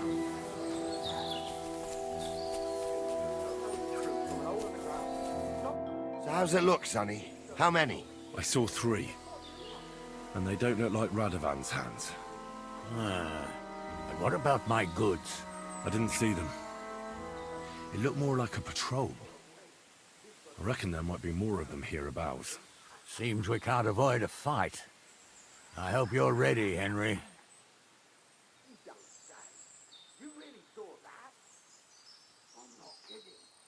course.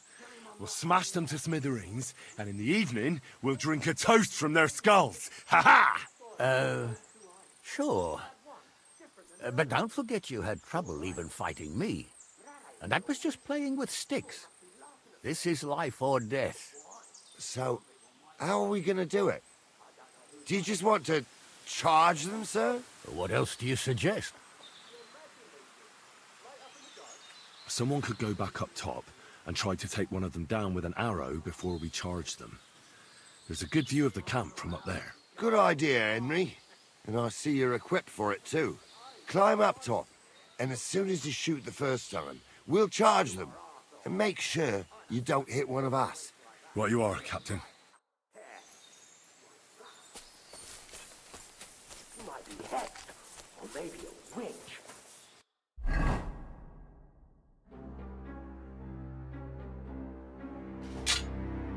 You see hexes everywhere. It ain't that strange. Even my uncle had a pair like that. Each eye a different colour, and he definitely weren't hexed. How would you know? True. You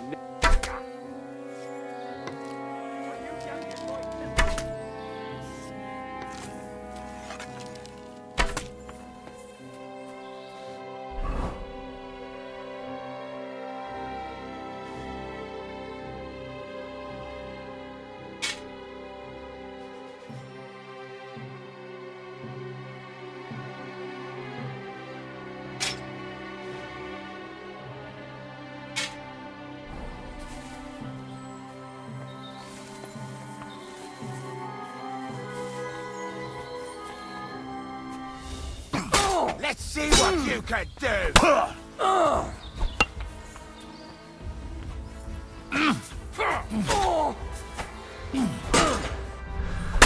Beat you to a bloody pulp! Let's see what you can do!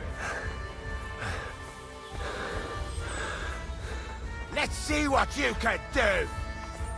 Show your stuff! Ha!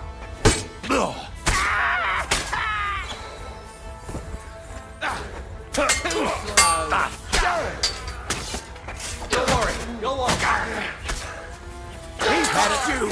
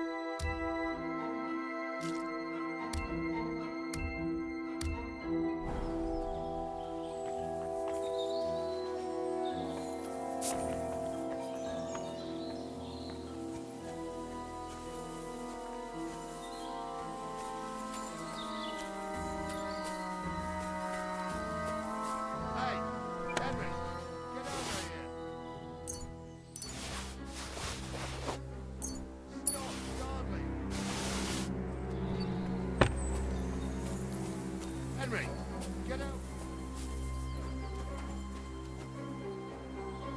What?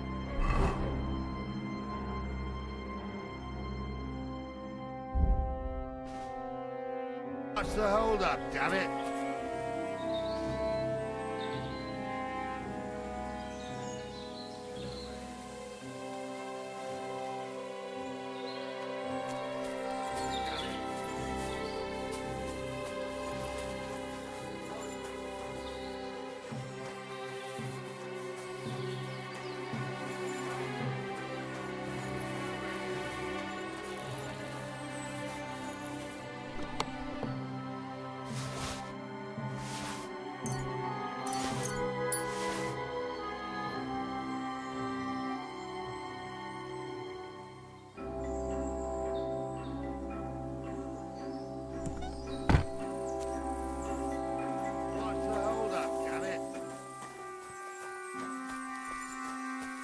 What's the hold up, damn it? Oh, this day took it out of me, and no mistake. And it ain't over yet, sir. Your goods ain't here. And none of them bastards look like the blacksmith's hands. Am I right, Henry?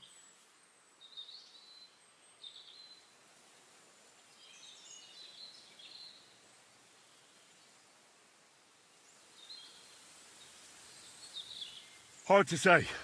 I've never actually seen them. But I don't think it was them. Me neither. But right past that peak is another good camping spot. You think this was a patrol? It makes sense. But I don't want to go assuming the worst. We might have just run into them bandits by chance. Yeah, well, you were right, as always. Let's go, then. Are you ready, Henry?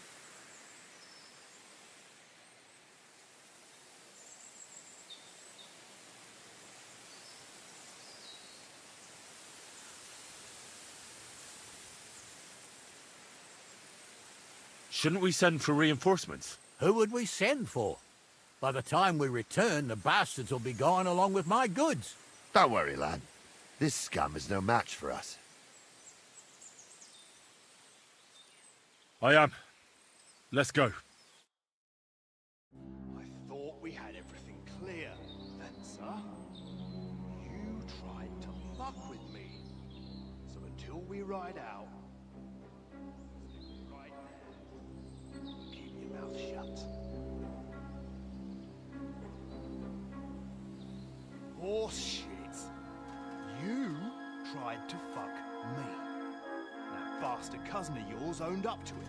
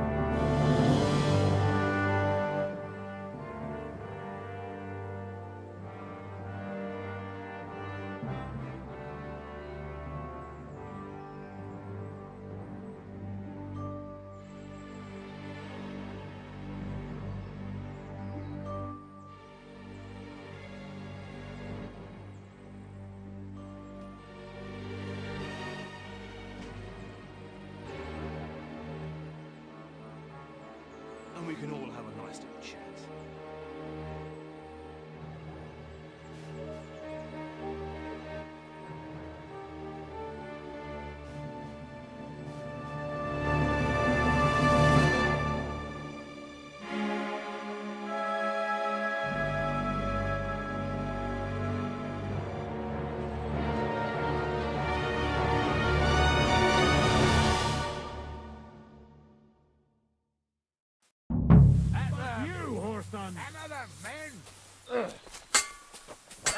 You should have fucking stayed out of it. I'll beat you to a bloody pulp, fucker. Get ready to leave this life. You're no match for us, fucker. Too slow. Take that,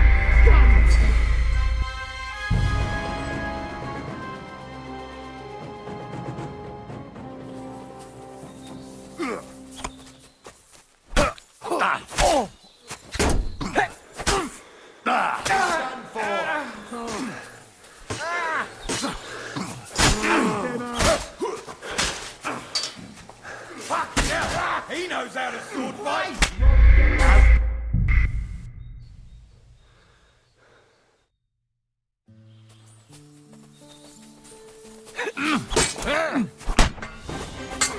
I'll be done with you in a flash! Show your stuff! Fuck you! Turn around, damn it! No chance!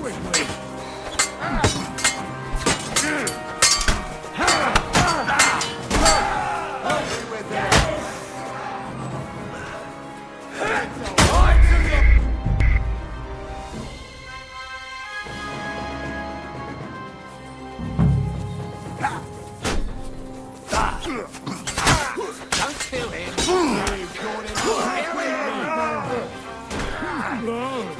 Wake up!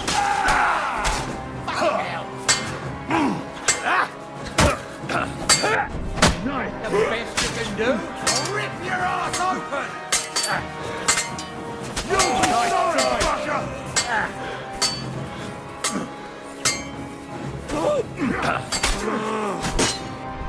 I'm gonna finish you!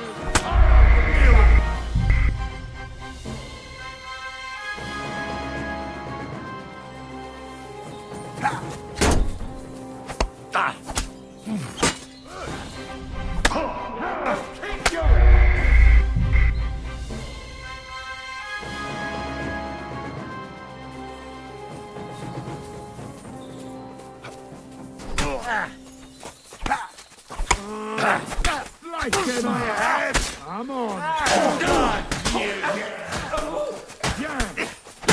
Bear it. Help me with this bastard. Take that. I'll rip your ass open.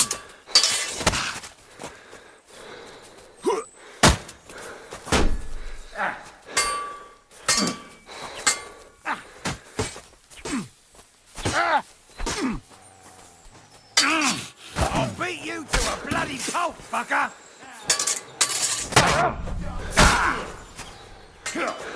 There's more of them! Too slow! Right between the eyes! Fucking die already! Fucking sorry!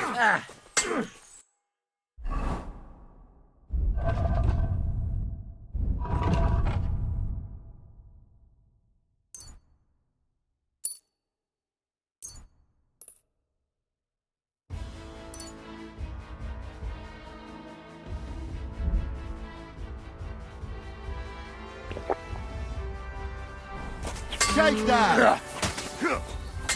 You'll die anyway! They got what they deserved, the fuckers! Henry! Hey, Henry! Are you listening? Come here!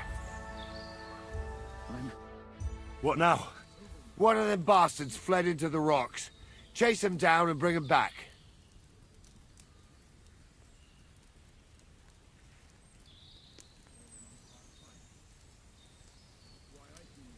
Did you see which way he went?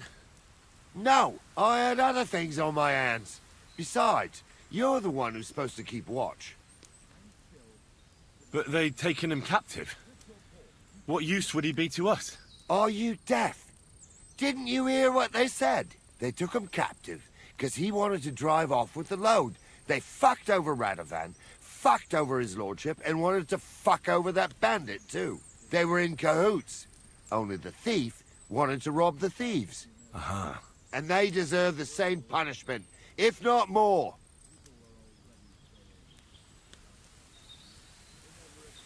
And what punishment can he expect? Maybe he'd surrender to me if I could promise him something. Now listen up, Henry. We don't promise nothing to no scum. Never. He'll most likely get the rope. And if you promise him anything else, you'll be lying.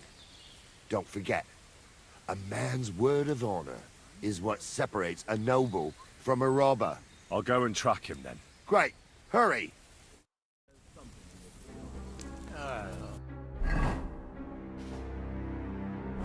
Like I said, we'll see what will happen to you.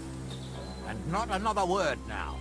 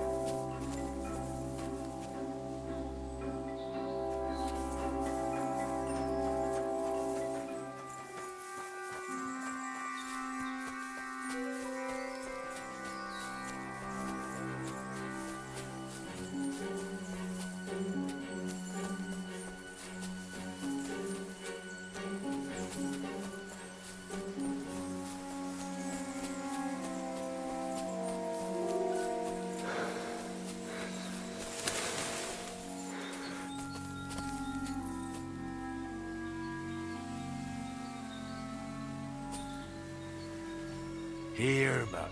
Search.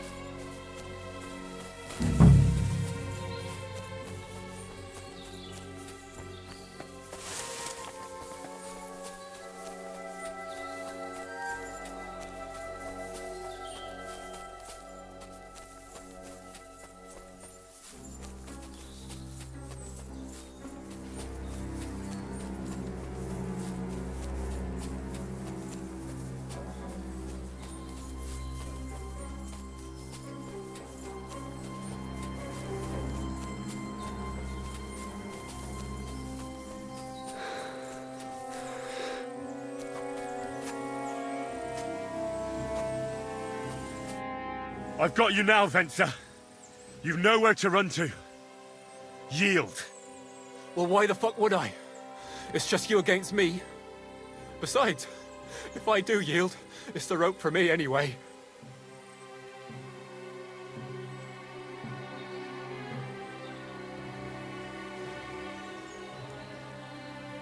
One-on-one, yeah.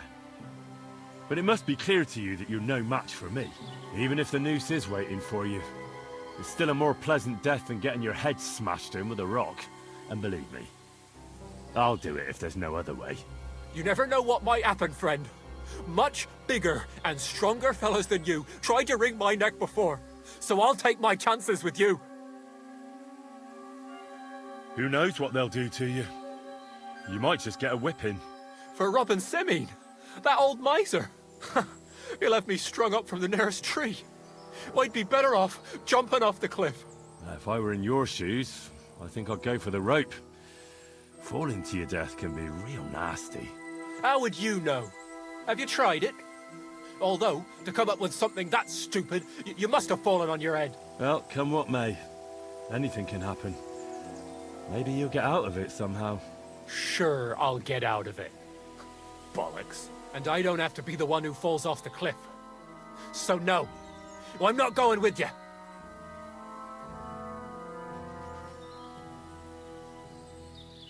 Can't you think of any other way out of this? Well, you could let me go. Why would I? Maybe for coin. Carry on. Well, Jules wasn't entirely wrong. We wanted to fuck him over and take the cart to Yachin. Only it didn't work out. As you can see, his fellows caught us on the way. We had to pull the cart over and haul the goods up to the rocks. But before Jules had a chance to count the loot, we skimmed off a bit. Well, that is, my cousin Franzi did. I had enough work hauling them sacks. If you let me go, well, I'll tell you where the loot is.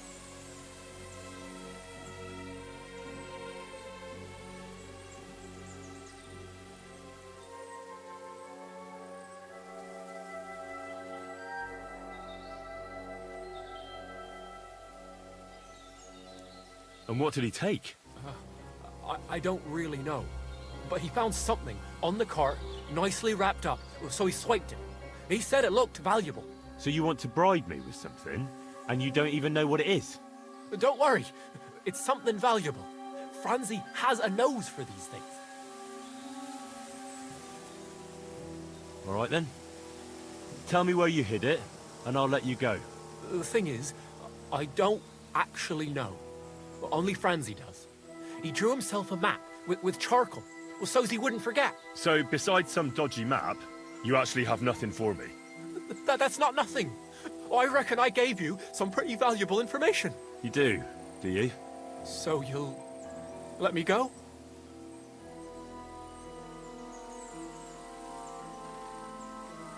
Not a chance. But I gave you what you wanted. No. I didn't want anything.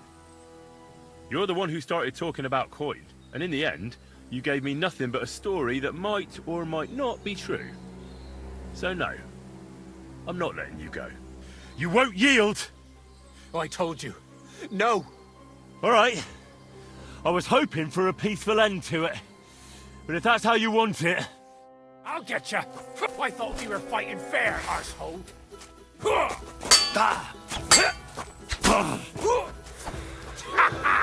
It's a slaughter!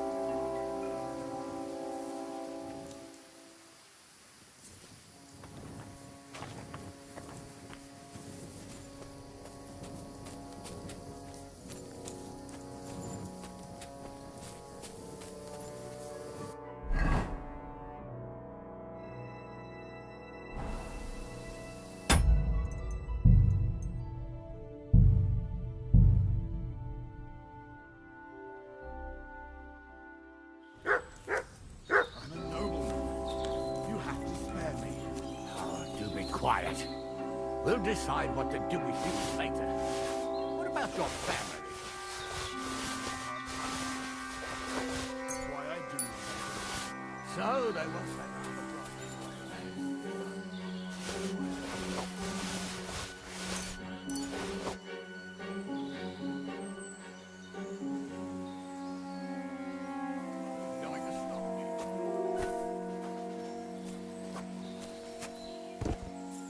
crows that will enjoy feasting at you. Don't be rash, sir. You don't want bad things.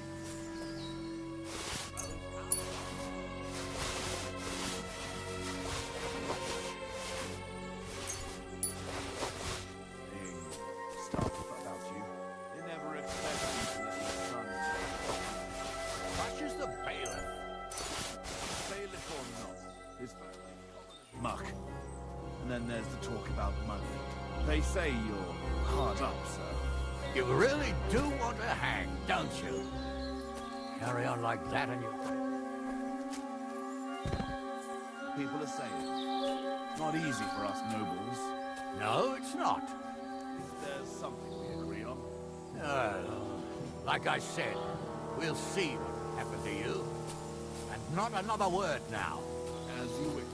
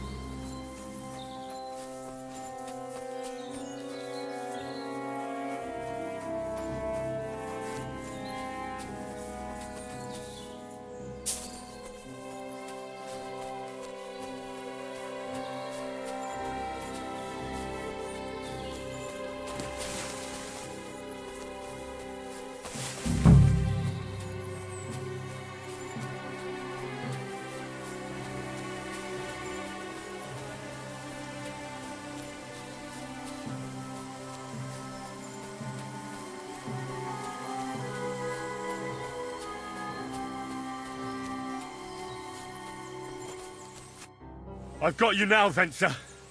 You've nowhere to run to. Yield. Well, why the fuck would I? It's just you against me. Besides, if I do yield, it's the rope for me anyway.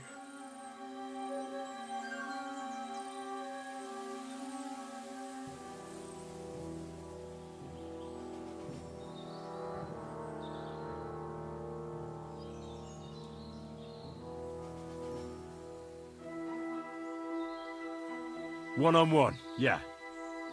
But it must be clear to you that you're no match for me. Even if the noose is waiting for you, it's still a more pleasant death than getting your head smashed in with a rock. And believe me, I'll do it if there's no other way. Fuck! All right, I'll come with you. But you'll put a word in for me. I might. As long as you don't try anything. Promise me. I won't promise you anything. Now come on. I've got a prisoner for you, sir. Excellent. It all worked out quite well in the end. Gnarly will take care of this scum. What about Gules? He caught a few good hits, but he's alive. We'll take him with us. I need to have a strong word with him. You did a good job, youngster. You've got heart. And so you don't say I had you clambering over these rocks for nothing. Here's something for you. Thank you, sir. Don't thank me, you deserved it. And now, let's get that accursed cart back to ceann. Want a ride? We'll go via Troskovitz. We can drop you off there, and you won't have far to Tarkov. You ought to report back to Radovan as soon as possible about what happened with these hands.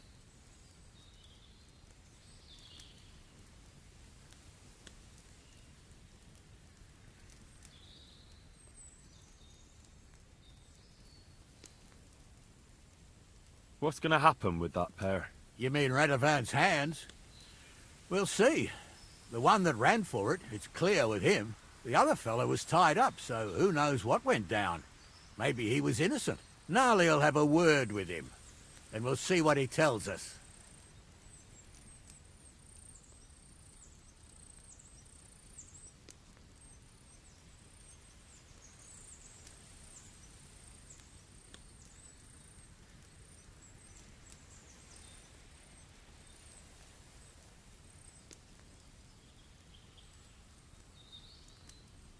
Sir, Venser surrendered because I promised to put in a good word for him. Well, it's nice that you promised him, but I'm the one who'll decide on the fate of that scum, and it's quite clear to me. All right. Could you wait a while? I'd better just check that I haven't lost anything while running around here. All right, but make it quick. I was happy to get out of ceann for a while, but now I'm looking forward to being back at my own fireside.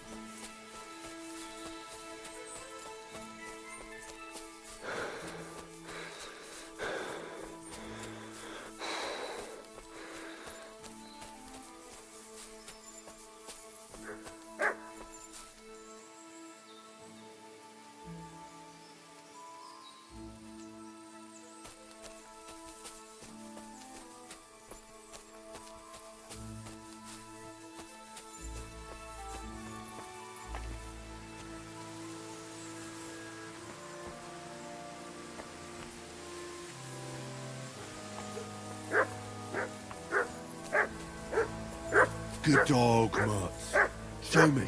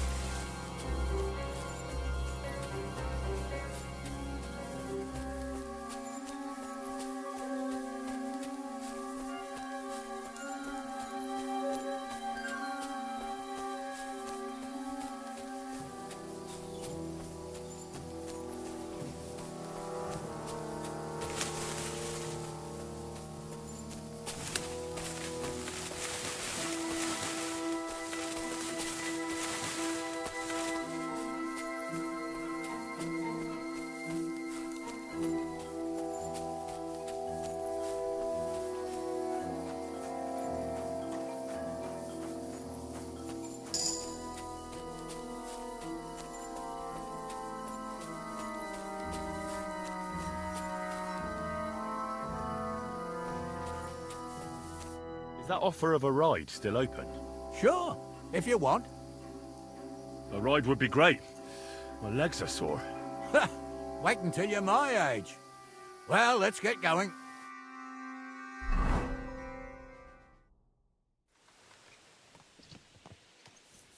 I didn't do nothing wrong, I swear. It's all Vence's fault. It was him who said we'll sell the car to Gills. It weren't like that at all. We shook on it. But on the way, you had the idea we'd keep it. What? That ain't true. Leave it out, you two. One way or another, you wanted to fuck me over. Doesn't matter whose idea it was.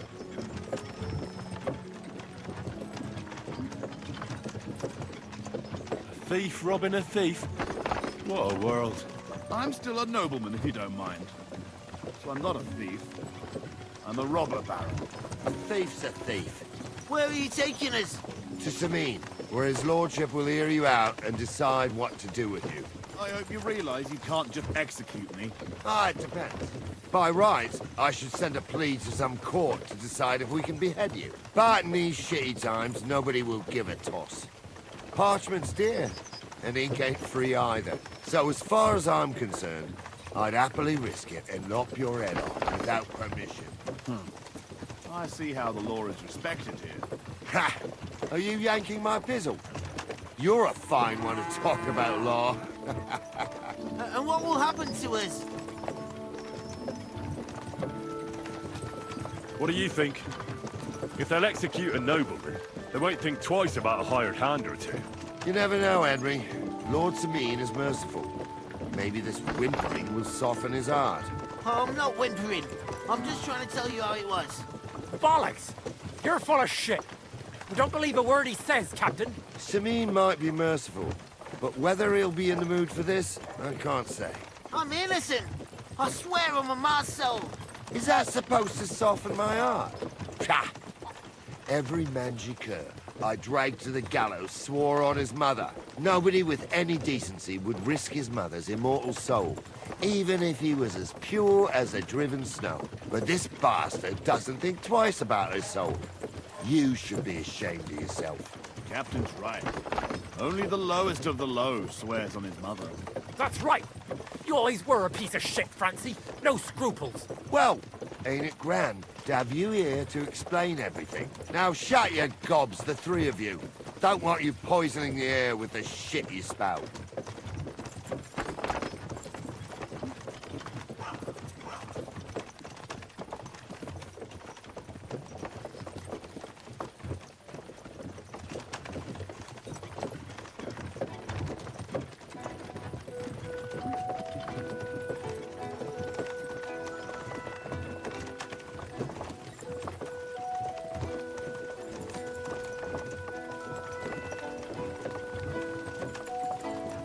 Right, we're in Troskovitz. This is where you get off, Henry. Thanks a lot, Captain. Don't forget to go and tell Radovan what happened, so he can stop worrying. Will do. And drop by Ceann sometime. You may be wet behind the ears still, but you're a laugh to have around. Thanks. You're not bad yourself, for an old fart. You're not too old to get spanked, lad.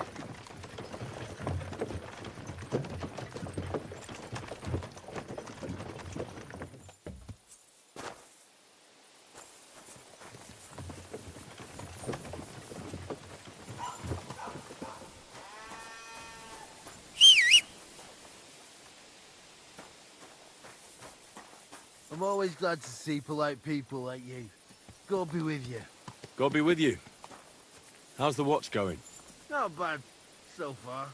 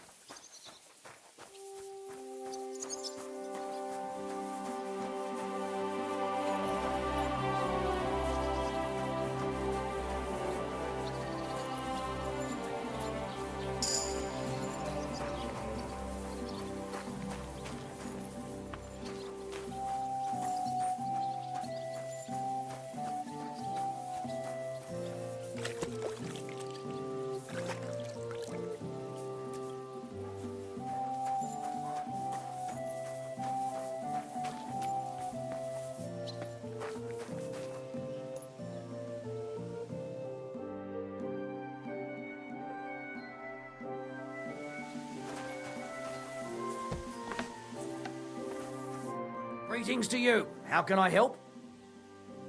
I need something repaired.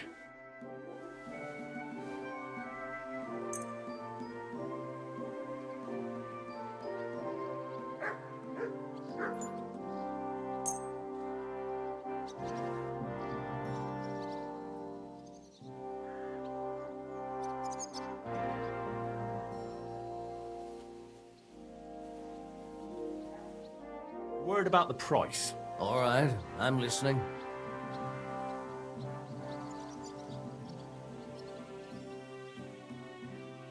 What would you say to this? Look, offer a bit more and we can make a deal. Very well then. Great. Come back anytime, friend.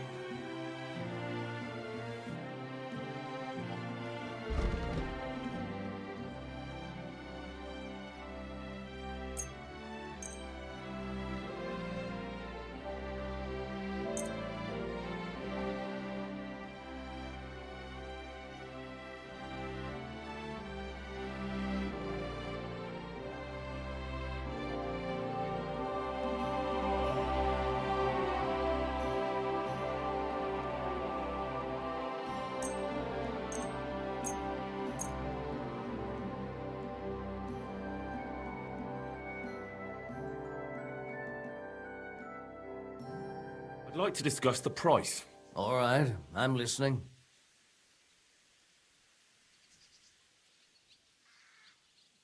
Do we have a deal? You really won't convince me like this.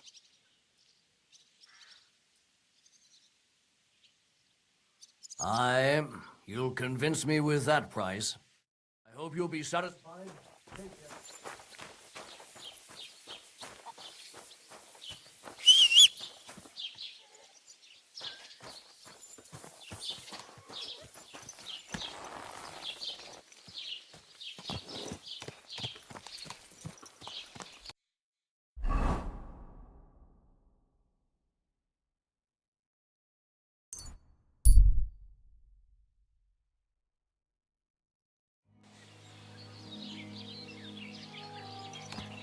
You have a kind master, eh? Much.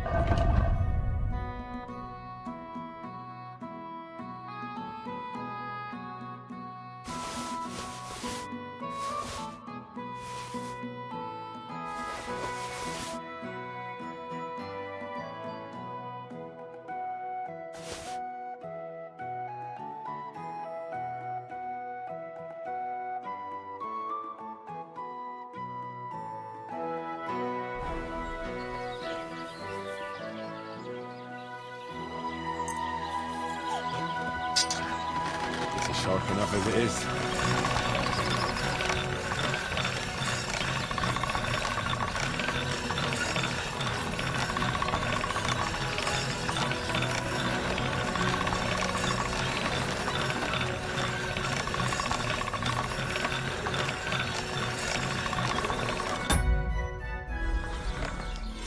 Good to see you.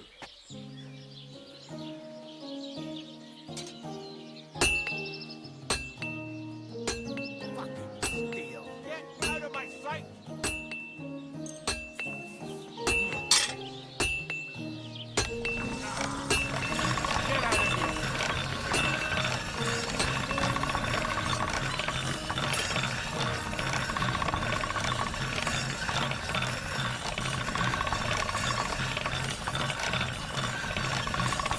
Why am I wasting my time with you?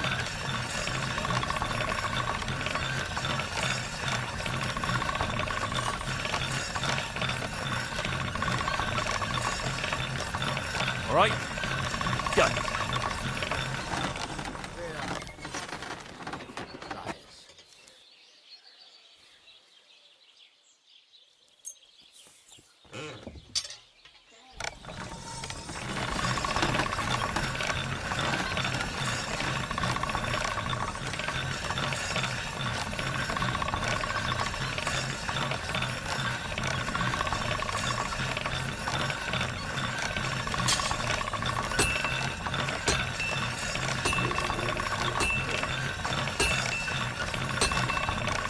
All done.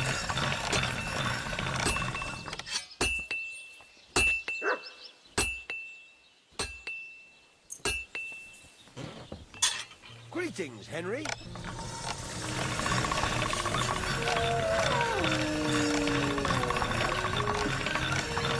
That's more like it.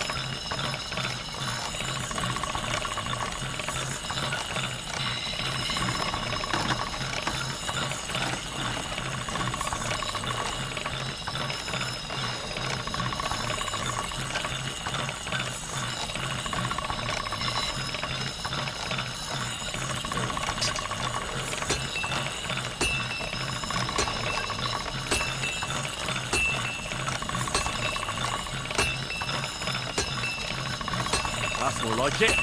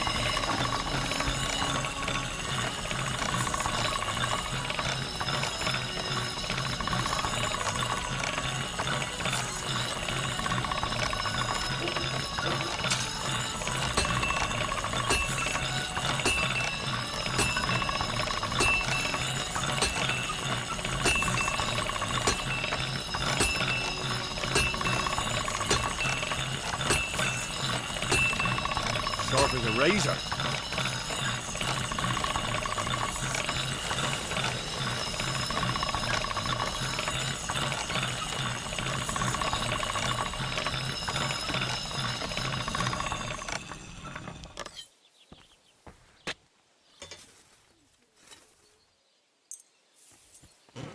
Nah, no need to sharpen this.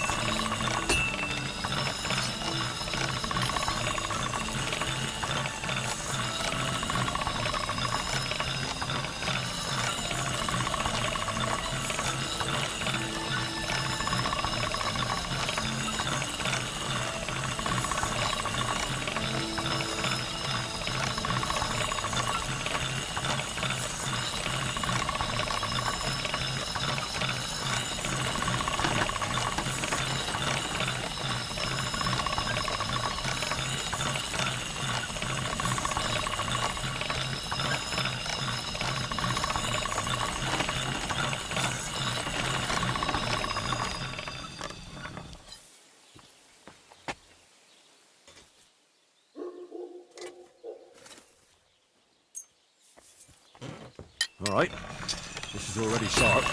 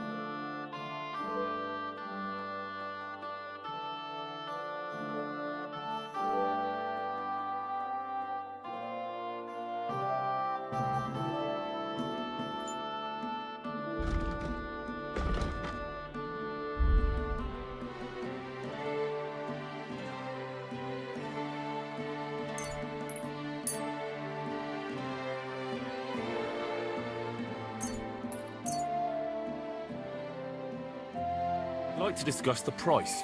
Sure. Why not? Do you accept? You really won't convince me like this. Very well, then. Pleasure doing business with you.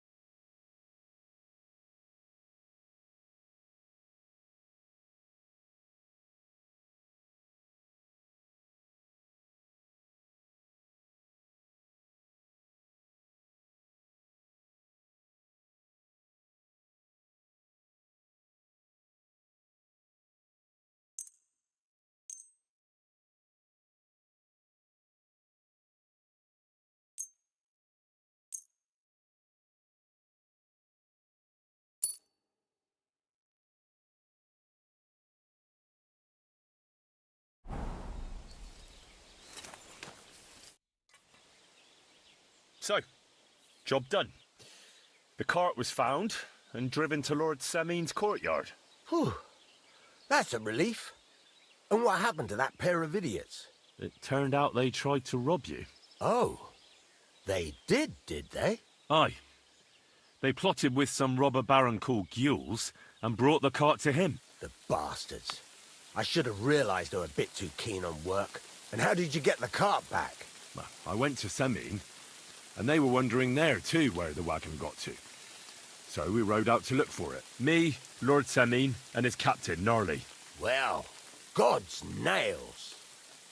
And the three of you tracked them down? The whole band? That's right. They were hiding in Apollonia, along with the cart and the goods. Indeed. Where else? The bastards. And what about my hands? I'm not sure. Lord Semein took them and Gules to his courtyard. We'll see how he deals with them. I know what to do with them. Don't worry. I don't think Lord Semein will let them off lightly. Anyway, the main thing is the cart turned up. I'd be in a right mess if it didn't. No doubt. And you've earned a reward for your trouble. I've got just the thing for you. Some mercenary once had his cuirass repaired here, but never came back for it. Who knows what happened to him? So now it's yours. It's been through a bit, but it'll still serve for a while. Thanks. It'll come in handy. And have you got another job for me? Young Lord Semein's wedding is coming up, and it's got my head spinning. Look, you must have seen Agnes, the bailiff's daughter, when you were in Truscovitz. What do you think of her?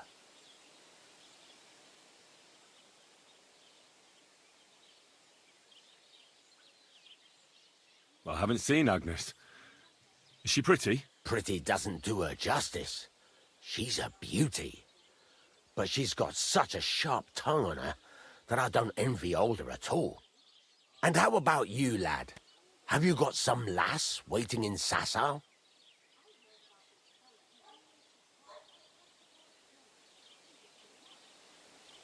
Yeah. And I hope she'll wait. Her name's Teresa. Her uncle owns a mill on the river in Rattay. A girl from the mill? You want to watch out for them types. You might get caught up in devilry, lad. A wedding's a serious business. You're not just getting a bride, but a whole family. So you have to show them you're a man who's worth it. All the more so when you're noble-born. Old Semin wants a special sword forged for his son's wedding present. Excellent. So what are we waiting for? Should we get to work? Hold your horses. It can't be any old steel. This has to be a first-class job. A blade of first-class steel? That's right. And that's just the problem.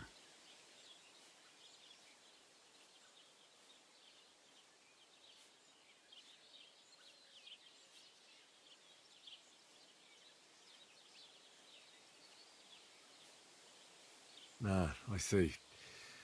We don't have any welded steel for that kind of sword, do we? God's nails. You really know your stuff, youngster. And you're right. We don't have the steel for a strong sword that won't break.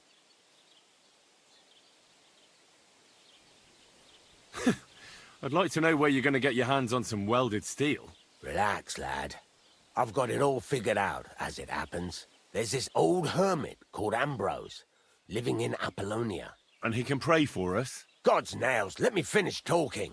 The word is, he was fighting heathens years ago in faraway Andalusia, and folks say they saw this interesting broken sword in his hut. From the description, it seems our peculiar hermit has a real Toledo blade. Welded Spanish steel? There's nothing better for a sword. See now? You do understand. But there's a catch. Naturally. They say that Ambrose the Hermit has changed a lot recently. People from far and wide used to go to him for remedies and blessings. But now he won't see no one. I even heard he made a pact with the devil. And there have been other strange goings-on.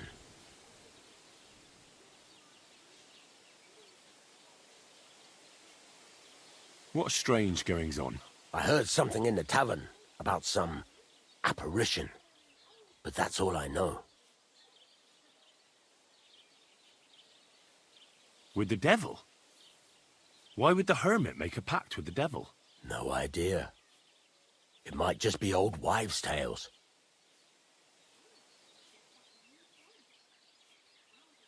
Where can I find the hermit? Do I look like someone who goes to a hermit for advice? I know he has a hut somewhere in Apollonia. But you'll have to ask the Truscovitz womenfolk if you want to know more.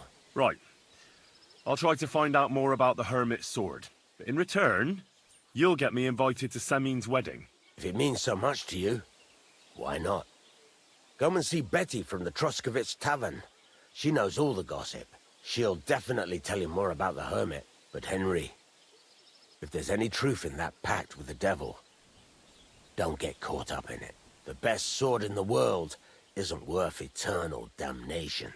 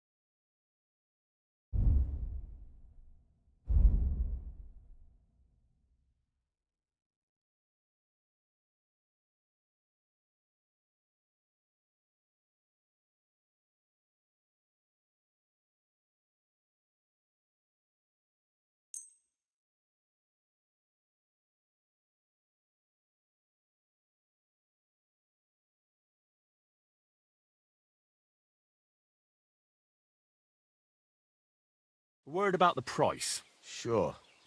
Why not? Is this enough? That sounds really interesting. Lower your price a little more, and I'll be satisfied. Very well, then. Glad you found what you needed, Henry.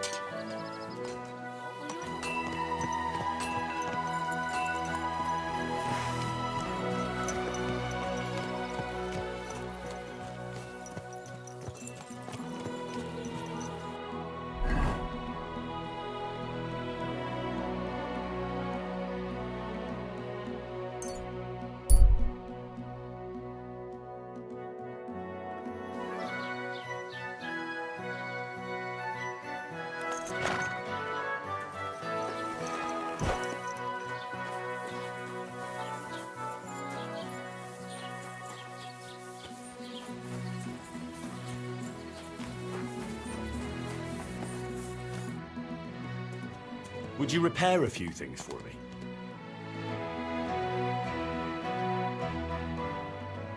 What do you have for sale?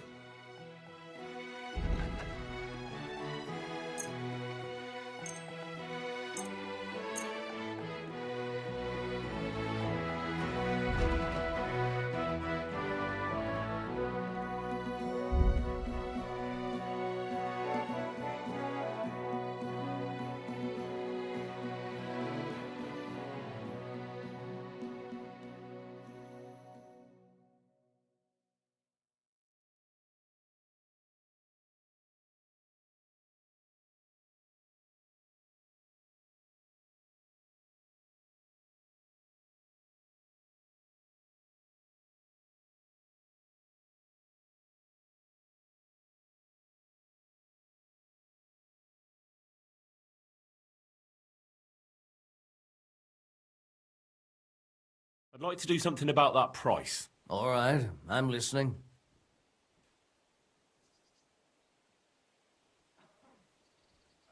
Satisfied? That's still too much.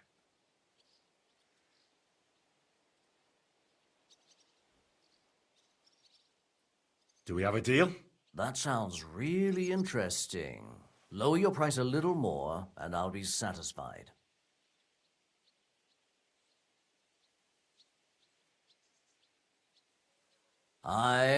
You'll convince me with that price. I hope you'll be satisfied.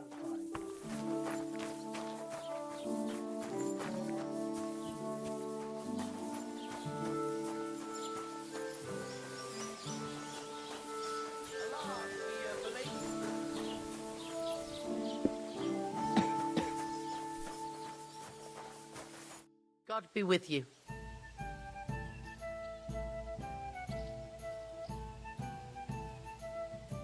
I need some advice. You want some advice? Here's some for free. I catch you fighting here again, and I'll spank your bare ass like a brat. Down to business. I don't have all day for you, so what do you want? I promised Radovan the blacksmith I'd go and see Ambrose the hermit in Apollonia. My God, lad, stay away from them rocks. Ambrose the hermit sold his soul to the devil and won't talk to nobody no more. Yeah, I heard that as well. But it seems a bit far-fetched. So why would an evil spirit suddenly start appearing near Apollonia? It's the devil's work, believe you me. And has anyone sent to the castle for the priest? Not at all. Bailiff Thrush is keeping it quiet so far. 4 strangers came here yesterday. They sat in the corner there, but once they heard about the apparition, they started to take a big interest. What strangers? They looked like monks, only they had daggers concealed under their robes. I saw them clearly. I'm telling you, there's something fishy going on around Ambrose.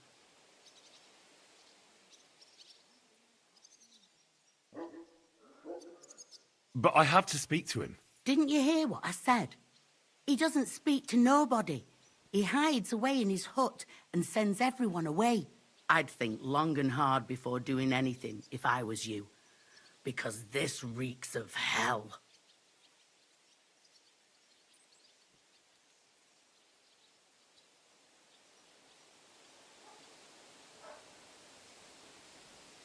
There's something else I need to know about this hermit. Ask then if you must. What do you know about this apparition? Stanislav, the herds boy. He comes running into the village that night, all terrified, saying he'd seen a rider from hell in Apollonia. And the very next night, it appeared in the rocks below the road to Tahov. There's this conciliatory stone cross there. And the next day, it was at a funny angle. There's some devilry in it for sure.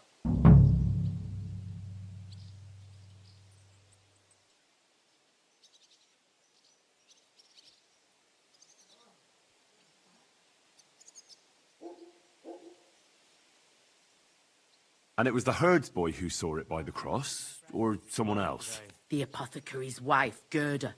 Ask her yourself. She's not been herself ever since, poor woman.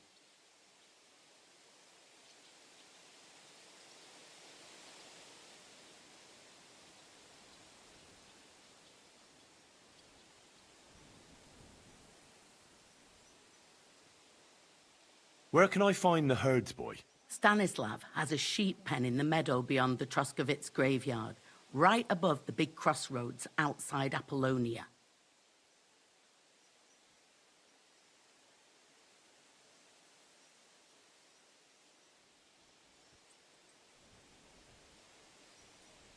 How do I get to the hermit? You're asking for trouble, lad.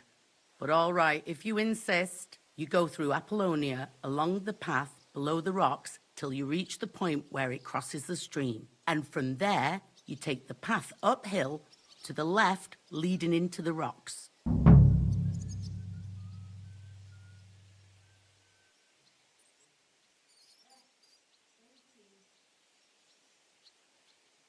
Who's this hermit fella, anyway? No one knows. He settled in the rocks a few years back. Folk used to go to him for various healing ointments or advice. And what has he got to do with this apparition? Well, he was at death's door recently, bedridden, and then suddenly he's got his health back. Just like that. And he's like a different man since then. He sends everyone who goes to see him packing. Mark my words. He sold his soul to the devil to get better. And the devil sometimes comes here on the prowl for unwary souls.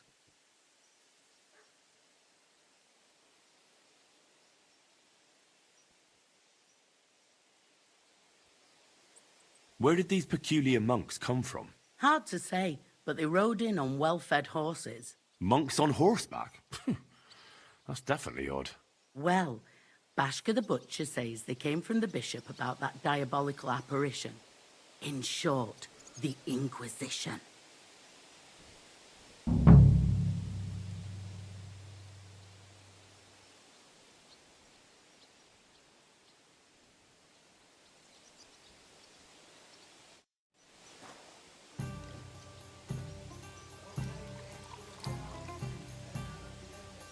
God bless. Greetings to you.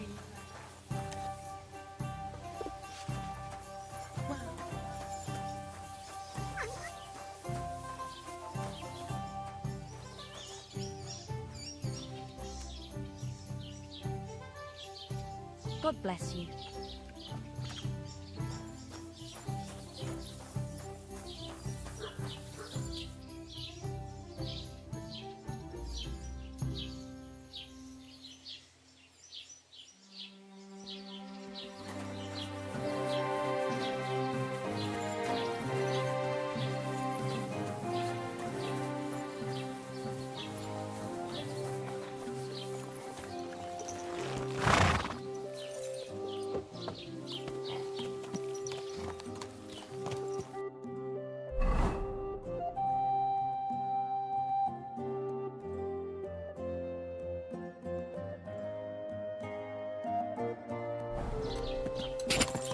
quick!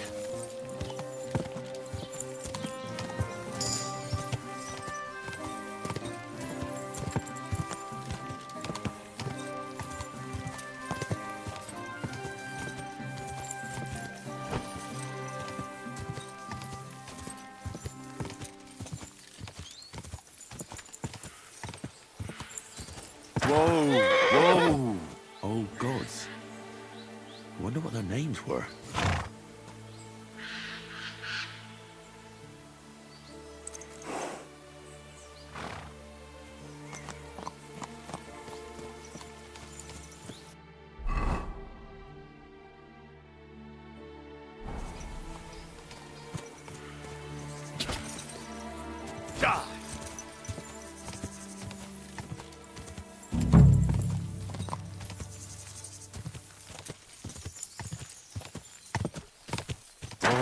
Whoa!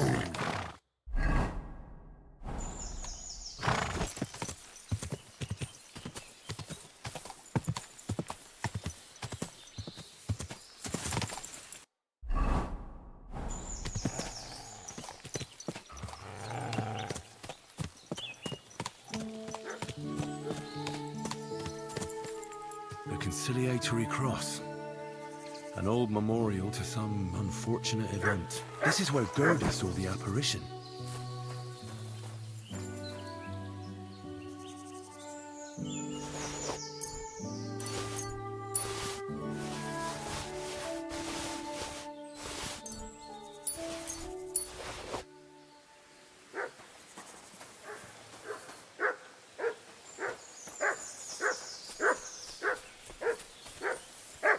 What is it, what?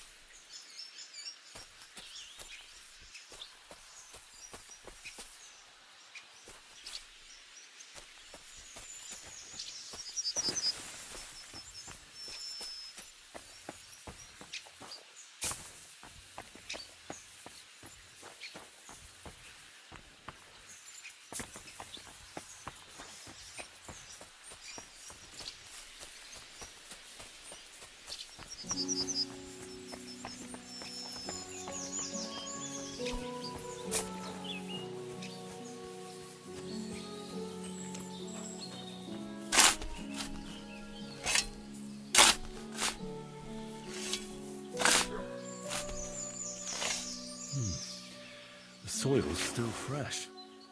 Someone was digging here recently. One thing's certain, there was definitely no apparition.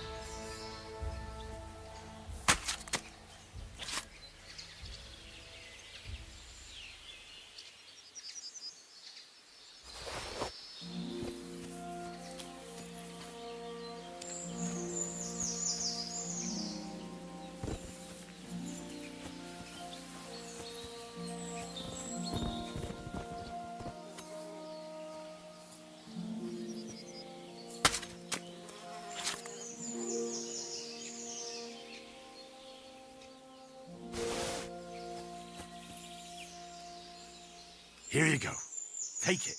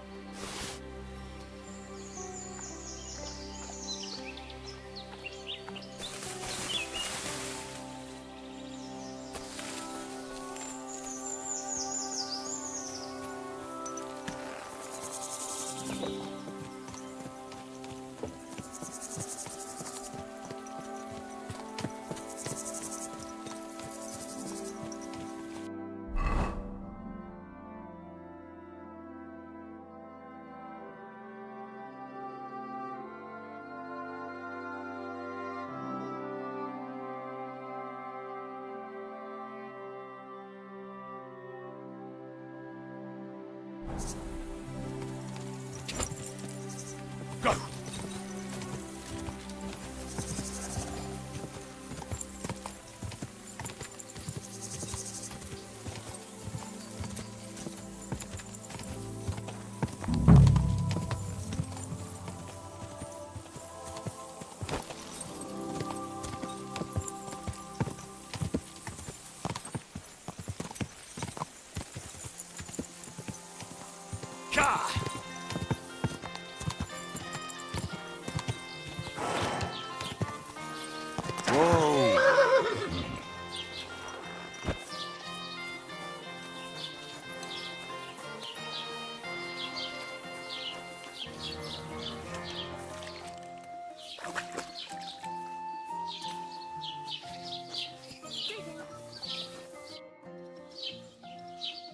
I'd like to ask you about something. No, I don't want to talk about it anymore. Go away, please.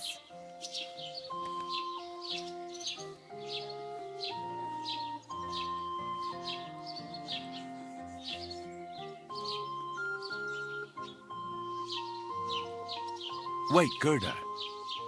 I didn't come to mock you. On the contrary, I want to help you. Really?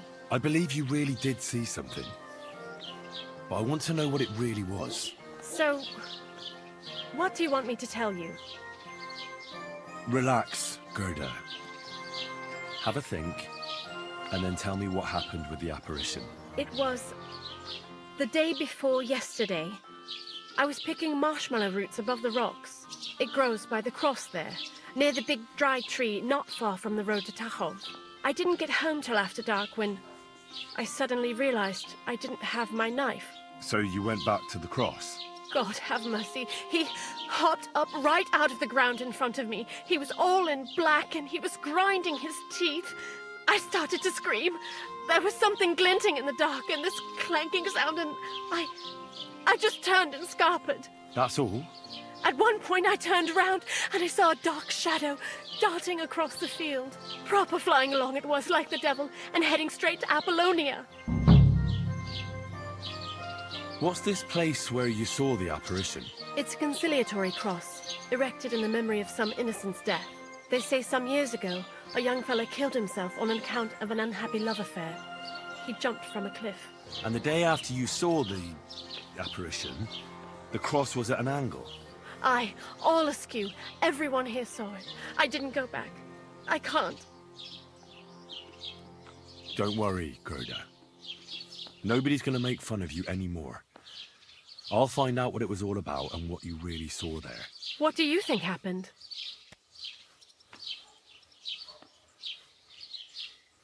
I don't know yet, but you needn't fear. Everything will get cleared up soon. Thank you. By all of the saints, thank you. But please, come and tell me how it turned out. I'll make it worth your while.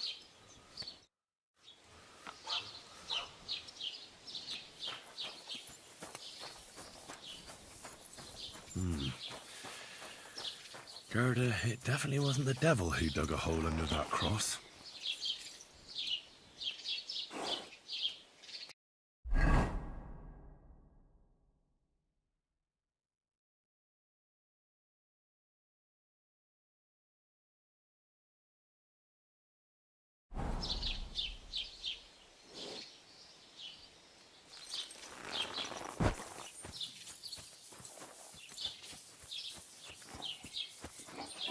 God be with Maidens and women of virtue, gather round and listen. God be with you. Show me your wares.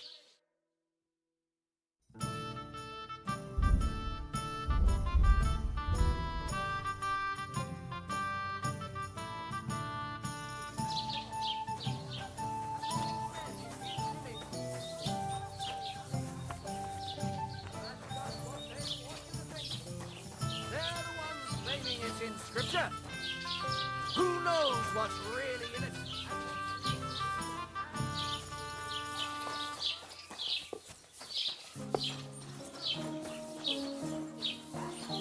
What do you need? Hurry up, I don't have all day. I hear that some apparition was seen around here. Is it true? And what's that got to do with me? Let's be on your way.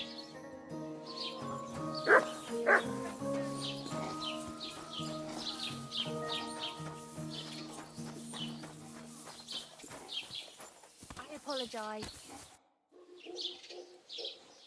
What happened to Ambrose the hermit? He's at death's door with some ailment, and there's a peculiar talk about him. They say he made a pact with hell. I hear Ambrose the hermit has some old sword. A few folks saw it at his place some years ago, but then it disappeared.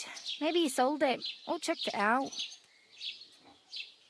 I was told Stanislav the herdsboy saw the devil in the rocks. God in heaven save us. It happened a few days ago. He saw him with his own 2 eyes.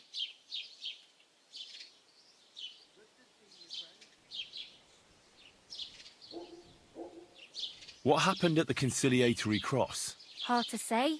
It was turned around. But what Gerda from the apothecary saw there, he'll have to ask her.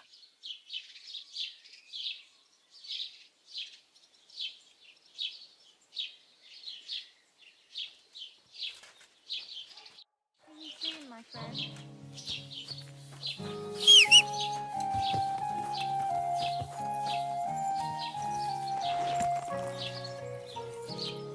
Everything all right, eh?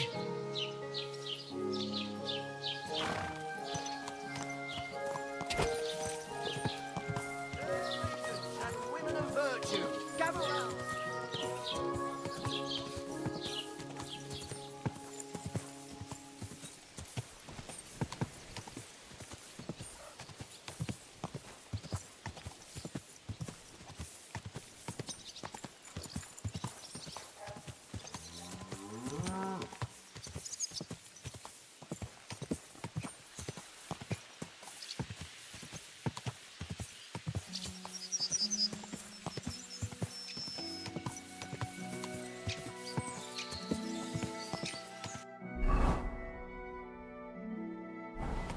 Quick!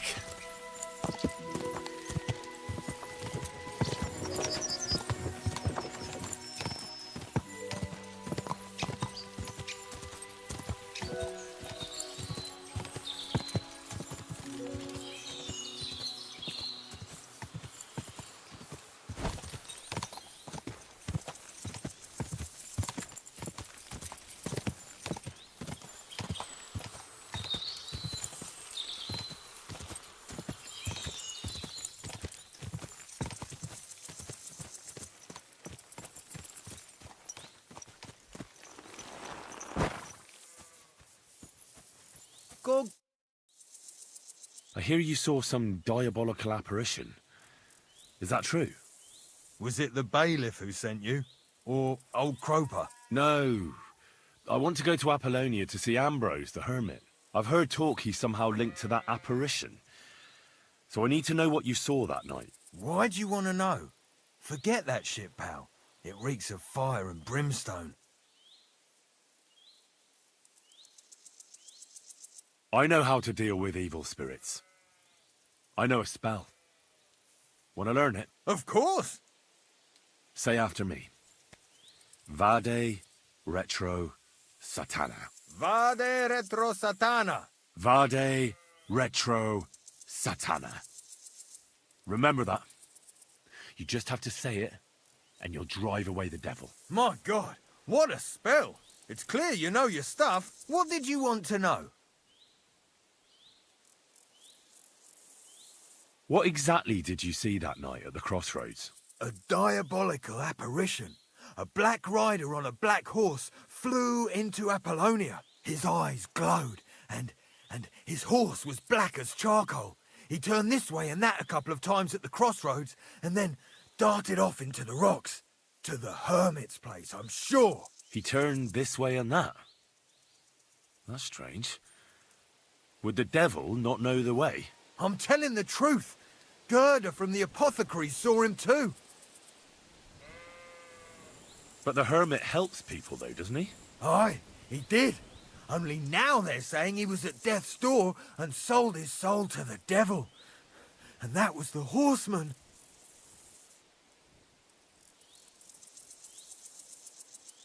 Why? Why would the old man have sold his soul to the devil and then kept living as a pauper in his hut? Who knows what's going on in them rocks? Some devilish trickery for sure. Farewell, my friend.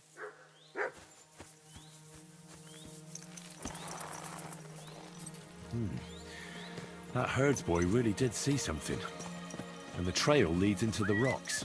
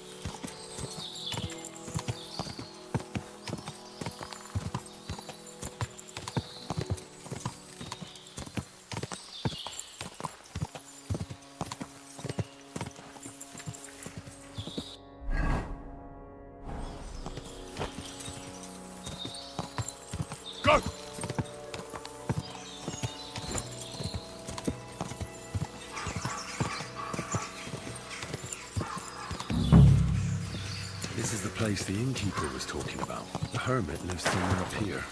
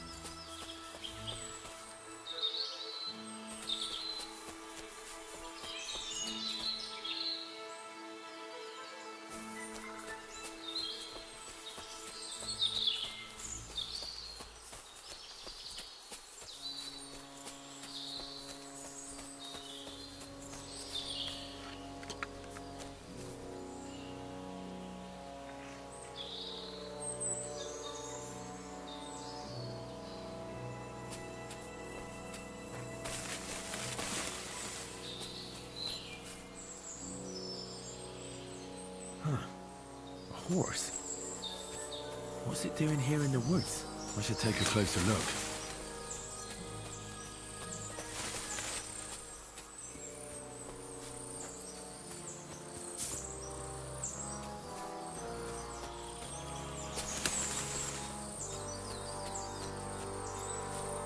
I feel quite hungry.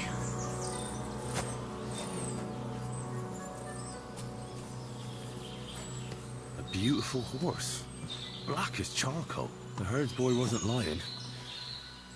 And you don't smell of brimstone. You're just an ordinary horse. Someone really did come to see the hermit. But it wasn't the devil.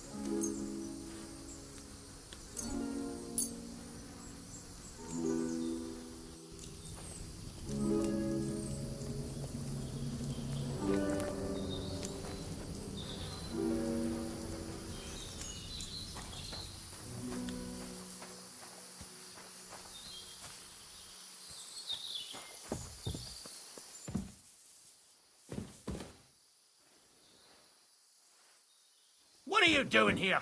Stop pestering me and get out!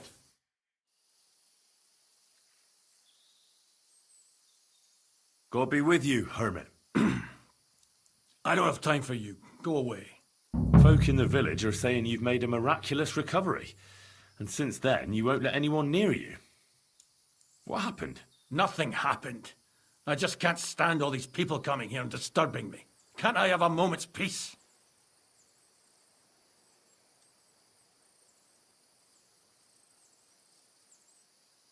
Judging by what I've heard about you, you're a bit fishy, hermit. What do you mean? Well, there's a lot of talk about you in the village. They say you've made a pact with the devil, and are summoning demons from hell. Old wives' tales. What do I care about such nonsense? Well, but supposing it isn't nonsense? Of course it is.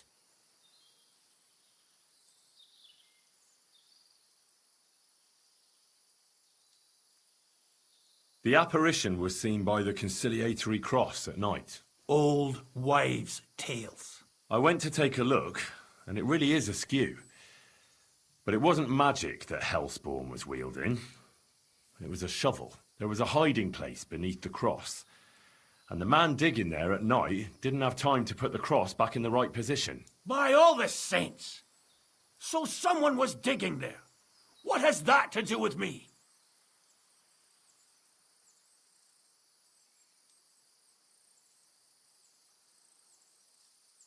There was a brand new cloak of the Knights of the Cross in the hiding place. It's clear that the man doing the digging hid it there, maybe to cover up who he really is, and what he's planning. I still don't know what you want from me. What have I got to do with some cloak?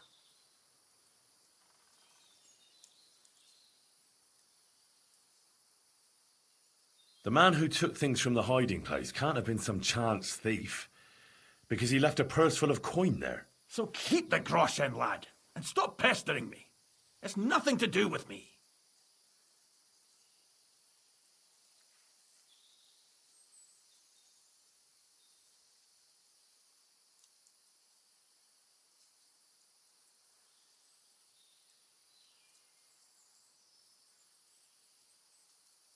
I found some pretty interesting documents of the Order.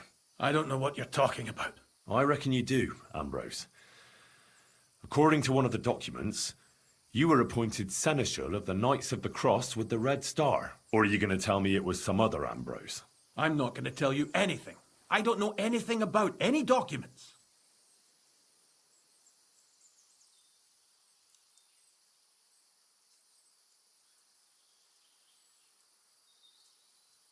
That's enough. I think there are enough fishy things going on around you for me to tell the bailiff, but you're in luck.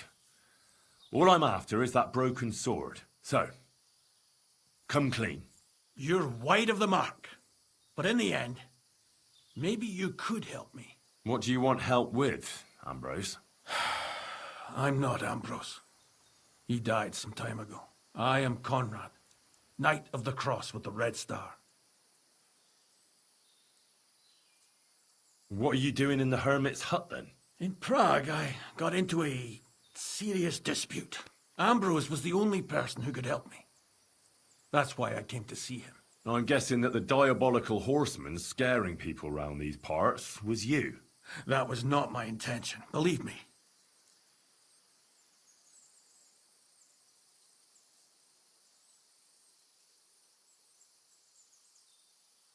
Ambrose is dead, you say? How did it happen? He was an old man. Unfortunately, he was already at death's door when I found him. And you had nothing to do with his death? Of course not. Ambrose was my friend. I'd known him for 20 years. He was a good member of the Order, and an outstanding teacher. Ambrose was a member of your order? More than a member. He was the Seneschal, second in rank only to the Grand Master. He served the Order for many years before getting into a dispute with the Prague chapter and the Inquisition. Then he had to disappear. I was the only one to know where to look for him. But I came too late. All he managed to tell me was his last wish. You scared the life out of Gerda from Troskovitz that night. What were you doing there? Ambrose had a hiding place beneath the cross where he kept things from his past. I found some documents there from the Knights of the Cross. But Ambrose clearly wasn't interested in them. So what did he send you to get? He sensed that death was coming for him. He wanted me to help settle his affairs. And he also longed to hold his old sword in his hands one last time. I went to his hiding place that very night. But by the time I got back, Ambrose was dead. I put the blade on his grave in place of a cross. So the sword is on Ambrose's grave. Will you tell me where I can find it? You want to disturb his rest? I just want the sword, that's all. It's no use to him now. All right. I'll tell you where his grave is if you fulfill Ambrose's last wish instead of me. I can't do it. All right. What am I supposed to do? Listen carefully, then. There's an old widow called Margaret living in the village. Take this cross to her and say to her exactly these words. Margaret, Ambrose forgives you, but his brother must get what is rightfully his. Margaret, Ambrose forgives you, but his brother must get what is rightfully his. That's right. I hope she'll know what this is about. Don't worry, she will. Give her the cross, and I'll tell you where you can find the sword. Benedictio Domini sit tecum.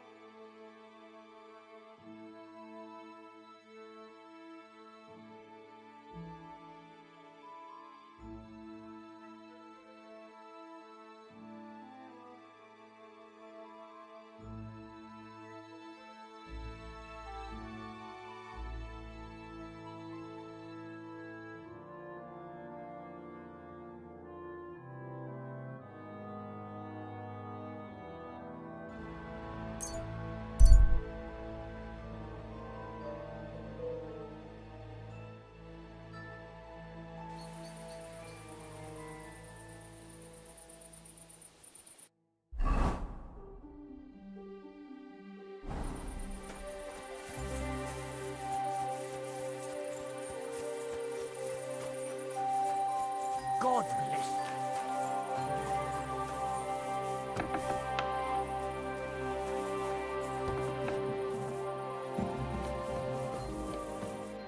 Jesus Christ be praised. This might seem strange, but I'm supposed to give you this. A cross? Mother of God, what's the meaning of this? Margaret, Ambrose forgives you, but his brother must get what he deserves. Ambrose? The hermit? It was his wish that I give you the cross and the message. He said you'd know what it's about. Oh my God! By all that's holy, it couldn't possibly be him. All those years, I'd lost hope. I never forgave myself. I committed a mortal sin. Well, I don't know what you did. But this is supposed to be your absolution. No, there's no absolution. Not yet. You said it yourself. Not until Ambrose's brother gets what he deserves. The bones. They still lie there outside the wall. Help me. His soul must find peace. All right. I'll help you. But you'll have to tell me more. Thank you, lad, thank you. But not here. We must go to the graveyard. That's where my curse lies. Let's go then. There's no time to waste. Here it is.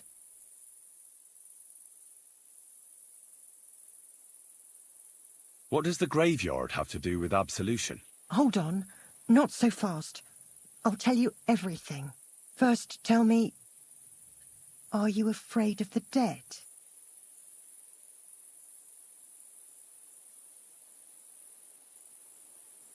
It's the living I'm more afraid of than the dead. One should fear the dead. But in the end, it's probably a good thing that you have no fear. You see, one poor soul is waiting for redemption. For years and years. Ah, I get it now. Ambrose's brother has to get what he deserves. This is about the soul of Ambrose's brother. His name was Jan. He lies outside the graveyard wall, buried without rites. He's been there for 30 years. Why doesn't he have a proper grave? Because suicides can't enter the kingdom of heaven. They have to be buried outside the walls, like the unclean. The worst thing about it is that Jan didn't kill himself. He didn't deserve such a dishonourable burial, and it's my fault. I said nothing. What happened to him? The memories are painful. We were childhood friends, and Jan loved me. Only I chose his friend Vashek over him. He couldn't get over the rejection. So he lay in wait for Vashek one evening. And Vashek killed him? It was an accident. They quarrelled. Jan drew his sword first, and Vashek had to defend himself. Apparently, they got close to the cliff edge while they were fighting, and Jan fell. When they found his body at the bottom of the cliff, people thought he'd killed himself. The only one who didn't believe it was Jan's brother. Did you see it? Were you there? No, but I believed my Vashek. He would never have lied to me.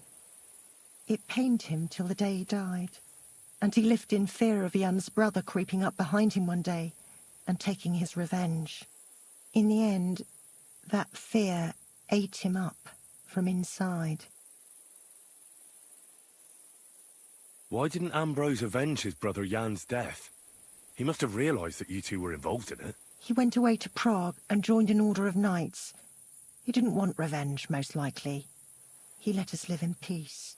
But then he came back and became a hermit in Apollonia. It never occurred to you that it was him?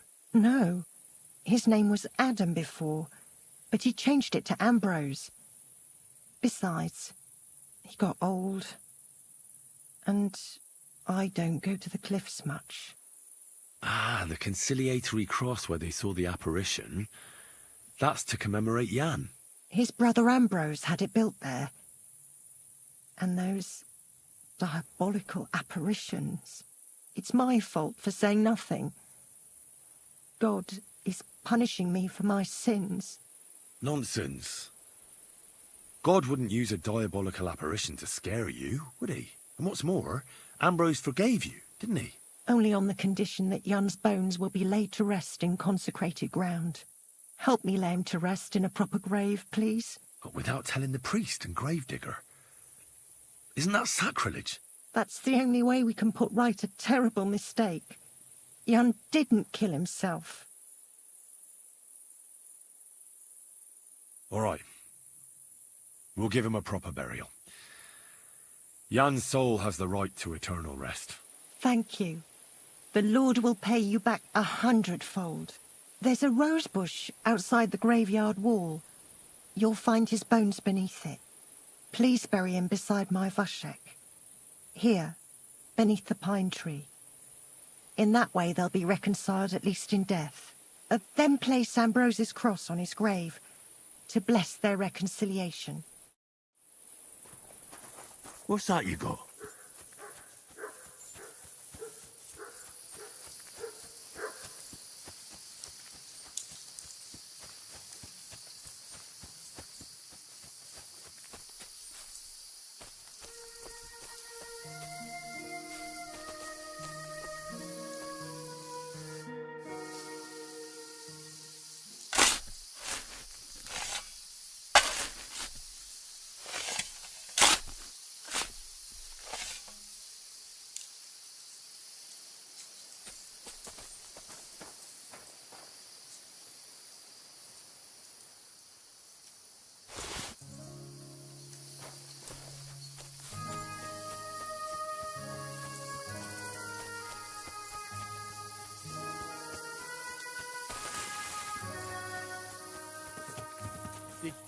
In a barn or what?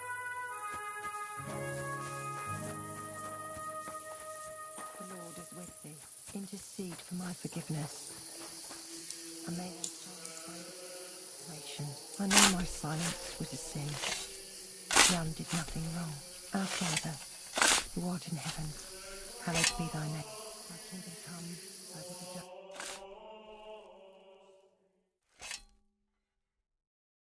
done. Your journey ends here, Jan. I don't know what you have on your conscience. But rest in peace.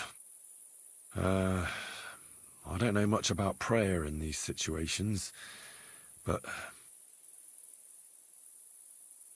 Our Father, there are many sinners in this world, but in the end, we all face your judgment for what we should have done, but lacked the courage to do. So forgive me this little sacrilege. You know better than anyone that it was the right thing to do. Thy will be done, on earth as it is in heaven, and deliver us from evil. Amen.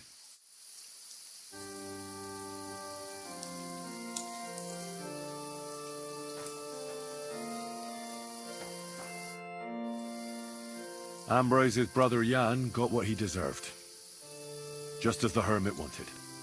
I saw that. May his soul find peace at last. And yours too, Margaret. 30 years. I thought about it every day.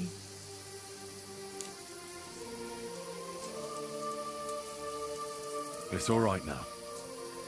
You did the right thing. Everything else is beyond the law of man. I'd like to reward you somehow. I expect you wouldn't want anyone to hear about all this, right? Well, if you... Will you keep it to yourself?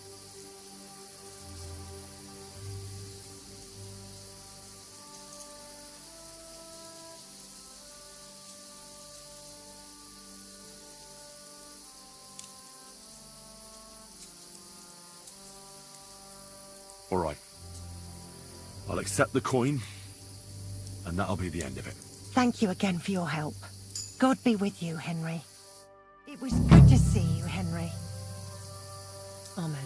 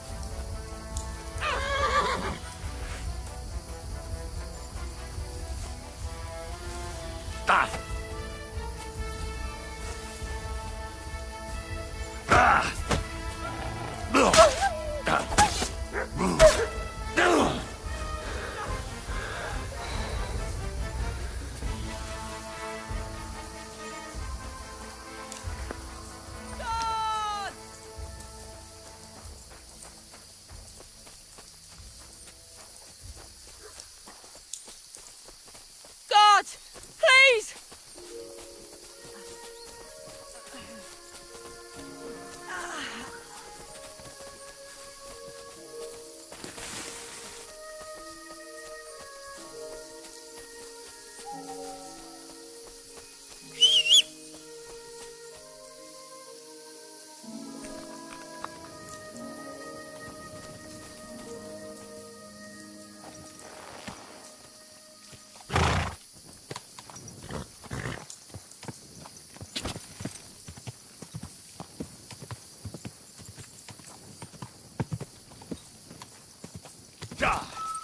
Whoa, whoa.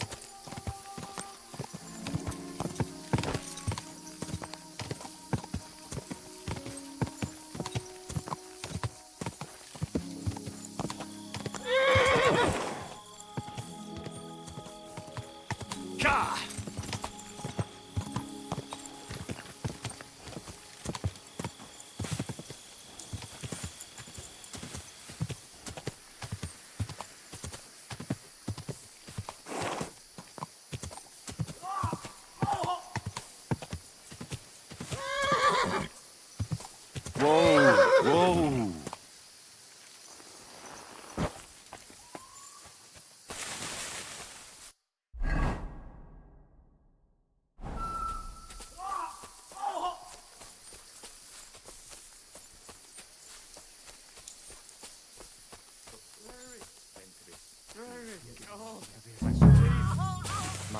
No! Hey, fella! Listen, we need help. Who are you? And who do you serve? We are Knights of the Cross with the Red Star. Good brothers in Christ. I'll explain everything, but there's no time now. We have to act fast. Our brother Glesgan is dying. The crazy fool shot him. Help us. Mother of God. Mary. Sancta Maria. Mary. Mater Dei. Please. Ora pro nobis. No. Peccatoribus. Nunc et in hora What are you mortis waiting nostrae. for? Help us! Salvaragi. He won't help Mater us. misericordiae. What's he doing here anyway? Procedo He's espes. bound to be in league with Conrad. At him! Quick! Don't let him get away! I'll get you!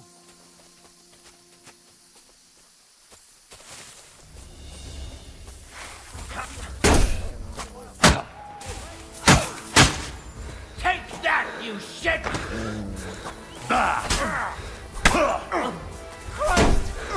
Shit!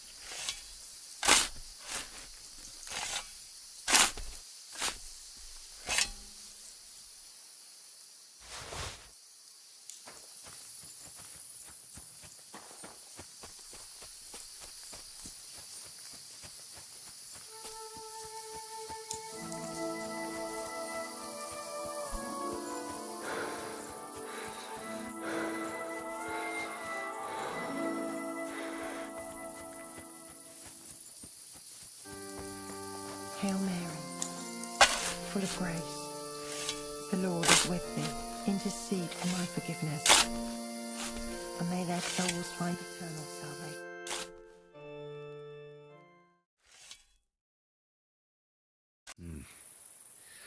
Your journey ends here, yeah. I don't know what you have in your conscience. But rest in peace.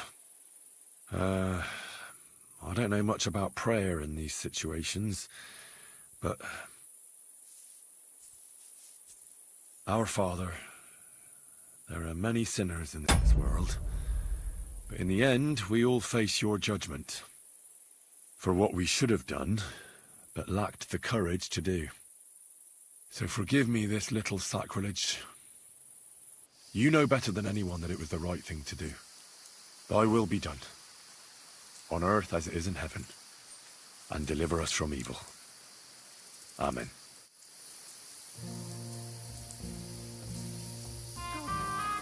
Grant poor Jan eternal salvation. Thank I understand. It's all, everything. All right. Thank God.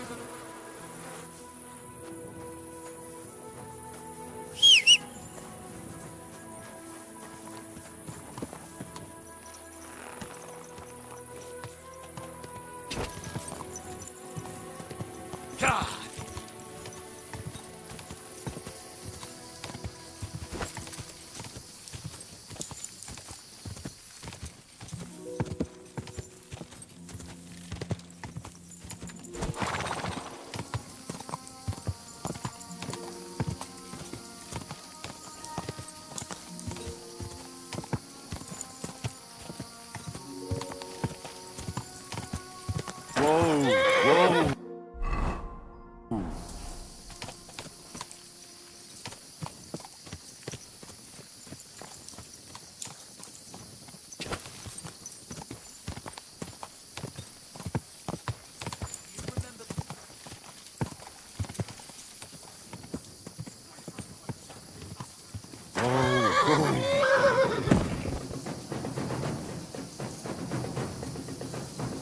I've been waiting for you. Let's see what you're made of, you bastard!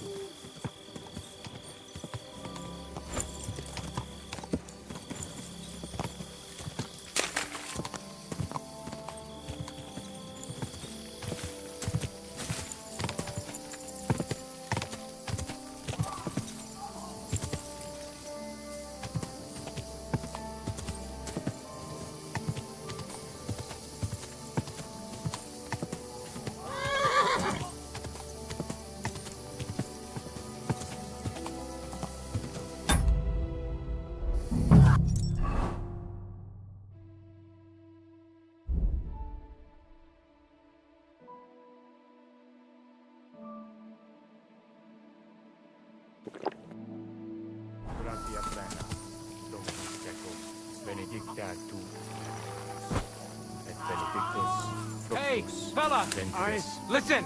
We need help! Who are you? And who do you serve? We are Knights of the Cross with the Red Star. Good brothers in Christ. I'll explain everything, but there's no time now. Mater We have to act misericordia. fast. Our brother Klesgen is dying. The crazy fool shot him. Help us. Jesus Christ. Keep still. All right. We'll have a quiet talk. What happened? If you're going to see the hermit, be warned. The man in the hut is just pretending to be the hermit. His name is Conrad, and he's a fraud and a murderer. The Inquisition paid him to murder our Grandmaster Zdeněk in Prague. Fortunately, God did not let him carry out the crime. But 2 of our brothers were killed by Conrad when they tried to detain him. And I see a third one will soon join them. He was just about to flee from here as well. We took him by surprise, but he had time to grab that damned crossbow and shoot Klesgen. By the Virgin Mary, help us. We have to catch him.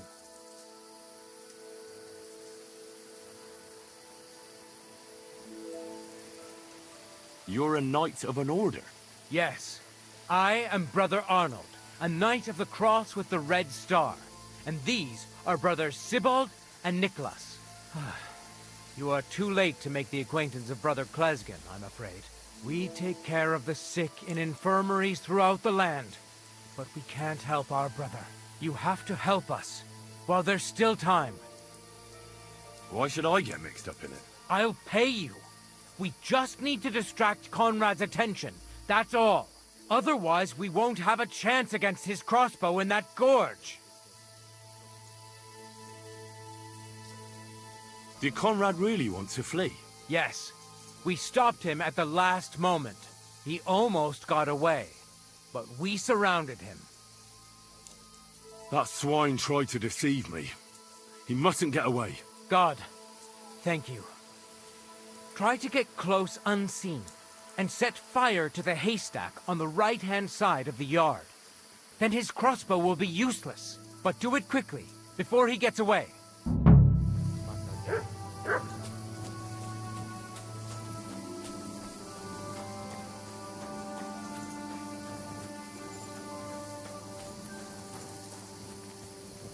Hey, stop right there. Halt, or I'll shoot. Wait, Conrad! It's me, Henry! Don't move a muscle, I mean it. I don't know what's going on here.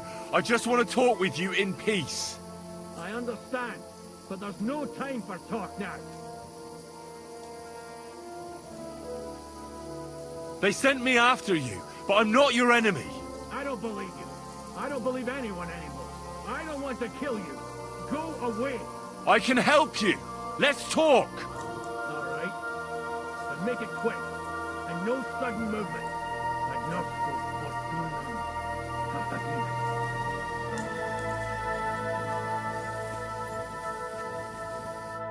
What do you want? You wanted to run off and break our agreement. And what is it you want to hear from me?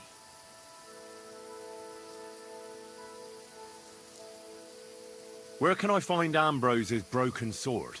It's not far. At the edge of the meadow up there are 2 entangled birch trees.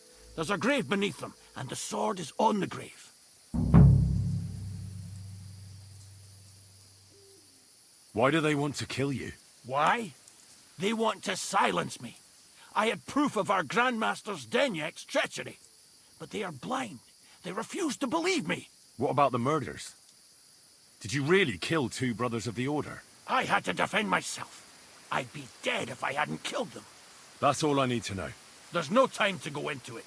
Sorry, young man. You got mixed up in a game of high stakes, and there's no way back. In that case, we'll play that game out together. Just let them come. Thank you, friend. Benedictio Domini sit tecum. Nothing is how you think, Arnold. They deceived you!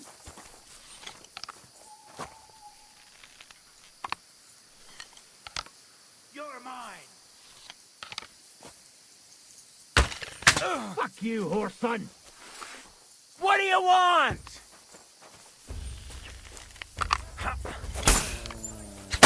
Watch out! Go! I'll be done with you in a flash. You got him! Oh! Oh!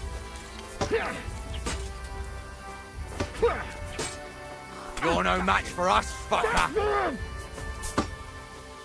Watch out! Go!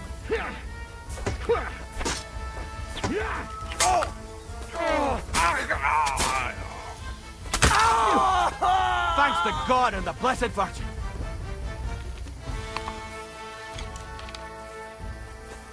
There's that lunatic! Come on then, let's sort this out.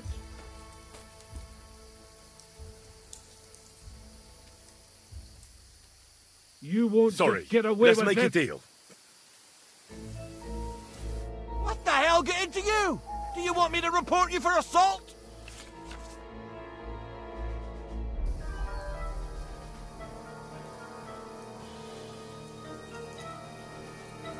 Wait now. Hang on a moment.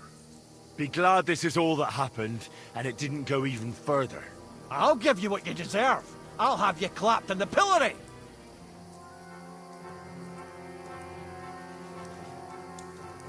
Now hold on. I'll pay you. There's no need to drag anyone else into this. And don't think that I won't count that money, you bastard.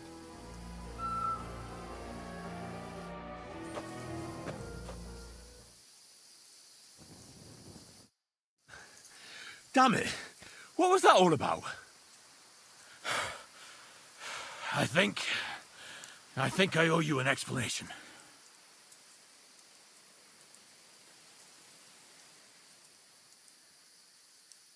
Yeah, you're right. Let's hear it then. And what is it you want to hear from me?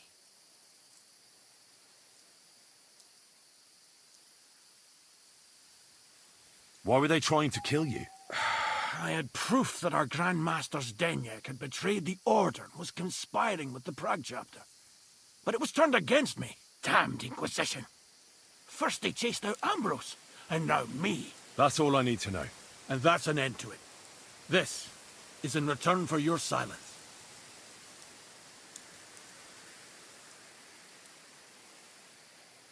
Thank you.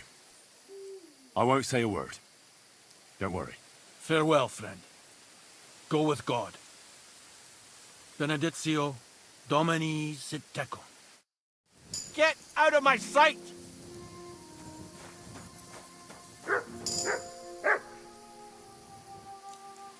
Get out of here!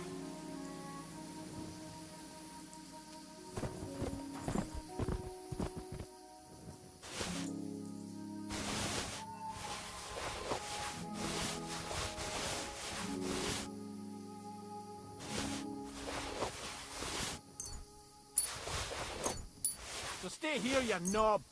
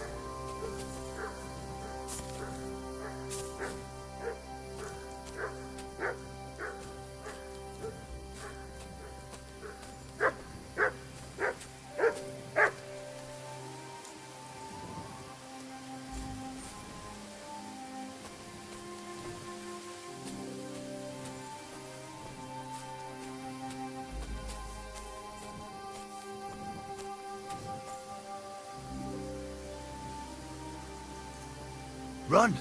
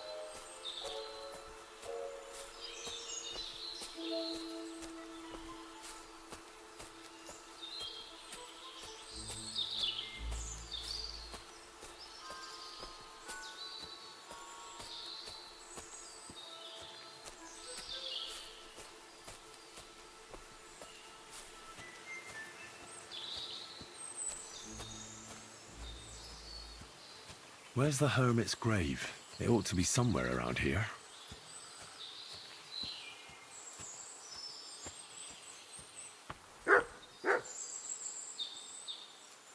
Now that's what I call steel.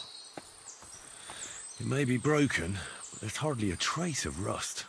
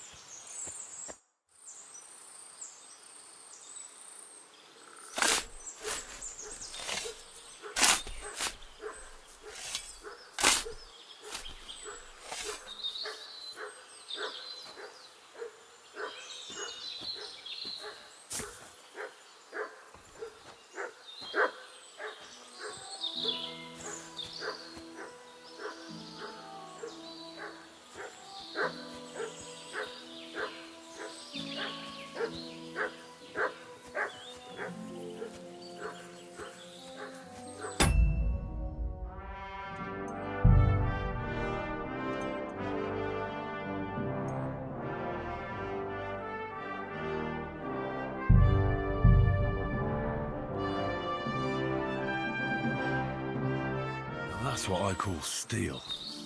It may be broken, but there's hardly a trace of rust.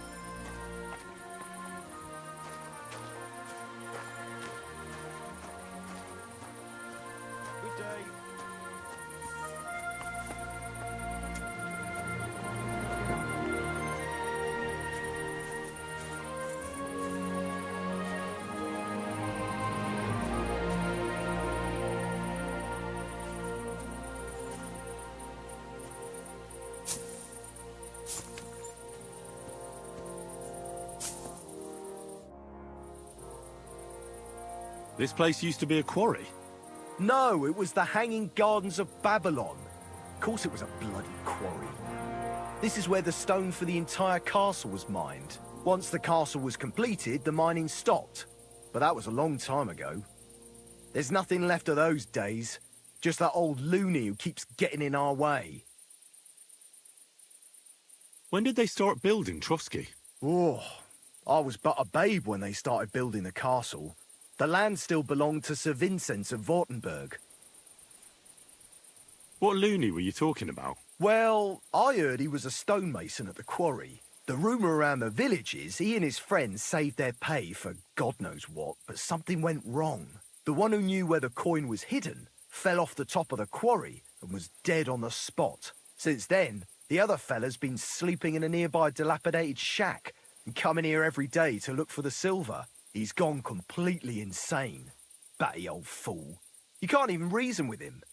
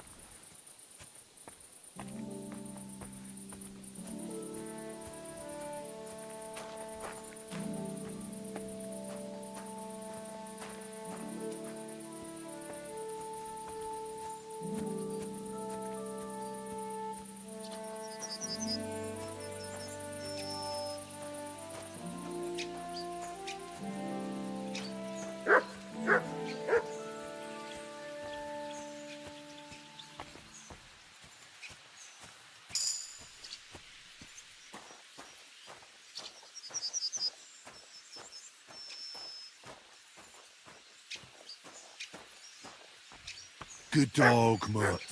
Show me.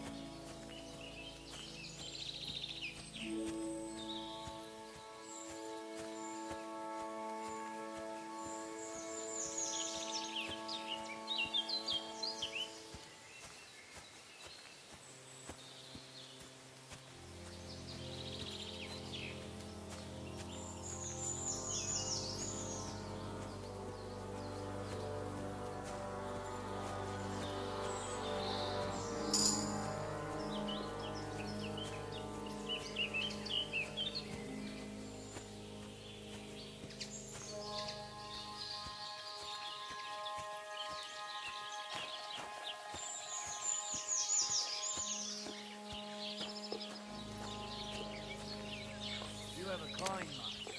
Eh, master?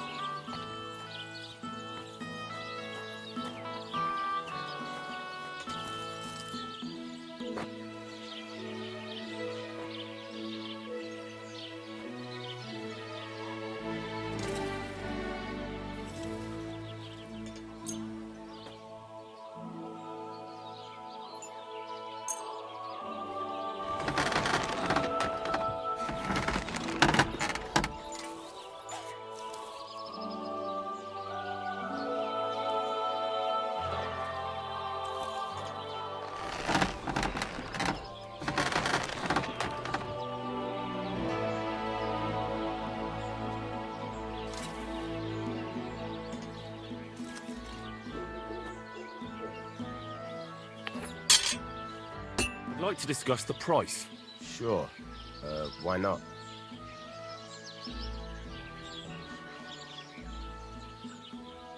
Do we have a deal? You really won't convince me like this.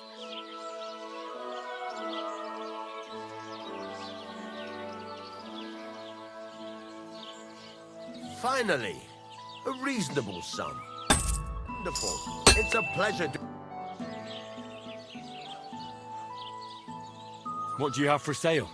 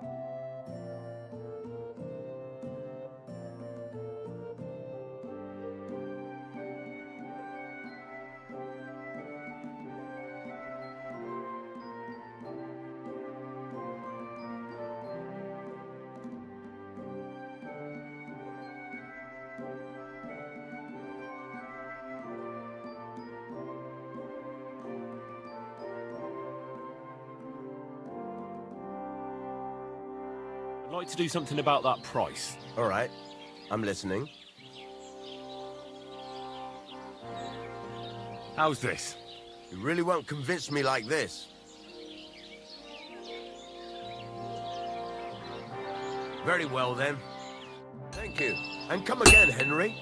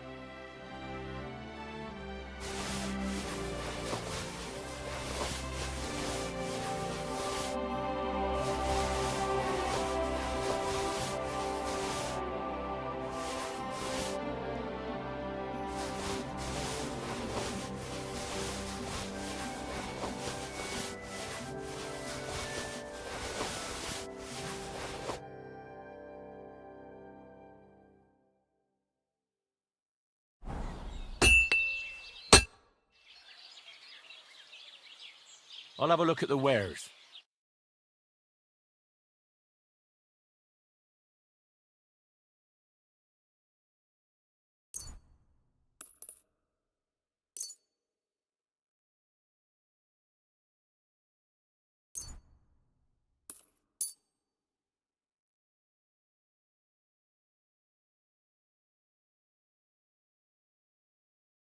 I'd like to do something about that price. All right.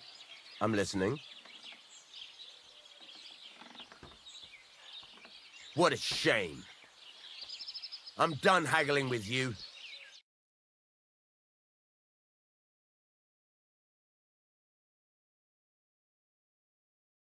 Pleasure doing business with you.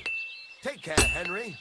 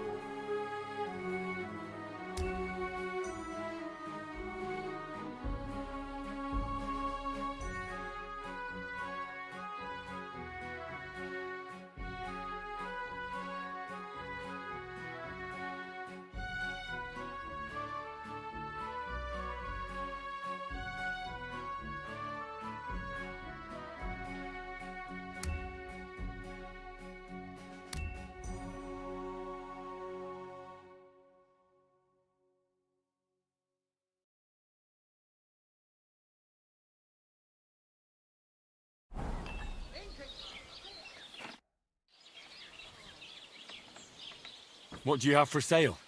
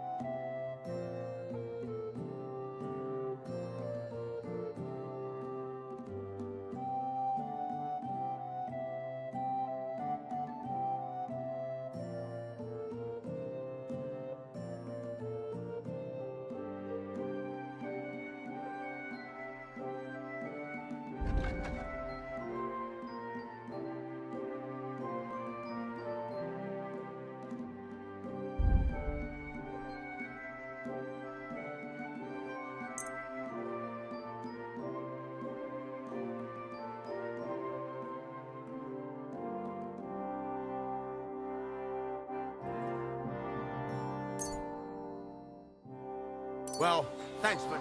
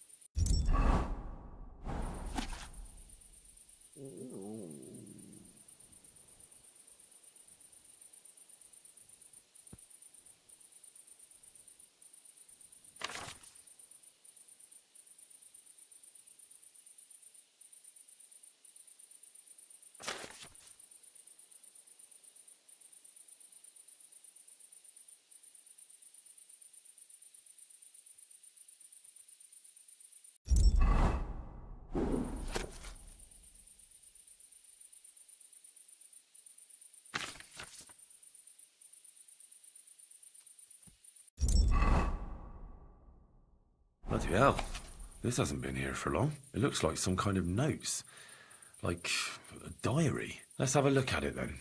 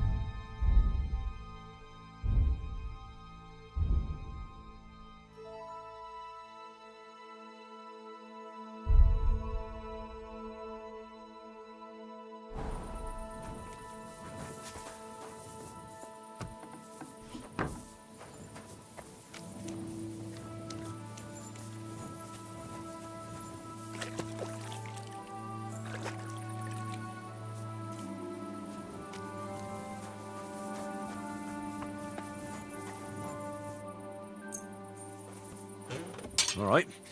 This is already sharp.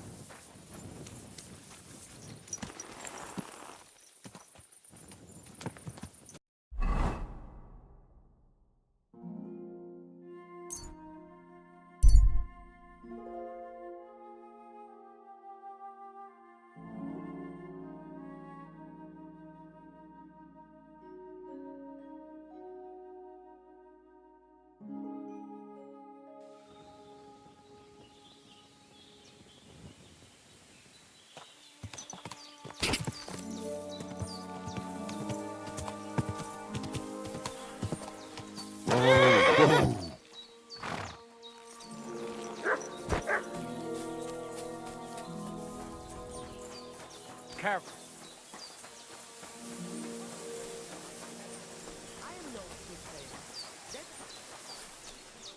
What do you need, my friend?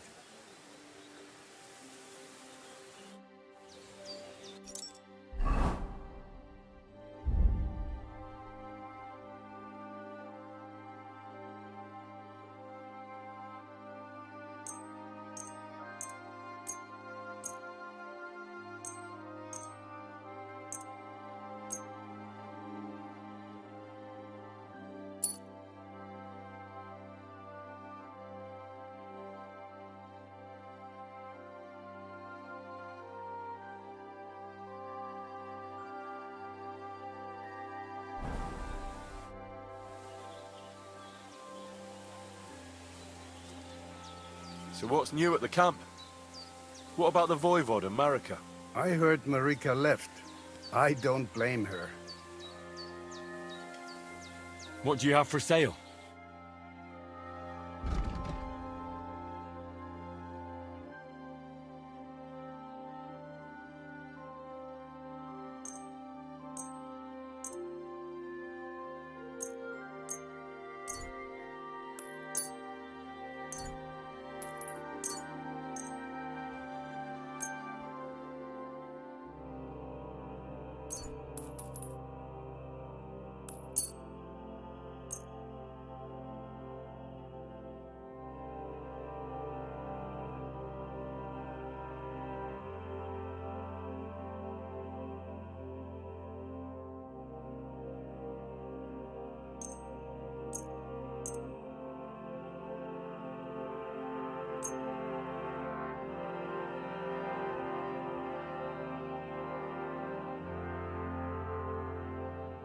I'd like to discuss the price.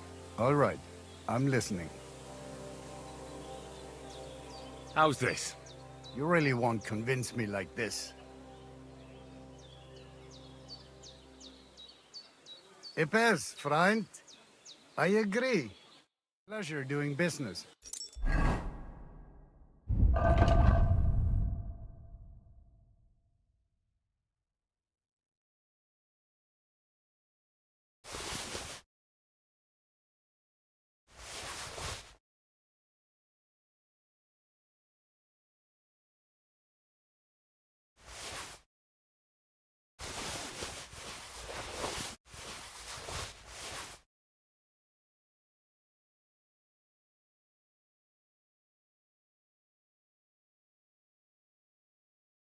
Take care.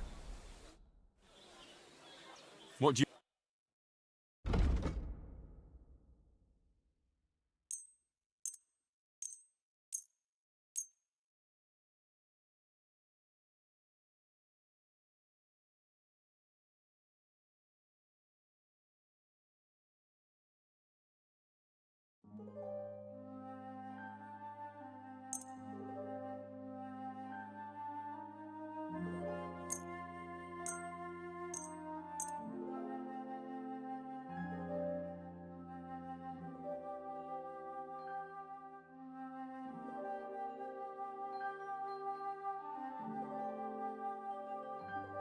I'd like to discuss the price.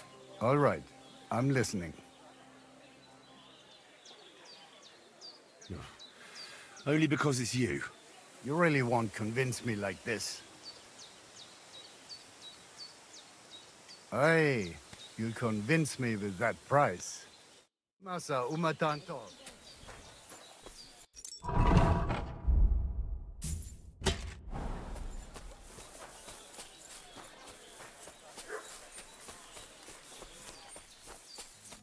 Greetings. What brings you here so early in the morning? I challenge you to a duel. Good. Come and join me in the arena.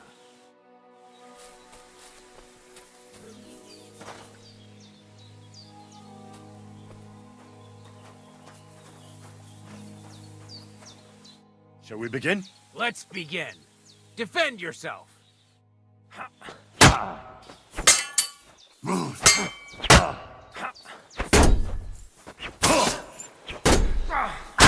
Fuck you! What do you want?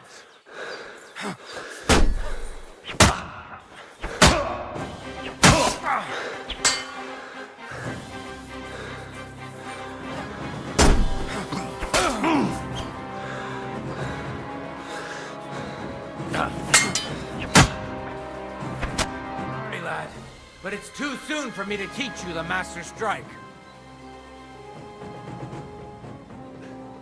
Let me try it again. Nonsense. If you can't defeat me fresh, come.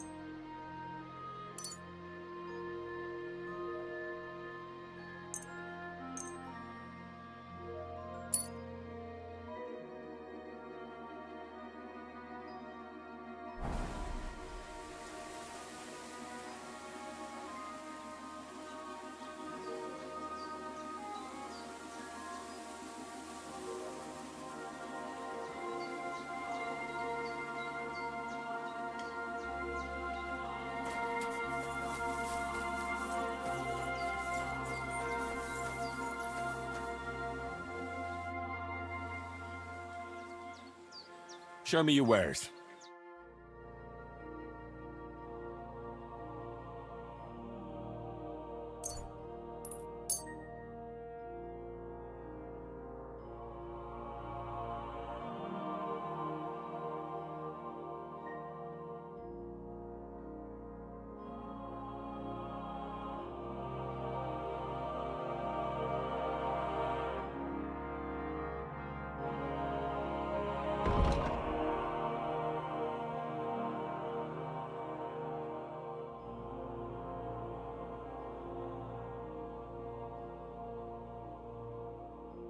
A word about the price. Cazzicaggio?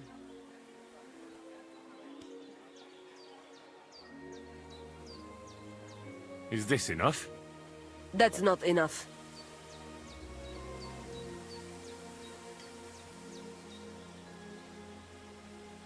Aye, that sum will convince me.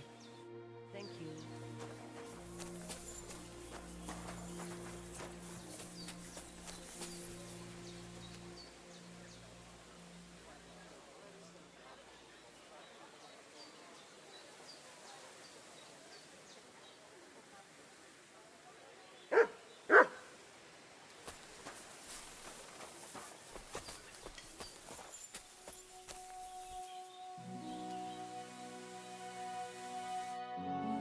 I challenge you to a duel. Good.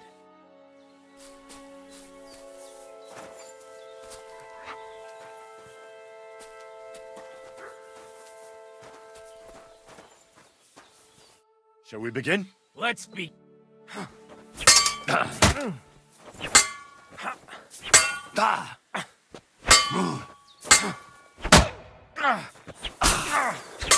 Show your stuff!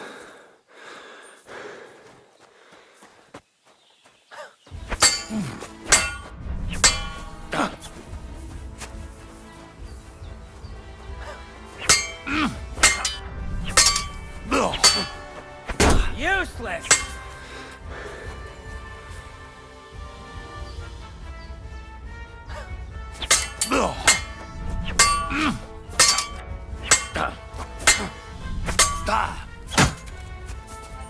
What do you want?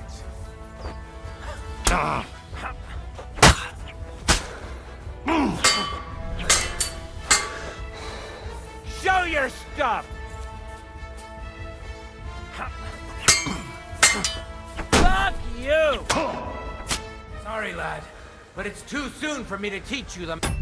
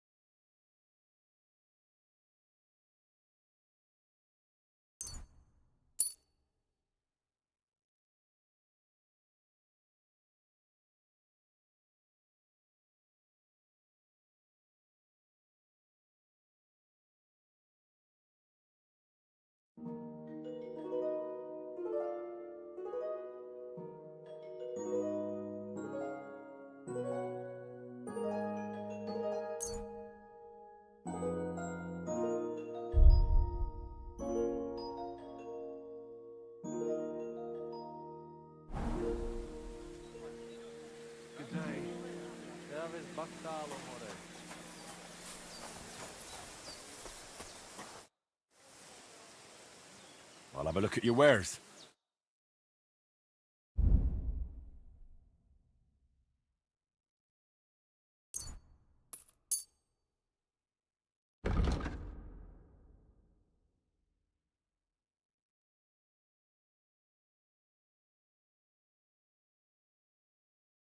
A word about the price.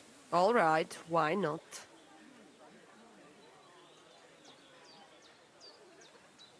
No, only because it's you. That's not enough.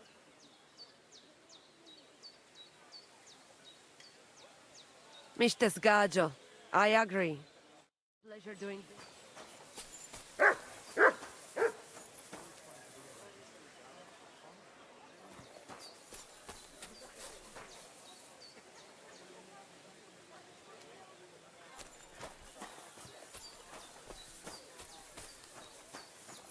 What will it be?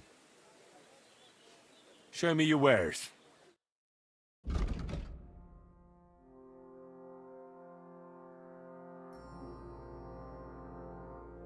Why are you wasting...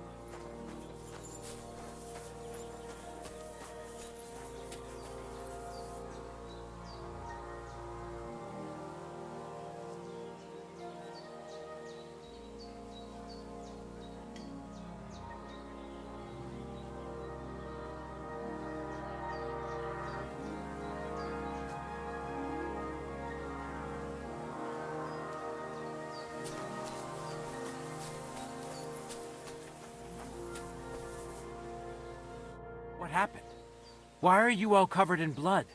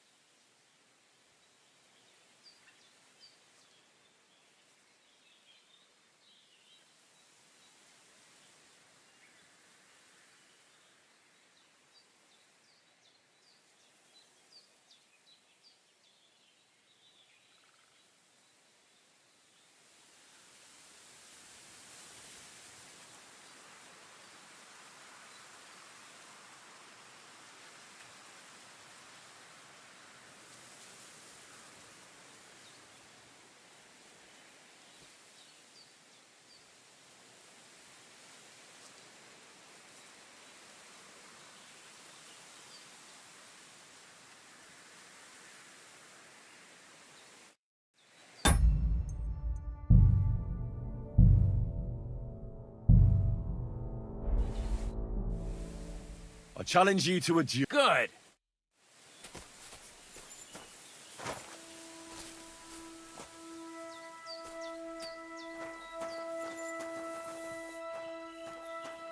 Shall we begin? Let's begin.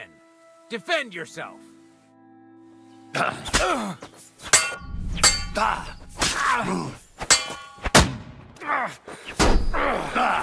Fuck you! You wanna try me?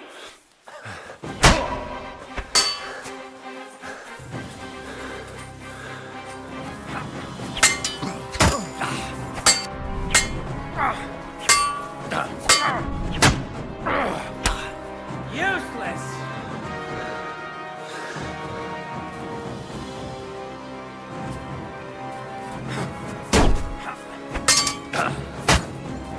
You won't get me!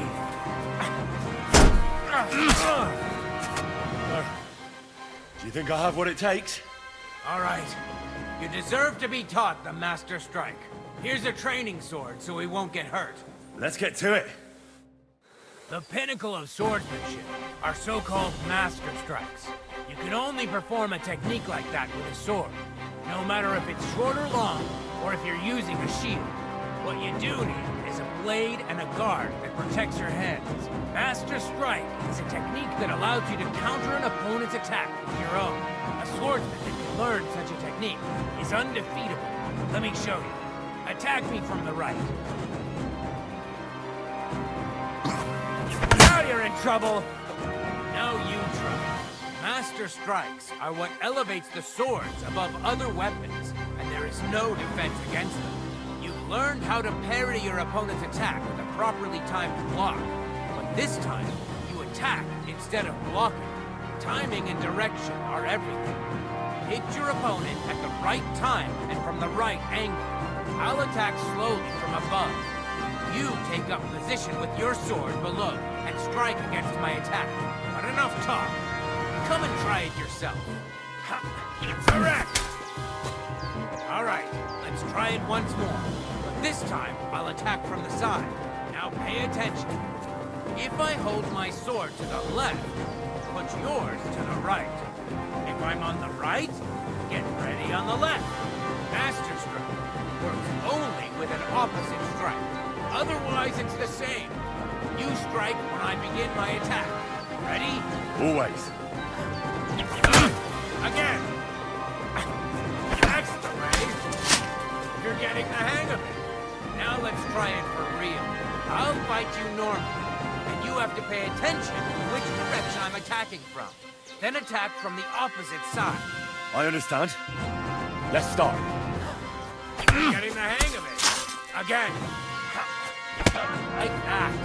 You were supposed to counterattack from the opposite side when I started attacking. Not like that. You were supposed to counterattack from the opposite side when I started attacking.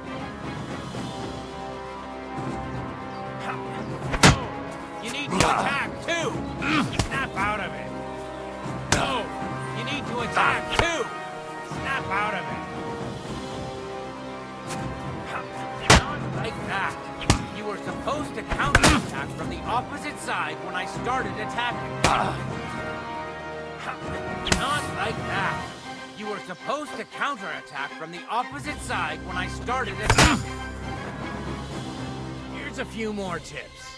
If your opponent knows how to perform a Master Strike, don't give them an opportunity to use it. Try not to attack from the opposite side. Now for the most important part. You can use a Master Strike to defend against an opponent's riposte. After a perfect block, your positions are always set. Your opponent knocks your sword to the left, then attacks with a riposte to the right. Until that point, you could only defend yourself with a perfect block. Now you can surprise your opponent with a Master Strike that he hasn't a hope of blocking. Understand?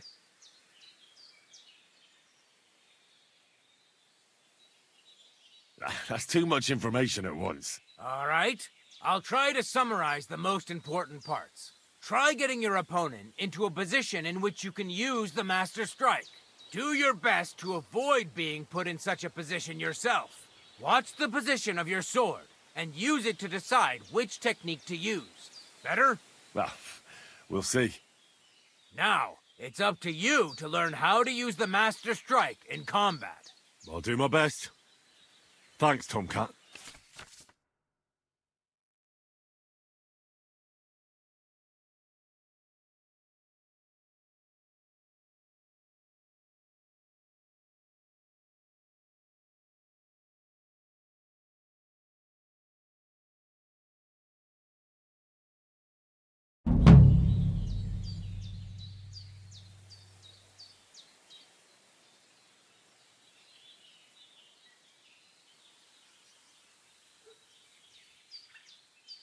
Why should I use the Master Strike? If all you do is defend, you're bound to fail sooner or later.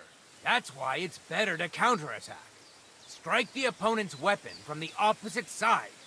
You'll block their weapon while hitting them at the same time. That's what the Master Strike is all about. Usually, you'll be aiming at your opponent's weak point. If you don't win the fight then and there, you'll surely at least injure and stun your opponent. If that's the case, don't stop.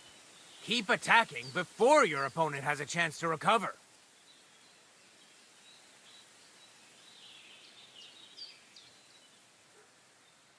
Why should I use a perfect block when I can do a Master Strike? That depends. Sometimes it's good to exchange a few blocks and counterattacks, then unexpectedly finish with a Master Strike. Your opponent can't use a Master Strike if you don't attack from the opposite side. Try changing the position of your blade. Attack unpredictably. If your opponent uses a perfect block and his riposte is headed towards your blade, attack instead of defending, and you might win the fight. What's better, the Master Strike or combos? Combos are purely offensive techniques. They're strings of attacks to put your opponent in a position you want. Then you can finish them off with a stronger technique. But even your combo can be interrupted by an opponent's Master Strike. When your combo doesn't work out, your opponent interrupts it with a block and attacks. It doesn't mean the fight's over. Just use a perfect block. Or you can even use a Master Strike. That's enough for me. Will you teach me another swordsmanship trick? Certainly. But you better not talk about it like that. I mean, between you and me you can. But the Grand Masters make a big show about calling it swordsmanship technique. I understand. So technique, eh? Aye, aye. These days, people put their faith into all kinds of shite. And as far as dueling is concerned, it's currently fashionable to give everything German names. German? Aye, it's all Mittelhau, Kurzhau, and who knows what else. Who can make heads or tails of it? I simply know how to fight, how to win, and don't give a rat's ass about German. Excellent. That sounds good. Let's get started. Certainly. Why not? I happen to have some time on my hands, and a good stretch would do me well.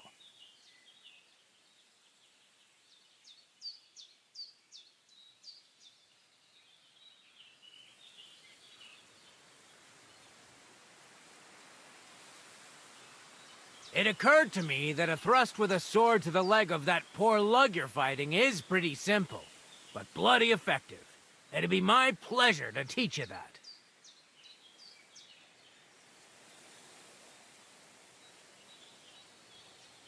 Can you show me how you pull off some of your feats of strength? I don't know. You mean you don't know how to hand out slaps? Or just how to follow one up? Well, I'm not a complete beginner. And I'm not as interested in slaps as I am in swordsmanship and wrestling. Ah, I see. Aye, I could help with that. I wouldn't want to beat a dead horse, after all. You know what I mean, right? I understand. I'll try not to disappoint you. And I'd be grateful if you'd make time for me, Master. Of course I'll show you what I know. But you can't be stingy, my friend. I understand. Don't worry. I'll pay you.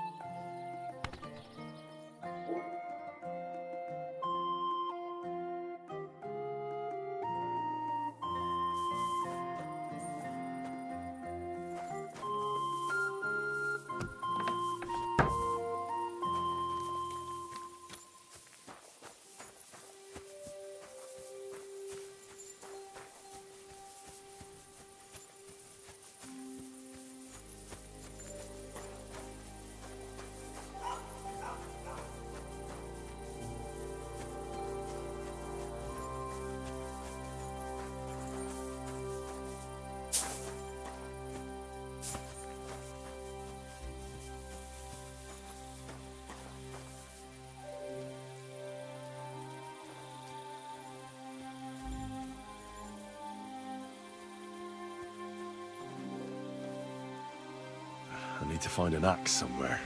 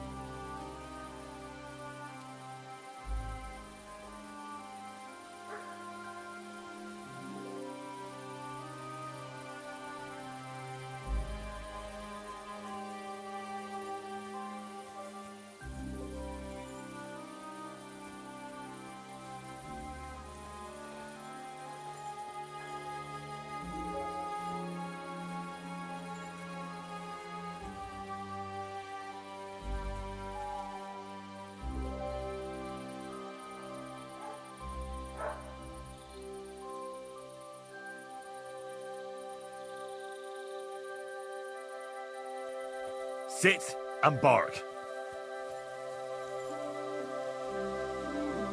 Hmm? Go sniff somewhere else.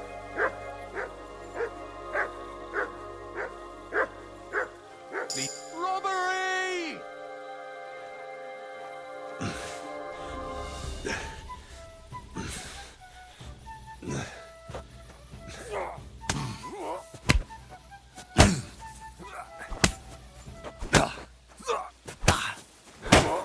I'll rip your arse open!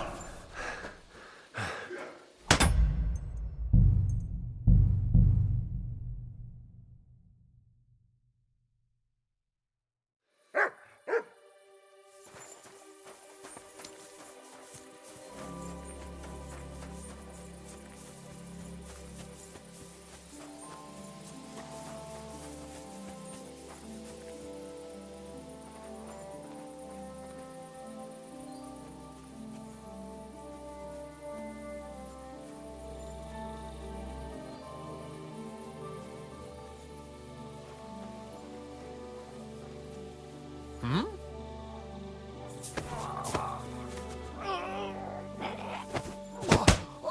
Oh!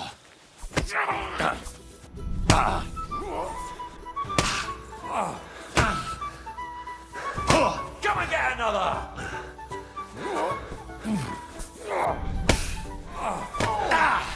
Christ! I'm hit! Hey, fuck that! I yield. Mercy. No!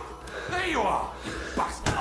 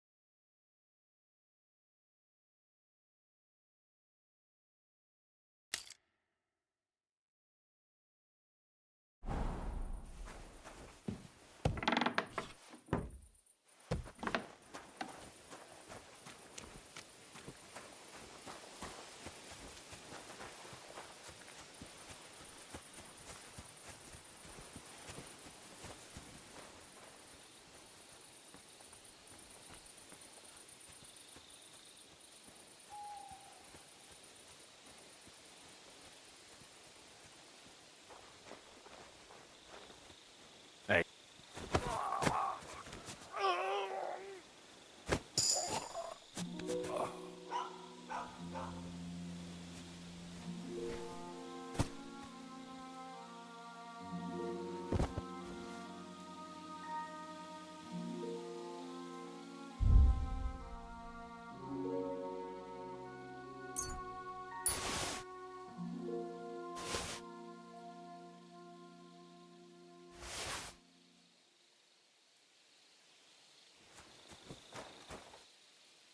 I need an axe.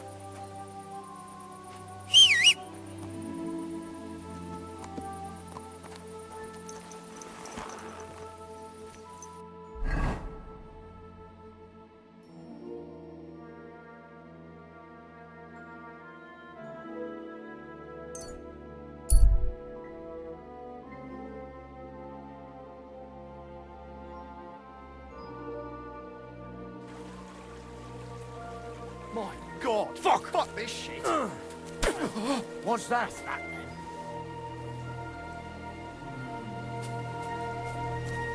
What? I'll get you! Ah!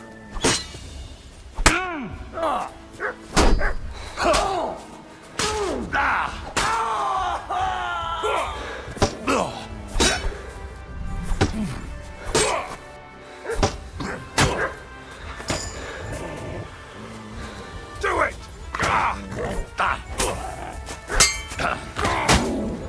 I'll punch your snout for that!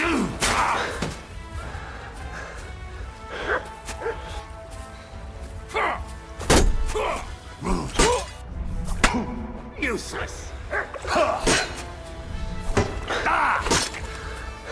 I've been waiting for you.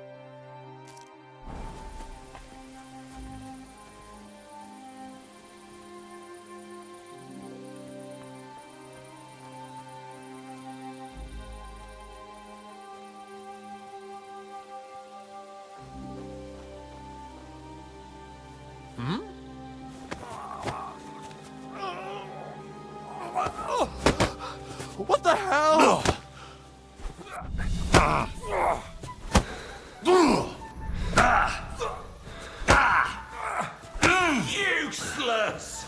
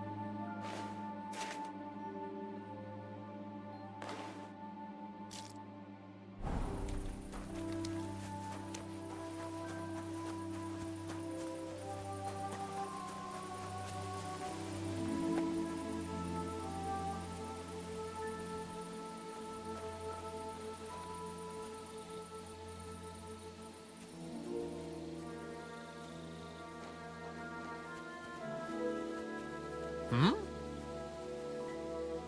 Why aren't you asleep? Lord be with you. How's it going? It's shit, to tell you the truth. How come? Because I have to guard this bloody maypole. I can't even get a good night's sleep because of it, and there's plenty of other work to do during the day. And then there's... Ah, never mind. Forget it. What did you want to say? Sometimes it's better to share your troubles. Two heads are better than one, after all. I mean, if you say so, it's about Manka. I'm sure you've noticed her. She's the prettiest lass around.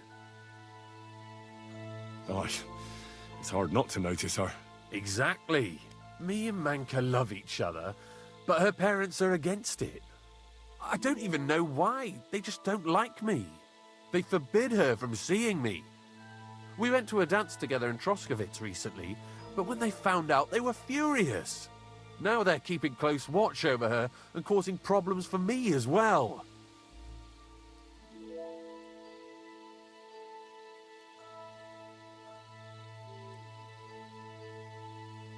Well, they can't be watching her all the time, can they? Just go out late at night sometime. Nobody will notice. We've done that a few times, but we can't now. There's no time for it. I've got to stand watch at night. I was drawn. This year, they want to keep the maypole up until harvest, and that's still far off. Listen, I've got an idea. How about I stand watch in your stead for one night? You and Manka can go somewhere in the meantime. Nobody will know. You do that for us? Of course. It's nothing. All right, we have a deal.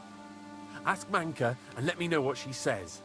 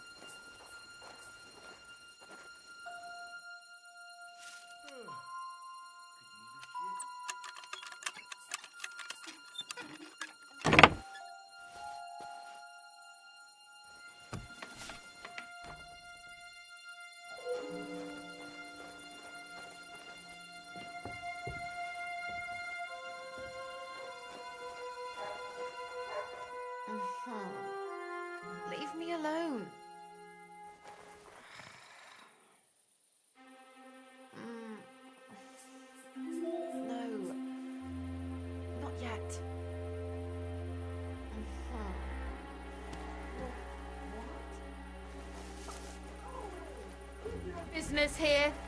Leave, or... Greetings to you. Henrik told me about you. That's great. And why are you telling me? He said you're having a hard time seeing each other because of your parents. So he came up with a plan. Aye, that's true. So what did you come up with? I'll take over guard duty for him, and you two can have some time to yourselves. Well, that sounds pretty good, actually. So how are we going to do it? Tonight, when everyone's asleep, you'll sneak out and wait for Henrik. I'll take over his watch, and you two, well, you can do whatever you want. All right, agreed.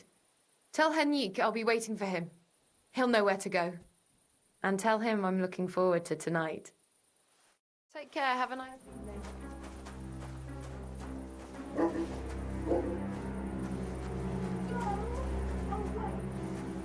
You can't just...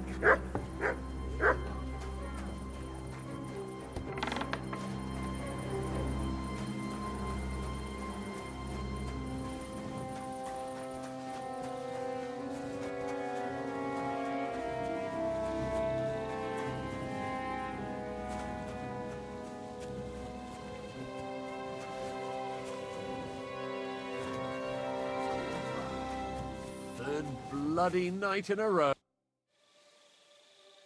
Good news. Manka agrees. She'll be waiting for you tonight. She says you'll know where. We'll meet by the maypole as soon as it gets dark, all right? Aye. It's a deal.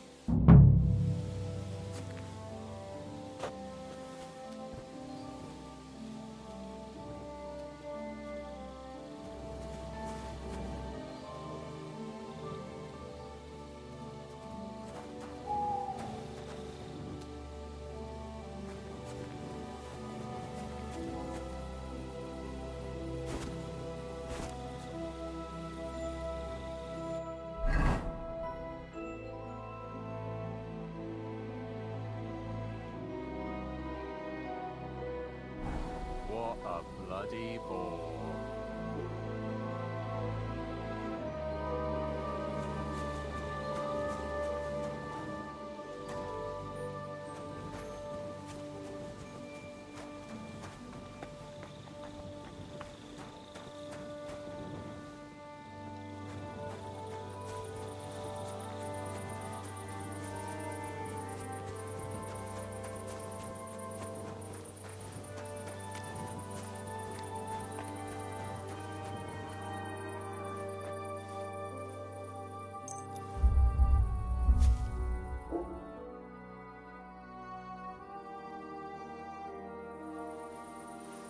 Good day to you.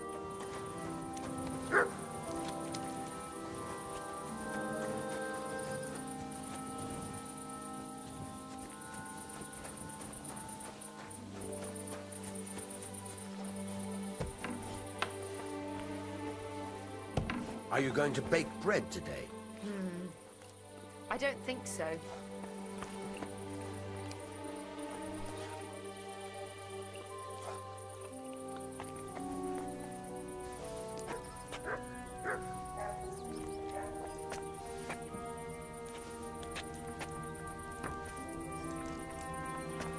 Greetings to you.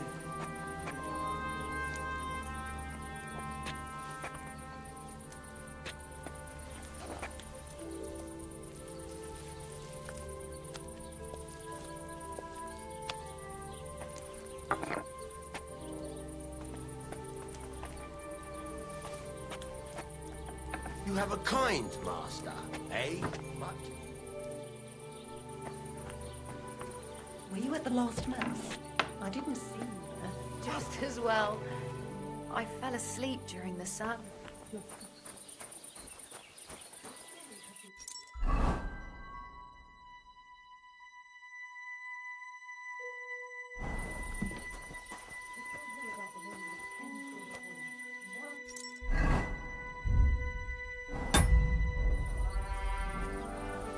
Maybe we could sneak some wine in next time.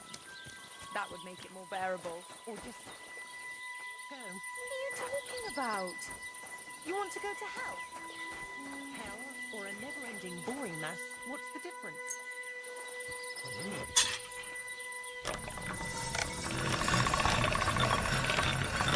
That's one sharp blade.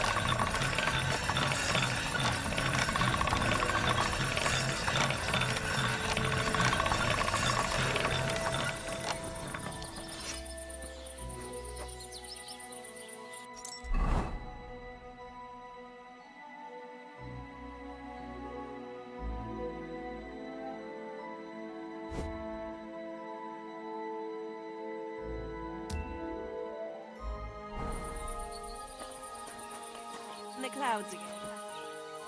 Because I love him. There's no one in the world as beautiful as him. That's blasphemy. You'll end up in hell. A love as pure as mine can't be a sin. It's a gift from God himself. What are you on about? It's just a painting on the wall. He always looks at me when I walk into the church. Nobody's ever looked at me like that before. That's just the way it's painted. You feel like he's looking at you, but it's nothing but paint on plaster. Nothing more. You're only saying that because you don't have anyone.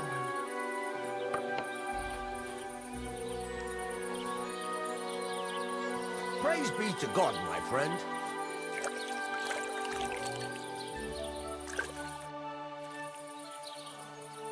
So I'm back, Master Blacksmith. Excellent. How did it go with the hermit? He's dead. What? Did you? No, not me. It just got a bit complicated. Anyway, it turns out old Ambrose really used to be a knight. And this really is Toledo steel. You were right, Blacksmith. God's nails. That's quite something. First class welded steel. Ambrose must have broken the sword himself, deliberately. It wouldn't have just happened in battle. That's exactly what we need. See now, youngster. My clever plan worked out nicely in the end. Right. Well, thank you very much for your, clever plan. You haven't disappointed me yet, lad. So I'm sure forging an exceptional sword won't be a problem for you either. Wait, I thought you wanted to do it yourself. I'm just your assistant, after all. Not at all. I trust you. One day you'll become a master. That is, unless you lose your head first.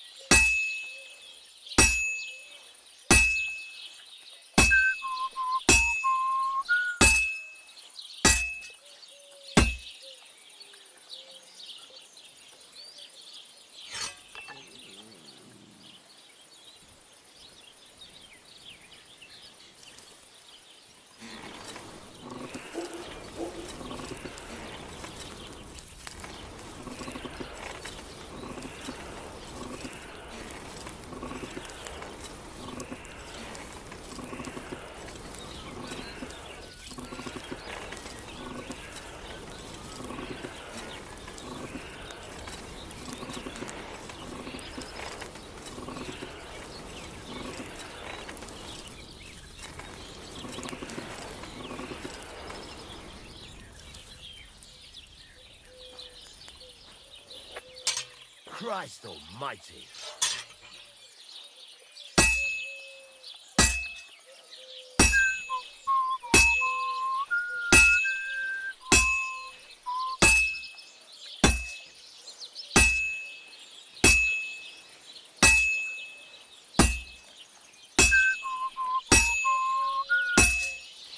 Just a bit more, and I'll be done.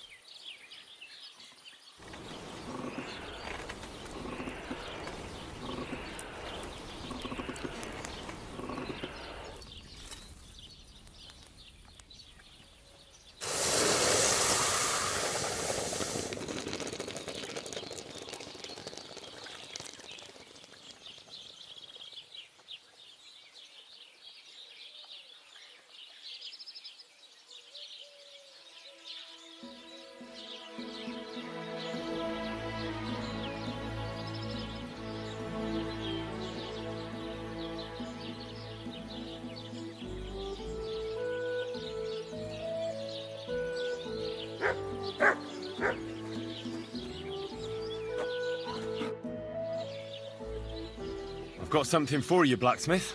God's nails, you weren't bullshitting. I'd say it looks pretty much like a sword, eh? Looks like. This is a damned fine piece of steel. Damned fine. Thanks. I was glad to help, but now there's something I need from you. I'll pay you, of course. And if you want to do some smithing, I won't throw you out of my forge either. No, you know full well what I need. I have to get to Samin's wedding. Why is it so important for you? It'll just be a lot of people stuffing their faces. You can find that anywhere. I have my reasons, and you don't need to know them. God's nails, lad. You're full of mysteries. But whatever, that's your business. I don't mind taking you to the wedding. Nothing to it. We can set off once you're ready.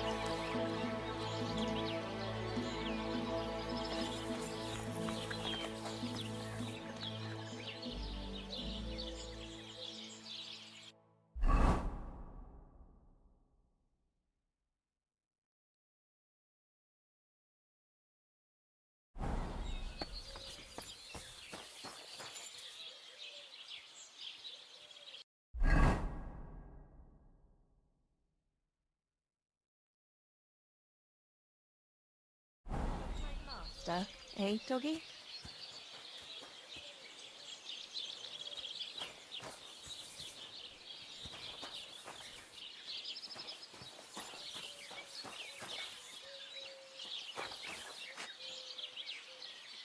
You silly mutt.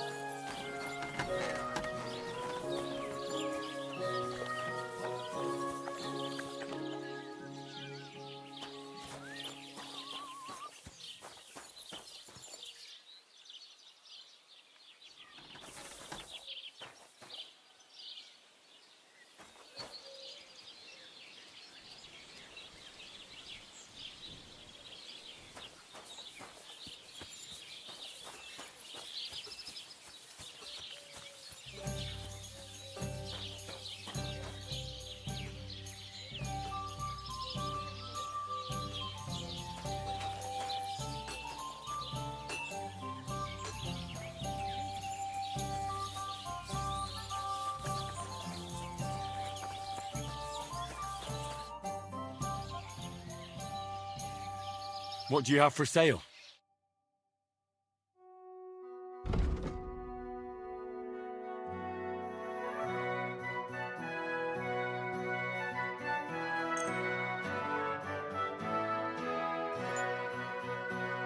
Well, thanks for nothing, Henry.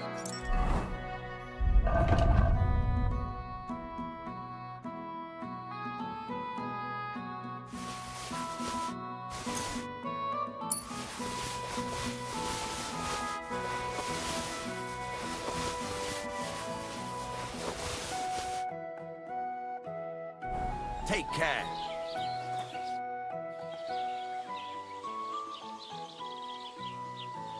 What do you have for sale?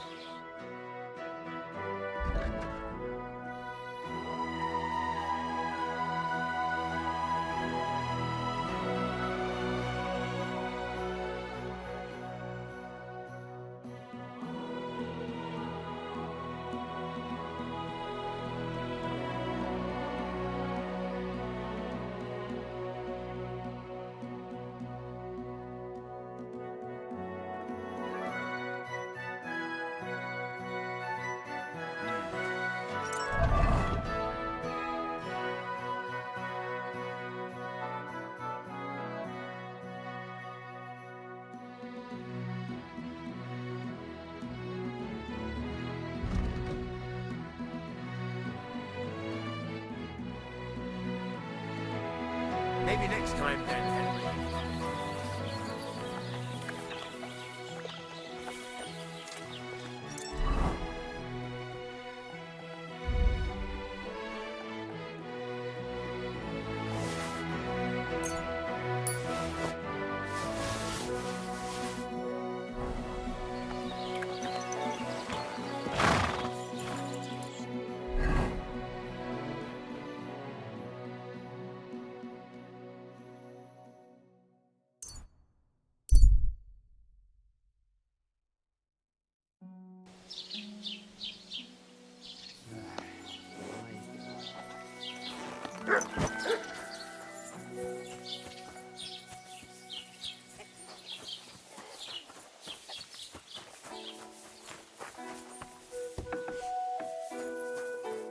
What can I do for you?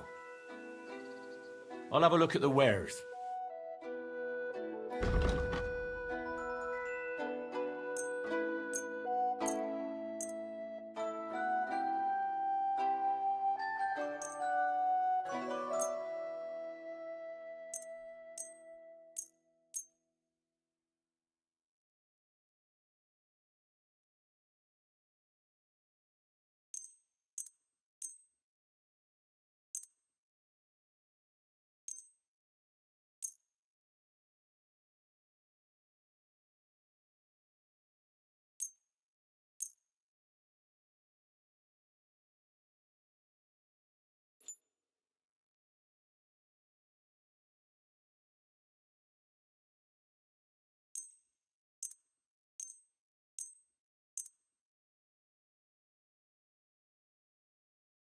Let's talk about the price.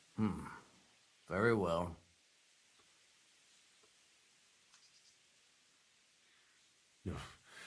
Only because it's you. That's still too much.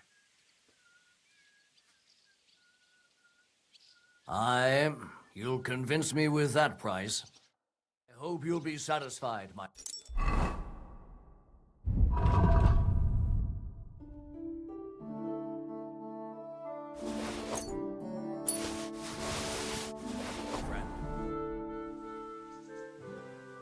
Show me your wares.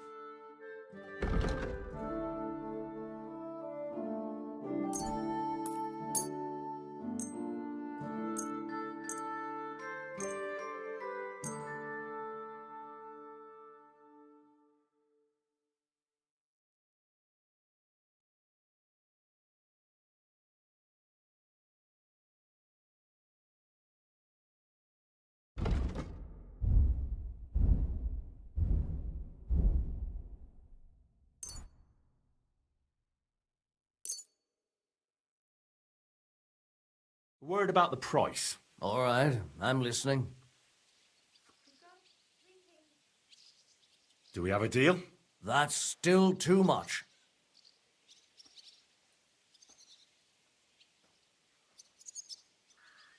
Finally, a reasonable sum. Thank you, and take care.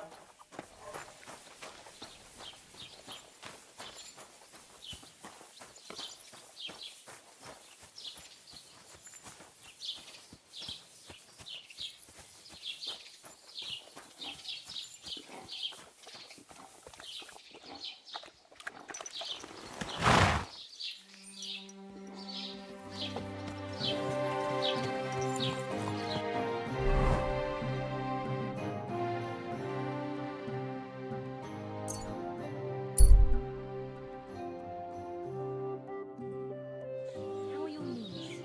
Feeling better? That ointment of yours is a gift from heaven. Now they only ache when there's a storm.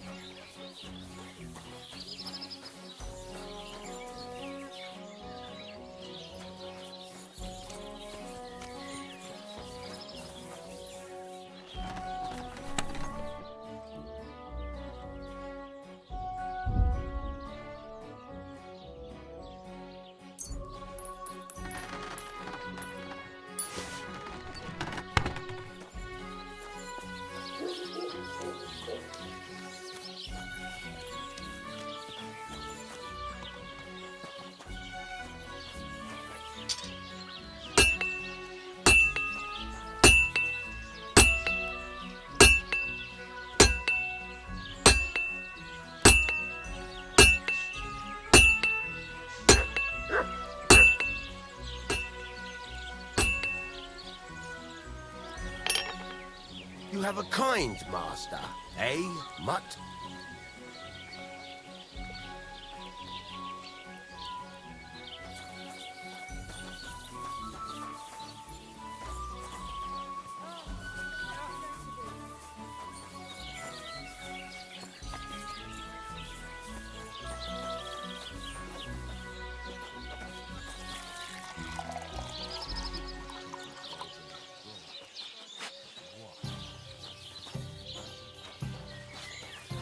What a day.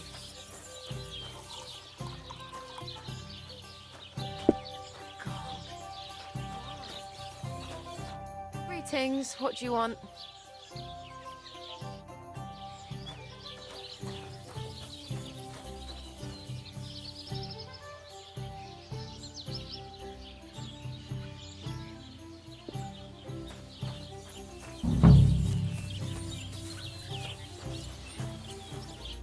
Lord be with you. Show me your wares.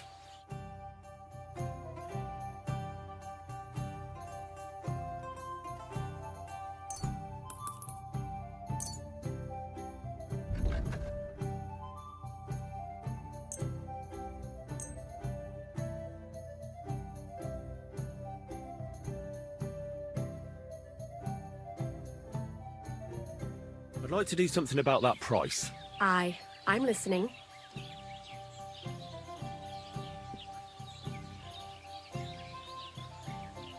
Do you accept?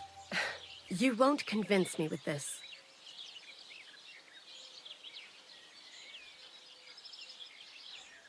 This is pointless. I'm done haggling.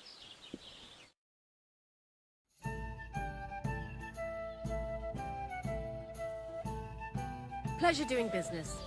You.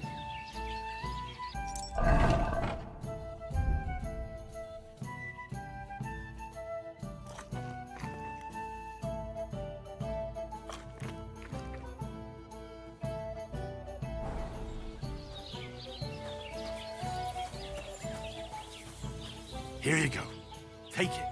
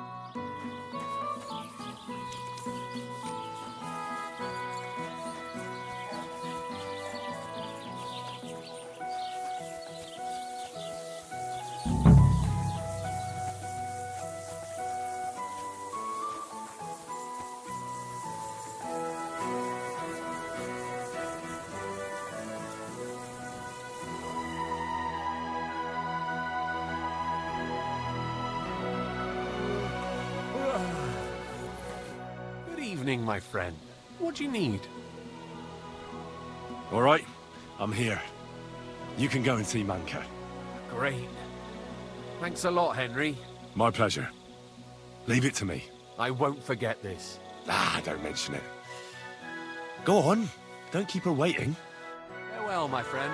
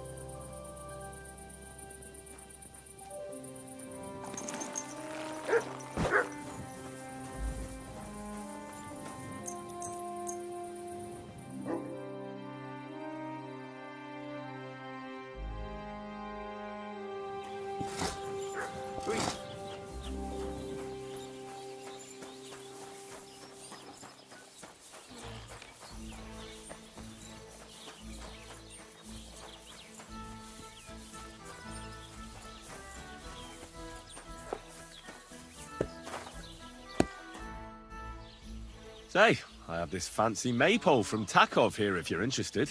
My God! They're going to slit the tooth! Nobody's got them this good in years! You're a champ, Henry! As soon as I saw you, I knew you had it in you. I promised you something, didn't I? And I'm a man of my word. I wouldn't expect anything less. Thanks. Happy to help. What do you say we pull one more trick, eh? I'd make it worth your while, of course. All right. Why not? Great. Now listen up. Let's really ruin their day, shall we? I'm all ears. Them Takovites grazed their sheep near the pasture they took from us, and you're going to scatter their sheep into the woods. What do you say? They'll have to herd them all back. I reckon they'll be proper pissed off. All right. I'm sure they won't be happy about that. That they won't. But that's not all. Project's beloved son is in charge of the thief now. You'll make him look like a complete moron. Project's son? Aye. Project is in charge there. He gives me the most grief. And they all care about his opinion. If it wasn't for him, this whole bastard thing would have been sorted a long time ago. On top of that, he thinks his son is gifted, and that he'll be a bailiff somewhere one day. Nothing will piss him off more than seeing his son be the village idiot.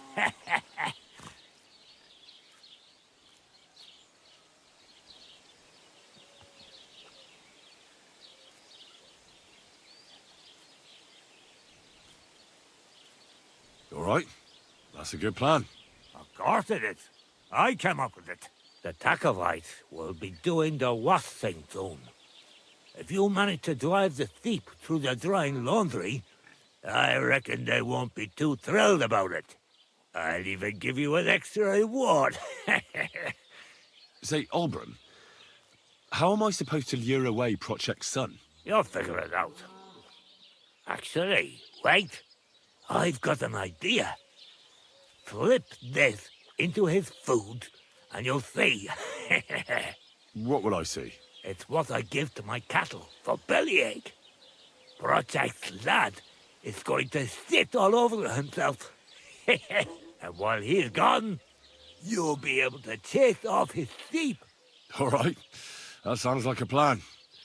I'm on it. Great. But same as before, all right? Don't go killing anyone, and don't get caught.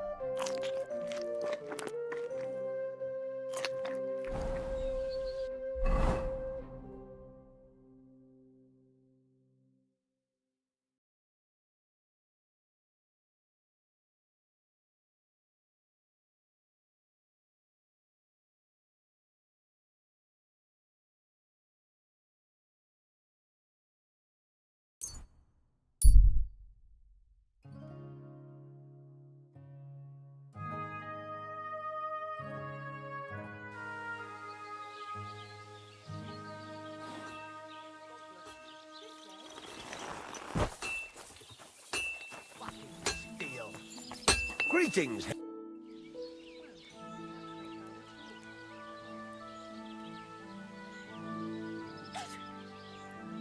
Can we go to Ceann-feadhna now? Well, something's still missing. This still isn't good enough. Henry, this is a once-in-a-lifetime affair. So make the most of it. Wear your best clothes. And if you don't have any, go and see Taylor Bartoszek in Troshkovitz.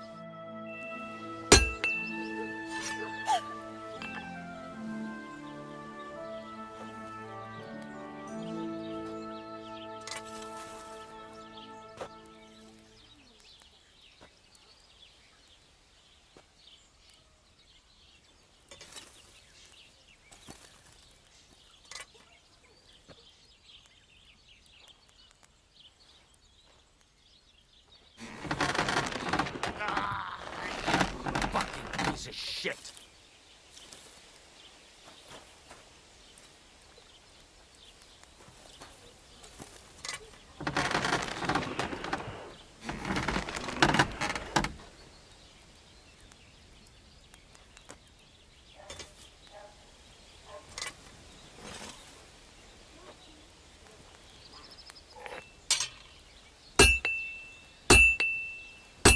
Where are pliers?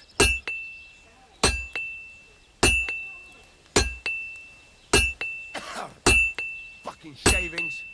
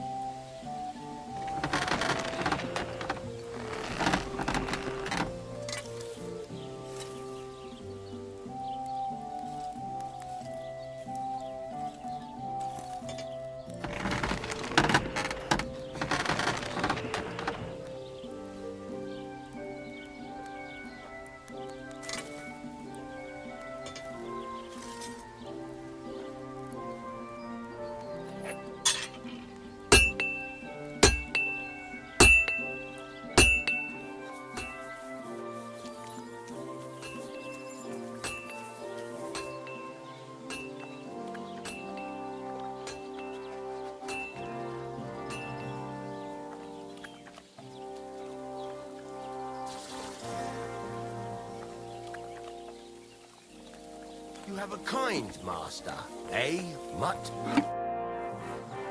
Can we go to Semin now? God's nails. I told you, that's not good enough. This still isn't good enough. Henry, this is a once-in-a-lifetime affair. So make the most of it. Wear your best clothes. And if you don't have any, go and see Taylor Bartoszek in Troshkovitz.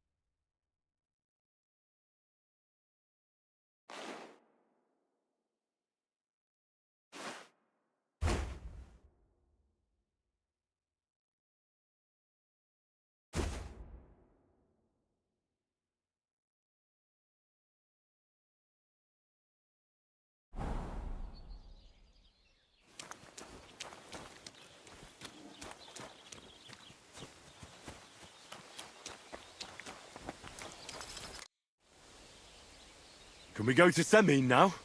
Wasn't too hard, was it? You're looking quite spruce, in fact. I don't have to worry about you showing me up anymore. Good to hear. Should we go? Hold your horses for a while, Henry. I need to wash and change too, and then we can go.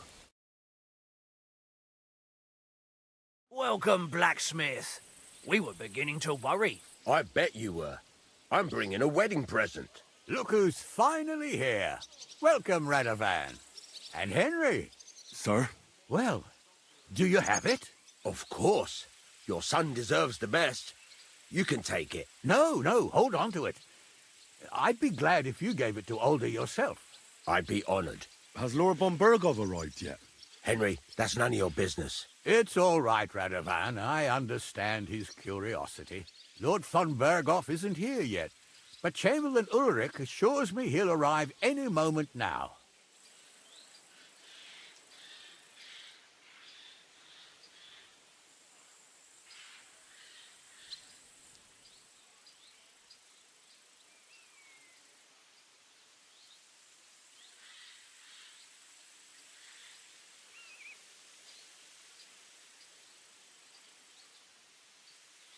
Sir, could I ask you to introduce me to Lord von Bergov? God's nails. I'm sure his lordship will have nothing better to do than talking to my apprentice. We'll see, Henry. Now, unfortunately, I have other things to attend to. What are those beggars still doing by the gate? I thought I made it clear I wanted them gone, didn't I? I drove them off, but they came back. They just won't take no for an answer. At least close the gate for now so the guests don't see them. They must be gone before Sir Otto arrives. Do you understand? Oh dear, you seem rather worried. Would it have to do with your guest of honor? I'm afraid of it ending up in disgrace. I wouldn't want Sir Otto to take offence and leave before he gives Older his blessing.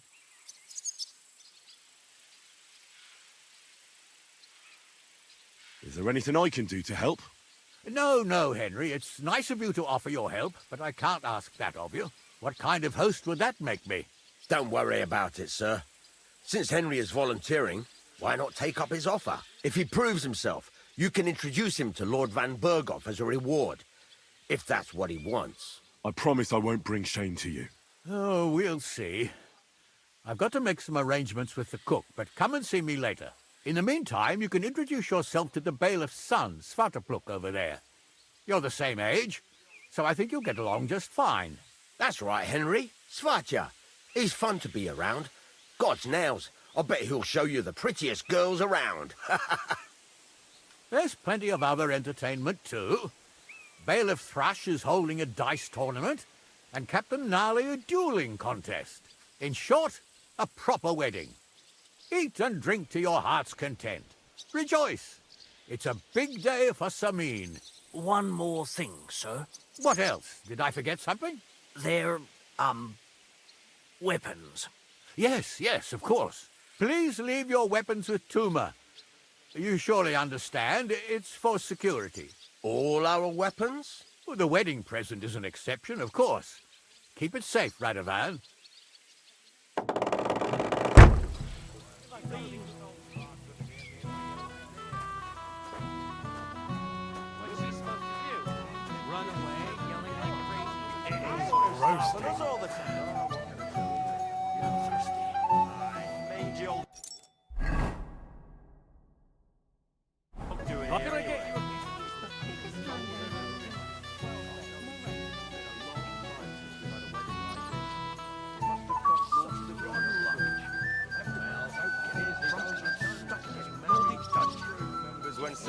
Can I get you a piece of...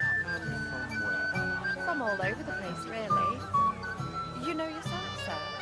As an educated and powerful man, you must travel a lot too. Oh yes, I understand you very well. I have indeed travelled the world. The German states, the Kingdom of France. Those were the days.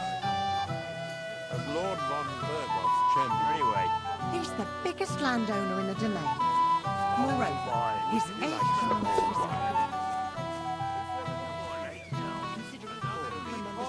great realm.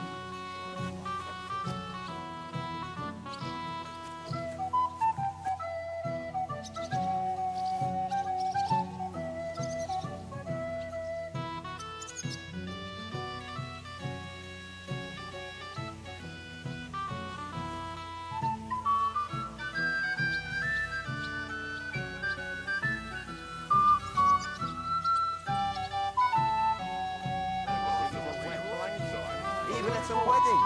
How should I?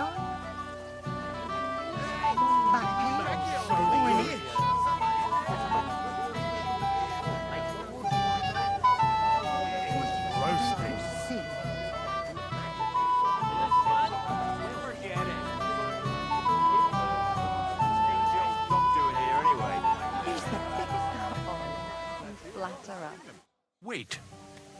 Tell me, haven't we met before? You look familiar. I feel like I've seen you before. Didn't you serve at Trotsky?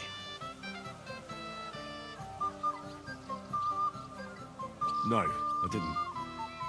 Me and my master were to deliver a message there. Is that so? I've no recollection of you or your master, but little wonder. Lord von Berghoff receives countless messengers. But you wouldn't even let us... I said I don't remember. Master Chamberlain, where's Lord von Berghoff? Why isn't he here yet? What's it to you? Lord von Berghoff will arrive when the time's right. I am first to drink that Bohemian swill. Say, Ian, I'll know that Ming and this puts these. You there? A word, if you will. What is it? I'll tell you, but come closer. Young man, would you dance with my daughter? No one has asked her for a dance yet, and Dubravka is sad about it, even though she's such a pretty girl. Why isn't anyone dancing with her? She's so shy.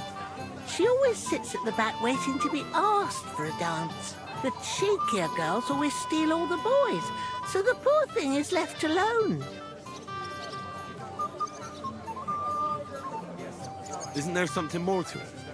Everyone with 2 legs dances at a wedding. And young girls are always in demand. So there must be something else. Or am I wrong? All right, I'll tell you. My girl's just clumsy. She dances like she has 2 left legs, and she kicks and tramples every partner's feet.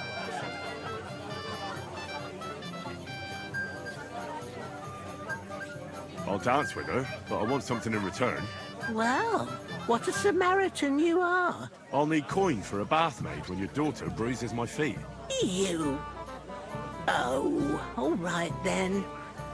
What I wouldn't do for my darling girl. When you've danced with her, come back and I'll give you something. And where can I find her? She's sitting there by the fire, the one with the wreath and the purple dress.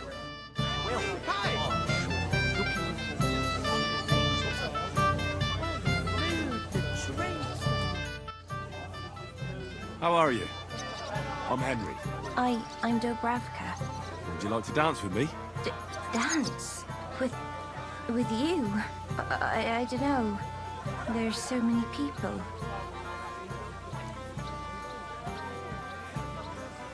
Don't worry about the people. You won't notice them once we start dancing. You'll see. Well, all right.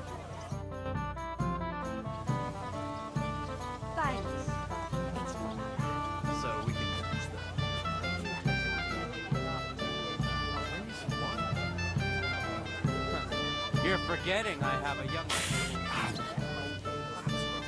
I really... How much longer? Are you glad Agnes is married? Something sweet. Anything you want. How much longer? If I find out more... Golden goose. The bottom foot was mine. Someone over here. Or if you ever want to give him a proper... How much longer? Platter of roast. What's Wojtek even saying to her? Something sweet. Anything you want. Yes.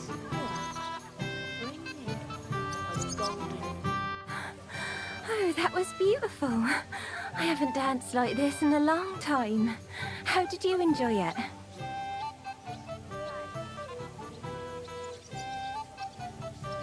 You dance like a fairy, Dubravka. Truly? No one's ever told me that. I find that hard to believe. I'm serious. You're the first. Thank you. Well, I think I'll be going now. But maybe we'll meet again.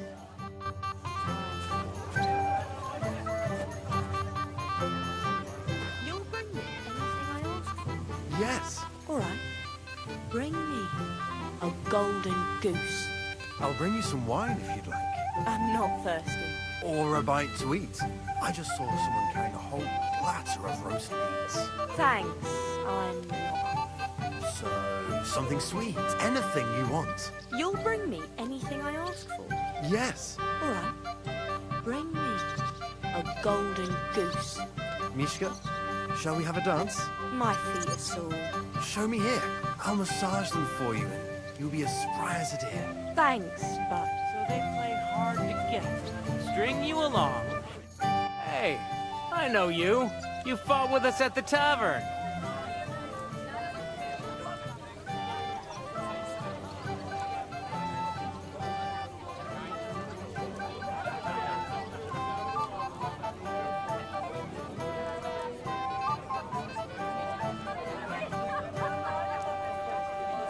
Right. That was some brawl. Right you are. You fought bravely. Both you and that friend of yours. You were outnumbered, but you still gave us a run for our money.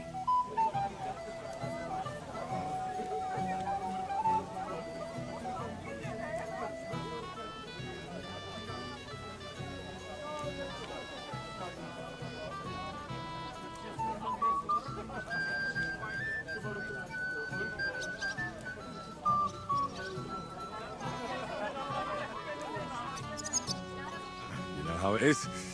It's not the first brawl I've been in. I could tell. Anyway, as far as you and I are concerned, let's let bygones be bygones. All good? It's all good. See? I'm no idiot. I just can't stand stuck-up fellas. And you're not one of them, are you? I hope not. I know you're not. You're a good lad, I can tell. What do they call you? Henry. I'm ceann-feadhna. The pretty girl getting married today is my sister. So I've heard. This is Vitek. The son of the biggest drunkard around. Be glad you didn't have the honor. Fortunately, my father's not here to embarrass me again. I've heard about him. I'm sure you did. Quiet, you two. Sakura. Now I don't know what he said to her. Christ. Look at her face. Whose? Look over there. That pretty girl and the sad sack trying to impress her. That's our friend, Wojtek.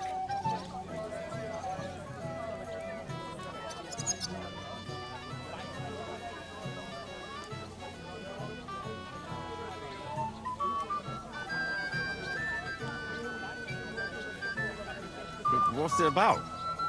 When some poor lass catches his eye, we buzzes around her like a wasp. And makes an incredible fool of himself. And who's the girl? Mishka. Her ma is old Samin's cook. That asshole Wojtek thinks he's going to win her over with some idiotic verse.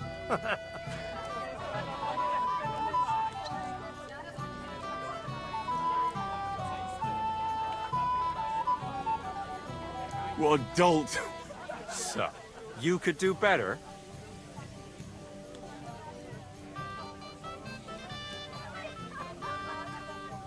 You can bet.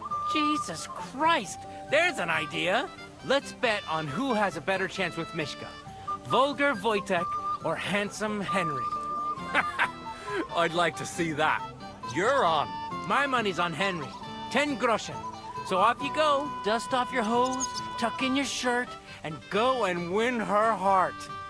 I'll wager 10 groschen he fails.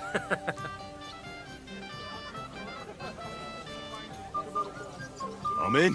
Whoa! I didn't expect you to agree right away. You're an animal. You and I will get along just fine. Well, you get along with everybody. Well, that is, if you don't punch them in the mouth at first sight. What's Wojtek even saying to her? I was walking by a while ago, and he was telling her something about...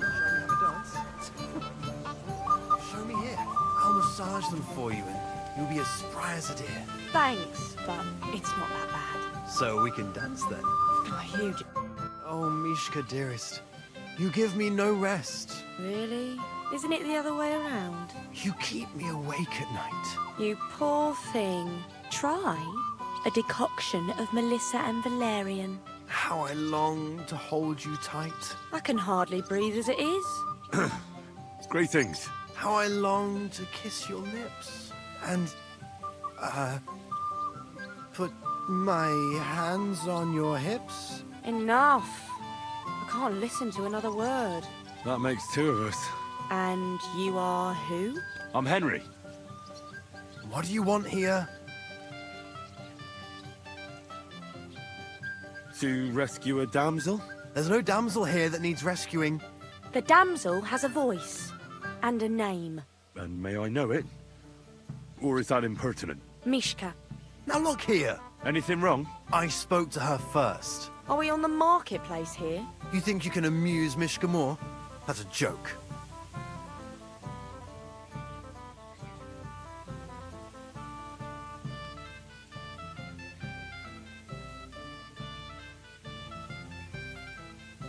Look, Wojtek. Why don't we just leave Mishka alone, eh? She's not interested in our buffoonery anyway. What buffoonery? It was you who interrupted us. He interrupted you. More like he rescued me. But I thought you liked it. Well, do you know what it means to think? I don't understand this at all. But girls like poems. All of them. Ma said so. Recite to your ma, then. And give her my greetings. But... Sorry I didn't realise right away. Better late than never. Wojtek still hasn't figured it out, though. But... Hey, Come along with me, Henry. Fucking hell. See what you did? Mishka would be mine if it wasn't for your...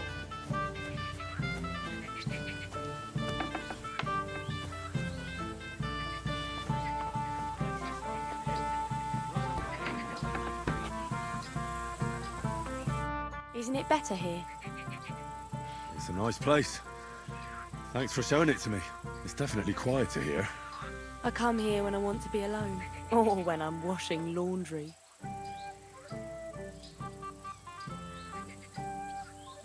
You want to be alone? At a wedding? It's not bad. I like weddings. Only fellas like Wojtek spoil the fun for me a bit. Every time. Some fella comes sniffing around me, telling me how pretty I am, how clever, how well I dance. Or about how he's so rich, smart, and God knows what else.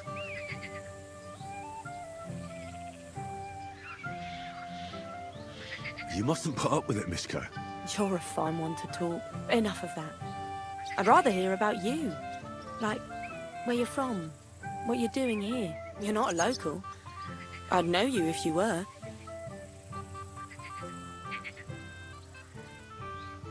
Where am I from? Unless it's a secret, of course. I'm from Skalitz. And what's this Skalitz of yours like?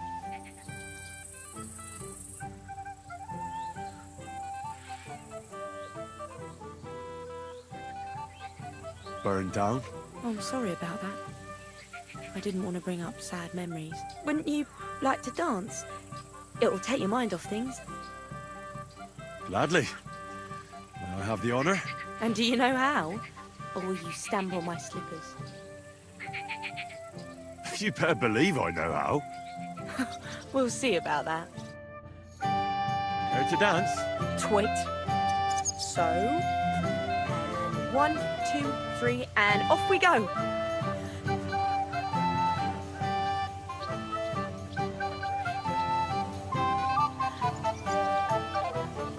See?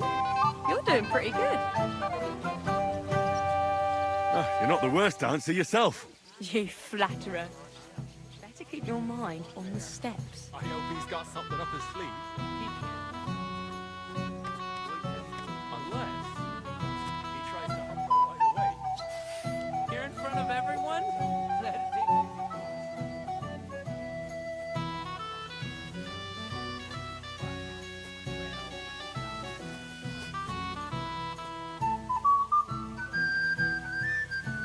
Thanks, Henry.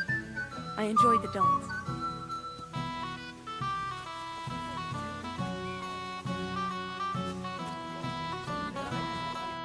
Would you look at that? The return of the prodigal son.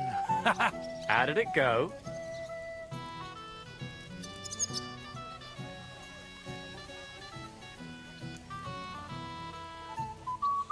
Mishka's a nice girl. I'm glad I got to know her. I don't doubt it. Where did you two go? Took you a while. No, we were just talking, really. Talking? Is that all? That's all. Give him a break. Not everyone's a blabbermouth like you. Either way, it looks like I won the bet, Svatya. That's true. Oh well, we have to drink. To the newlyweds' health. That's what everybody here drinks to. Let's drink to us, fellas.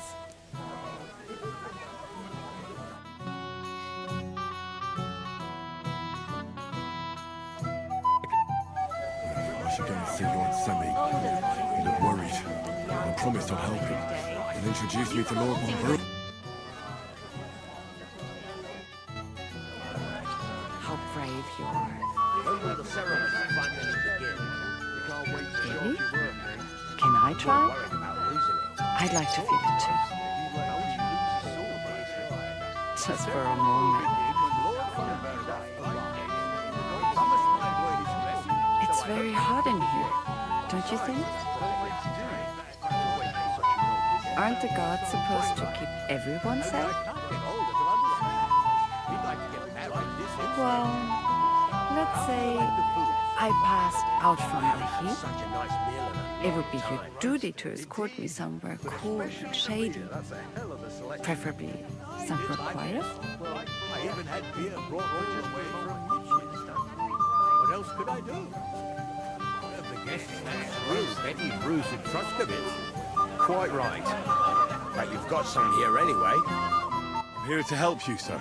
I said you didn't have to. Well, I made a promise. Is this about the beggars by the gate? That too, but I'm more worried about my wayward relatives and their insatiable thirst. You mean Yurko and the Moravians? Oh, what did I do to deserve a nephew like him? I'll try to keep an eye on them. Maybe I'll be able to keep them in check. You'd be pulling a thorn from my side. But don't get your hopes up. Getting between them and booze is asking for trouble. What about the beggars, sir? Try asking Tuma, the guard on the gate. Maybe he's figured something out already.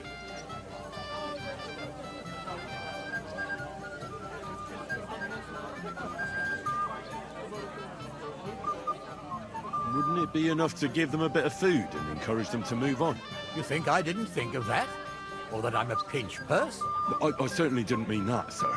If it was up to me, they'd all eat their fill. But my cook won't allow it. She cooks well, but she's shamefully stingy. I'll talk to Tuma and we'll work something out. Well, try to be done with it before Lord von Berghoff arrives. Of course. Thanks, Henry. I appreciate it. When will the ceremony? Well, hopefully you'll find peace one day. How did you... My eyes deceive me. What are you doing here, Henry? I can't tell you how happy I'm to see you here. Greetings, Oldbrum. I see the richest farmer in the county can't miss such an occasion. Exactly. I was just wondering what that Teeth project is doing here.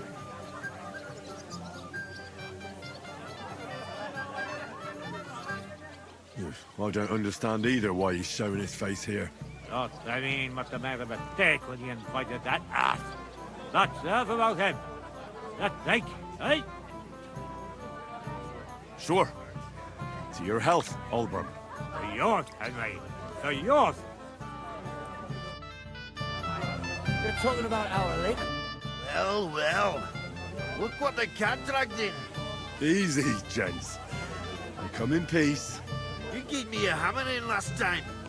Well, you'll near be so lucky this time, fella. You want to fight? Here. What's the matter? Are you shitting it?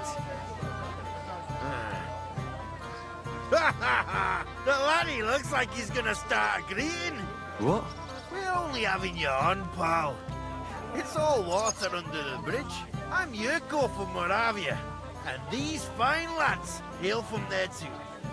I'm Henry, from Scalitz. Well, Henry, come and have a wee drink with us to settle our differences.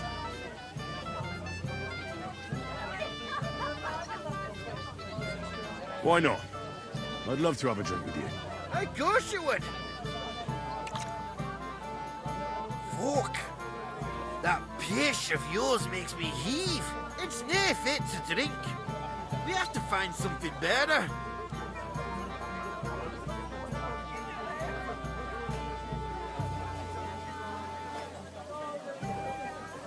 You know why Lord Samin won't give you anything better? Because he's afraid you'll get drunk and start a brawl. Now look here, you bampot. I'll tell you an age-old piece of wisdom. A dry Moravian is 100 times more edge than a drunk one. So, if you didn't want this place smashed to pieces, bring us some decent liquor. I see. This is getting serious. And where would I find something? Something, my ass! We want the good swally we brought from Moravia. Seeing as we kept them being up but pishy.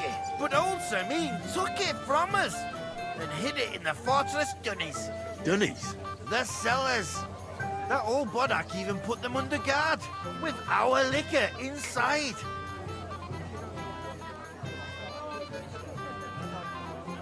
All right. But how will I recognize this stuff I'm looking for? I'm sure you'll be able to tell. It's a wee jug. Well, maybe not all that wee. And who's guarding the cellar? A guard, of course. He's holed up in there like a badger, gawking at the door and not moving an inch.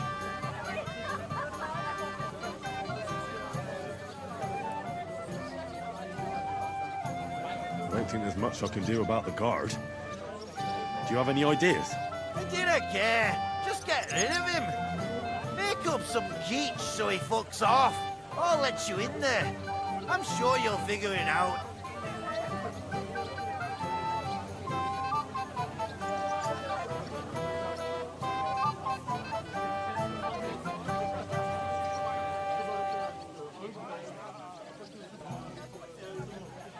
All right, then. I won't let you down. That's the way. You're a canny lad, Henry. So keep it up. It's not my fault they brat the punk.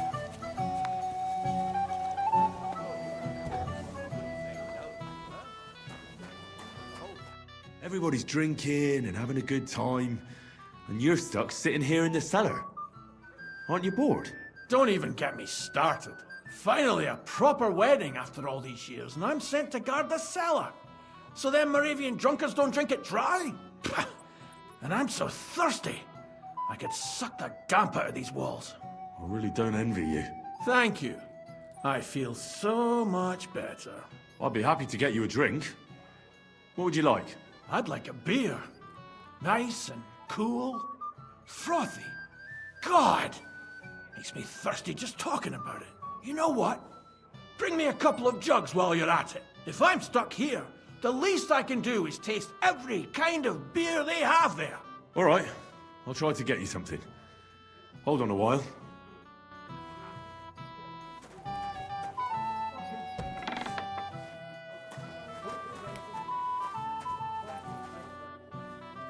Hey, what are you taking there? There's plenty to drink in the courtyard. No, I'd rather some proper liquor. Beer and wine just make me want to piss. Oh, I'm so sorry for you. I have to watch this place without a break, and they won't even bring me a lousy beer. You got it tough, mate. So have a drink with me. Are you daft? What if Lord Ceann finds out?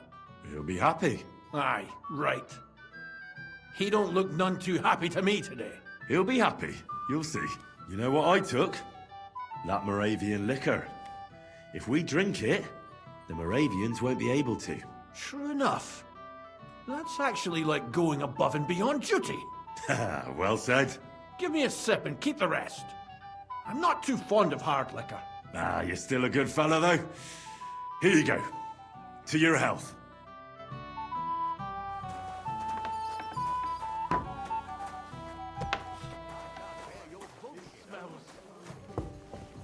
Hey, what did they steal anyway?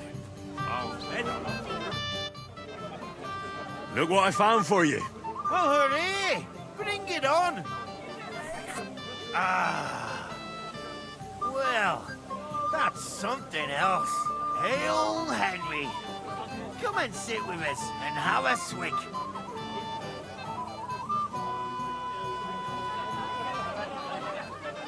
Well, I can't say no to that, since I brought it to you. I knew you know Egypt. To health, God, and Henry. And to the newlyweds. To them too. Bottoms up.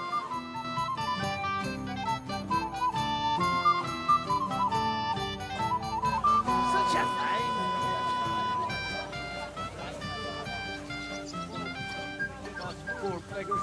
You're Henry, right?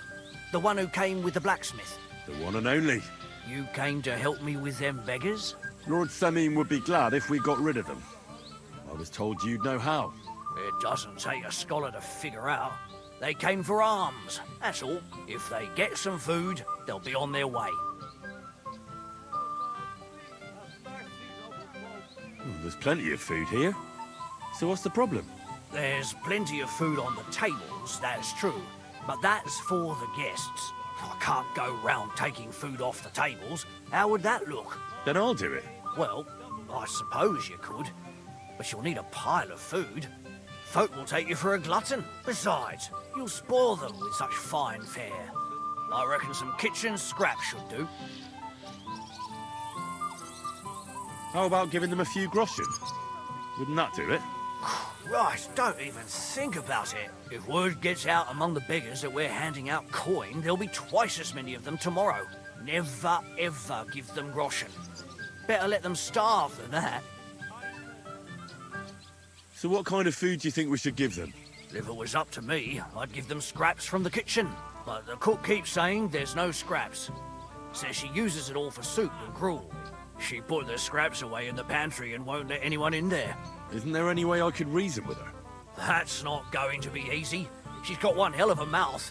I think even old Seming's afraid of her. He put her in charge of the feast, and now they're fighting over every single groschen. The wedding already cost him a fortune. If he starts giving to the poor as well, there'll be hell to pay.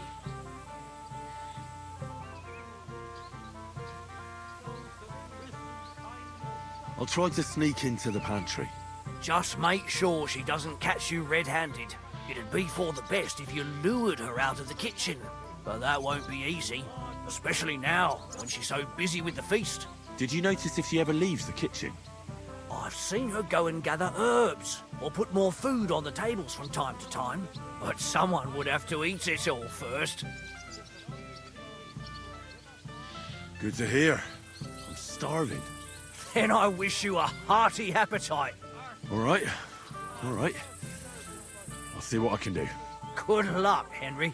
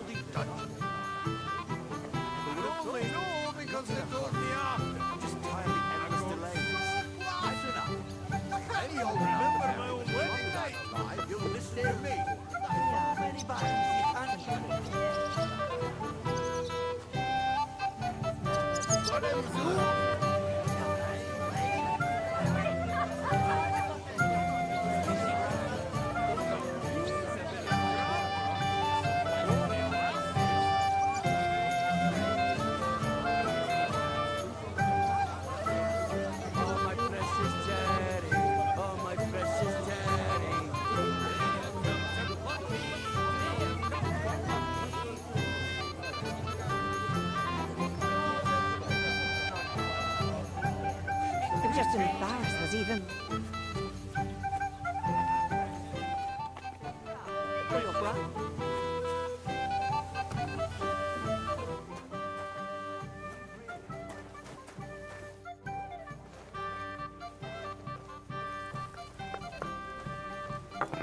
What would you like, young man? Did the food run out? If it did, just say so. Otherwise, stay out of my kitchen if you wouldn't mind.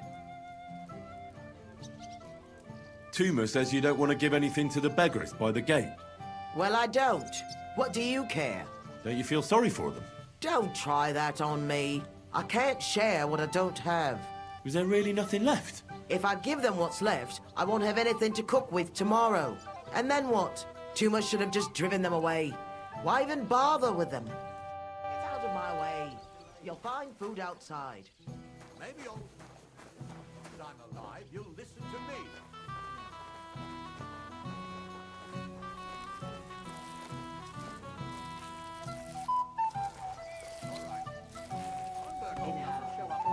Just watch where you're going next. Come on, older.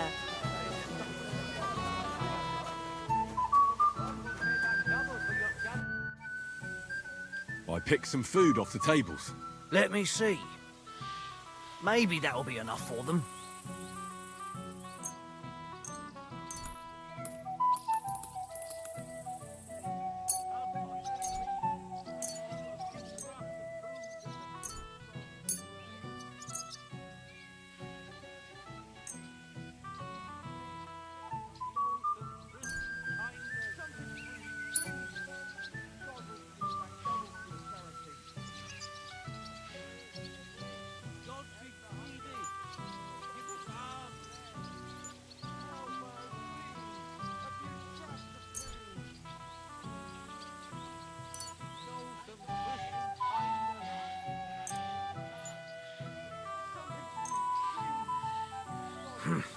That'll have to do. It won't last them long, but they can be glad to get anything at all. That's that then. Thanks for the help. And you know what? Wait for me here. I'll throw it to them, and then we'll drink to our success. And no excuses.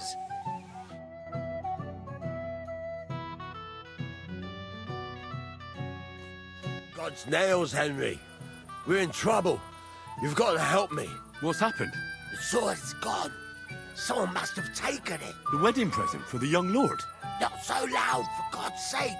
If I don't get it back, the old man will wipe the floor with me. You'll see. He'll make sure I never forge another nail in this county. Couldn't you have left it somewhere? Leave behind something so precious? Never. Someone stole it. Can you remember the last time you saw it?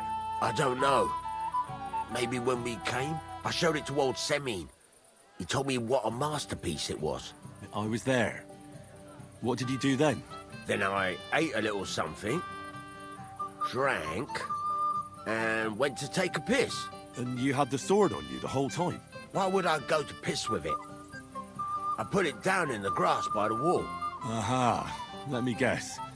You haven't seen it since then? I've been looking for it ever since. Did you show the sword to anyone else? Well... You know, I had to show off a bit. It was such a lovely piece of work for Lord Ceann himself. You were pleased with yourself, eh? Everyone is, when their work is praised, aren't they? Well, no wonder you didn't know which way was up. The praise made the blood rush to your head. And maybe elsewhere, too. Don't you worry about my head, damn it. We have to find the sword. Who were you showing off that sword to? A few people came to me to see it. A couple of girls.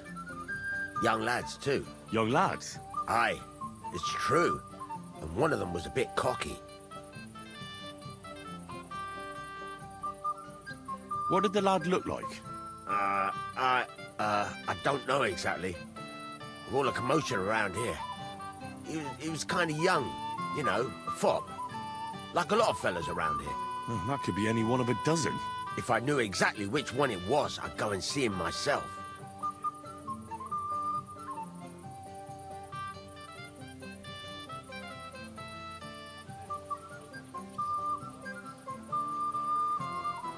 Don't you at least remember how he acted? Something that sticks in your mind? Well, as I say, he was just cheeky-like. And he had these strange manners. Like one of the nobles. He's been strutting around to impress some wench. The one that lewd Chamberlain brought here, I think. Ah, I see. I know exactly who we're looking for. You do? No, actually. I have absolutely no idea who you're talking about. And what was he wearing? Try to remember. Aye, I know that. He was in yellow. He was well dressed, all right. I'll try to find the lad. Maybe he'll know more. If you find my sword on him, hang him by the balls right away. Is it good? Any of the guests get sick, it'll be the talk of the county. If I find out you're lying to me and you've been getting drunk or playing dice the whole time... If you say so. But may the Lord protect you if I see you move a muscle from this spot. Get a bucket to sit on while you keep watch. Stop making excuses and tell me, where have you been?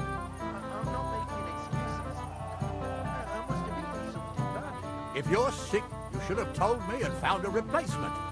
You're of no use if you're running to the privy all the time. I was fine this morning, I swear. Until now. You mean you got it from something in here? Bloody hell! First that von Berghoff, and now this. If any of the guests get sick, it'll be the talk of the county.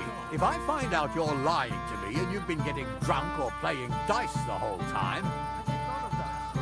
If you say so. But may the Lord protect you if I see you move a muscle from this spot. Go again. Get up, Henry. I just saw Yurko, and I think he's pretty soused. I thought you were supposed to watch him.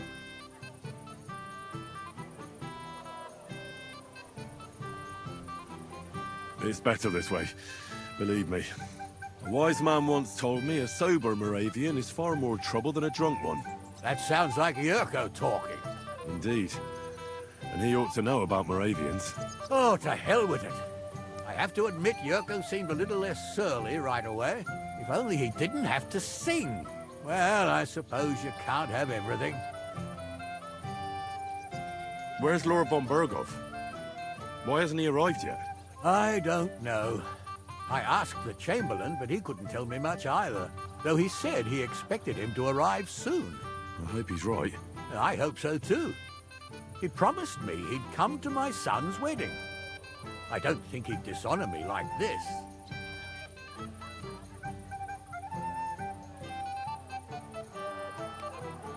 The beggars are gone. They won't embarrass you anymore. Well, I'm happy to hear that. I just hope Cook doesn't give me a hard time about it. I managed in the end and got the food elsewhere. Ah, that's good. You know, she's a good cook, but she can also be a real thorn in my side. Well, since you've served me well, I'll introduce you to Lord von Berghoff when he arrives. If you're still interested, that is. I certainly am. I'll be honored. I'll just introduce you to him, nothing more. Lord von Berghoff is a distinguished nobleman, and as such, and don't be offended now, he's not that interested in commoners. I don't mind. What matters is that I finally get to meet him.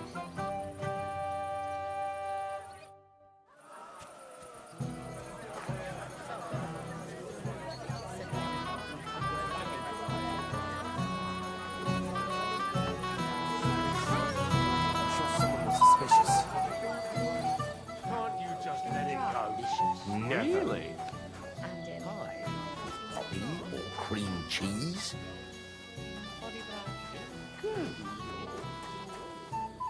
Hey! Dressed in yellow? You might be the fella I'm looking for. Hey! What are you doing here? Sorry, do I know you? Of course! You're Bushek, right? Only a week ago we were brawling over that girl in Jellyhoff. Oh? And who won? Well, me, of course. But it wasn't worth it. The girl was pretty, but as daft as a bag of rocks. Ah, that's tough. But now we've met again, we should have a toast. To water under the bridge, eh? Radovan, the Takov blacksmith, has lost his sword. Have you seen any around here? Of course I have. Plenty. Plenty? Every guard has one, right? Ugh, never mind. You're so drunk you'd only hurt yourself with it anyway. That's possible. Shall we have a drink?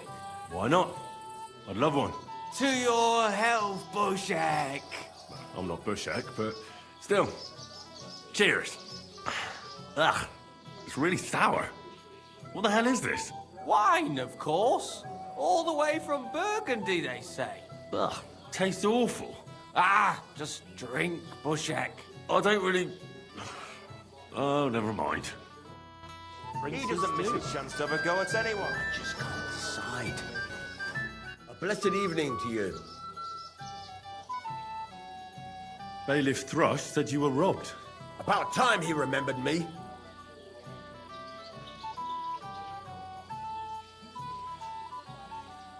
But the bailiff didn't send me. I see. So, what do you want from me?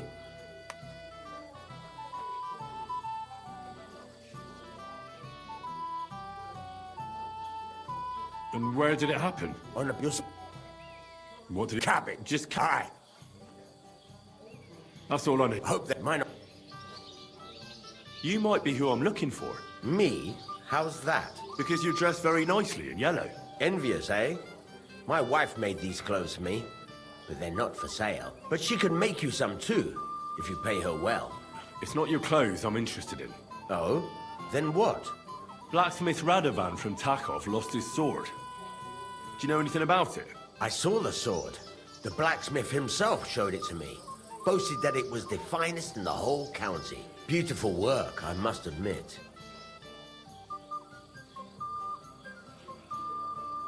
And was there anyone suspicious hanging around? There was this one fella. I noticed him right away because he was dressed similarly to me, although his outfit was much poorer and tasteless. The color was fine, but otherwise it was a cheap, shoddy job. You wouldn't know where I might find him, would you? Indeed I do. He just dragged some woman up the stairs over there. I'll go now. So long. Be with you. He said someone spread dung all over. That precious bull of his just shuts all over it. That's what Prince like said. It might have occurred to me you were the one I was looking for. Me? Why? I expect he means me, Flower. No doubt Henry assumed I'd starve to death if he wasn't on my arse for a while. So, are you glad to see me?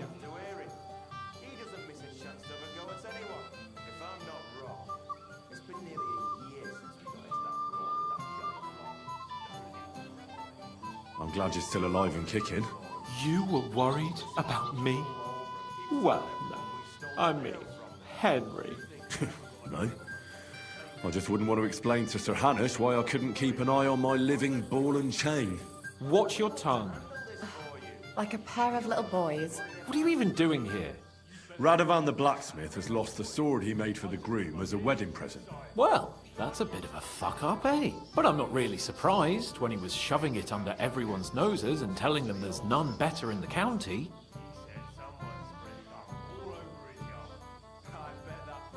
So you nicked it? How dare you? The blacksmith saw you sniffing around it, so don't play dumb. Where did you stash it? Hold your horses. I may have a blot or two on my reputation, but I'm not a thief. If it wasn't you, who was it? The bailiff's son, Svatobluk. What? Svatya? Nonsense. What's going on here? You again? Who is this drunk? This is Wojtek. Keep my name out of your mouth. And you? What are you doing here with my... girl? I am not your girl. That is certainly not only yours. And it's a few years since anyone called me a girl. Did you hear that? Scram. Nobody's interested in you. So you've ganged up on me, eh? First you make a fool of me, and then this prick.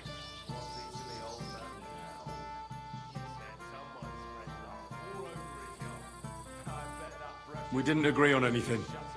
And forget about Mishka. She had no time for either of us. I'm having a really bad day today. Women don't want me. My friends, I'm a joke. All that's left is the booze. Booze never lets you down. Well, each to his own.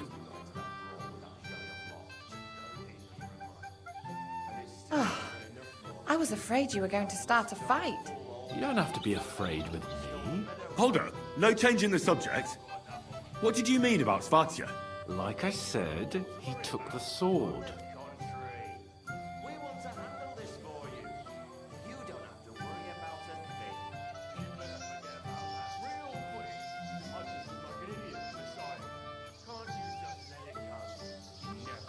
And how do you know it was him who took it?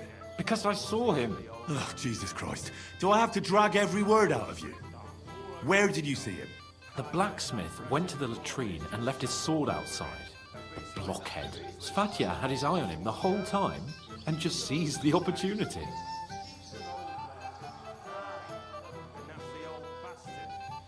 What did he do with the sword then? I have no idea. I had better things to do than follow him around.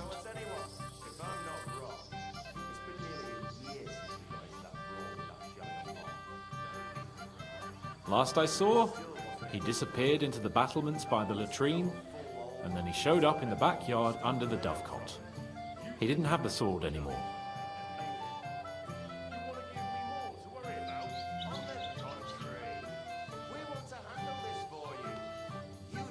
All right. I'll take your word for it and try to find the sword. Finally, you've come to your senses. And, Henry... Yes? Just don't fuck it up. We need to talk to von Berghoff. Eating the old man. Someone spread dung all over his yard. Been all my life. I bet that precious bull of his just shuts all over it. Really? A beast like that spread all. He kept staring at me. Greetings. What do you want?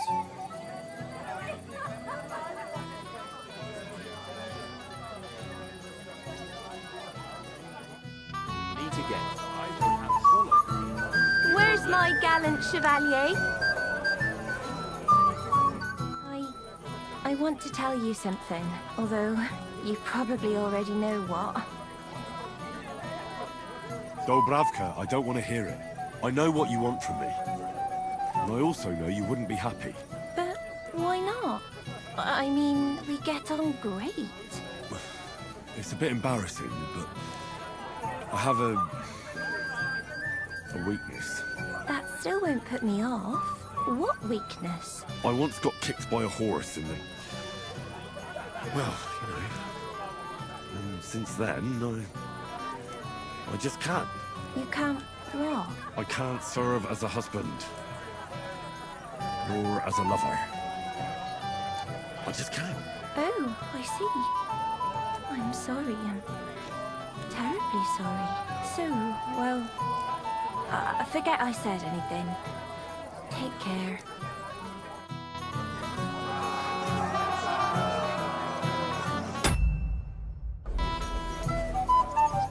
I'm here for my reward. Here you go. You're a scoundrel, but you deserve a reward. I haven't seen Dobravka this happy in a long time.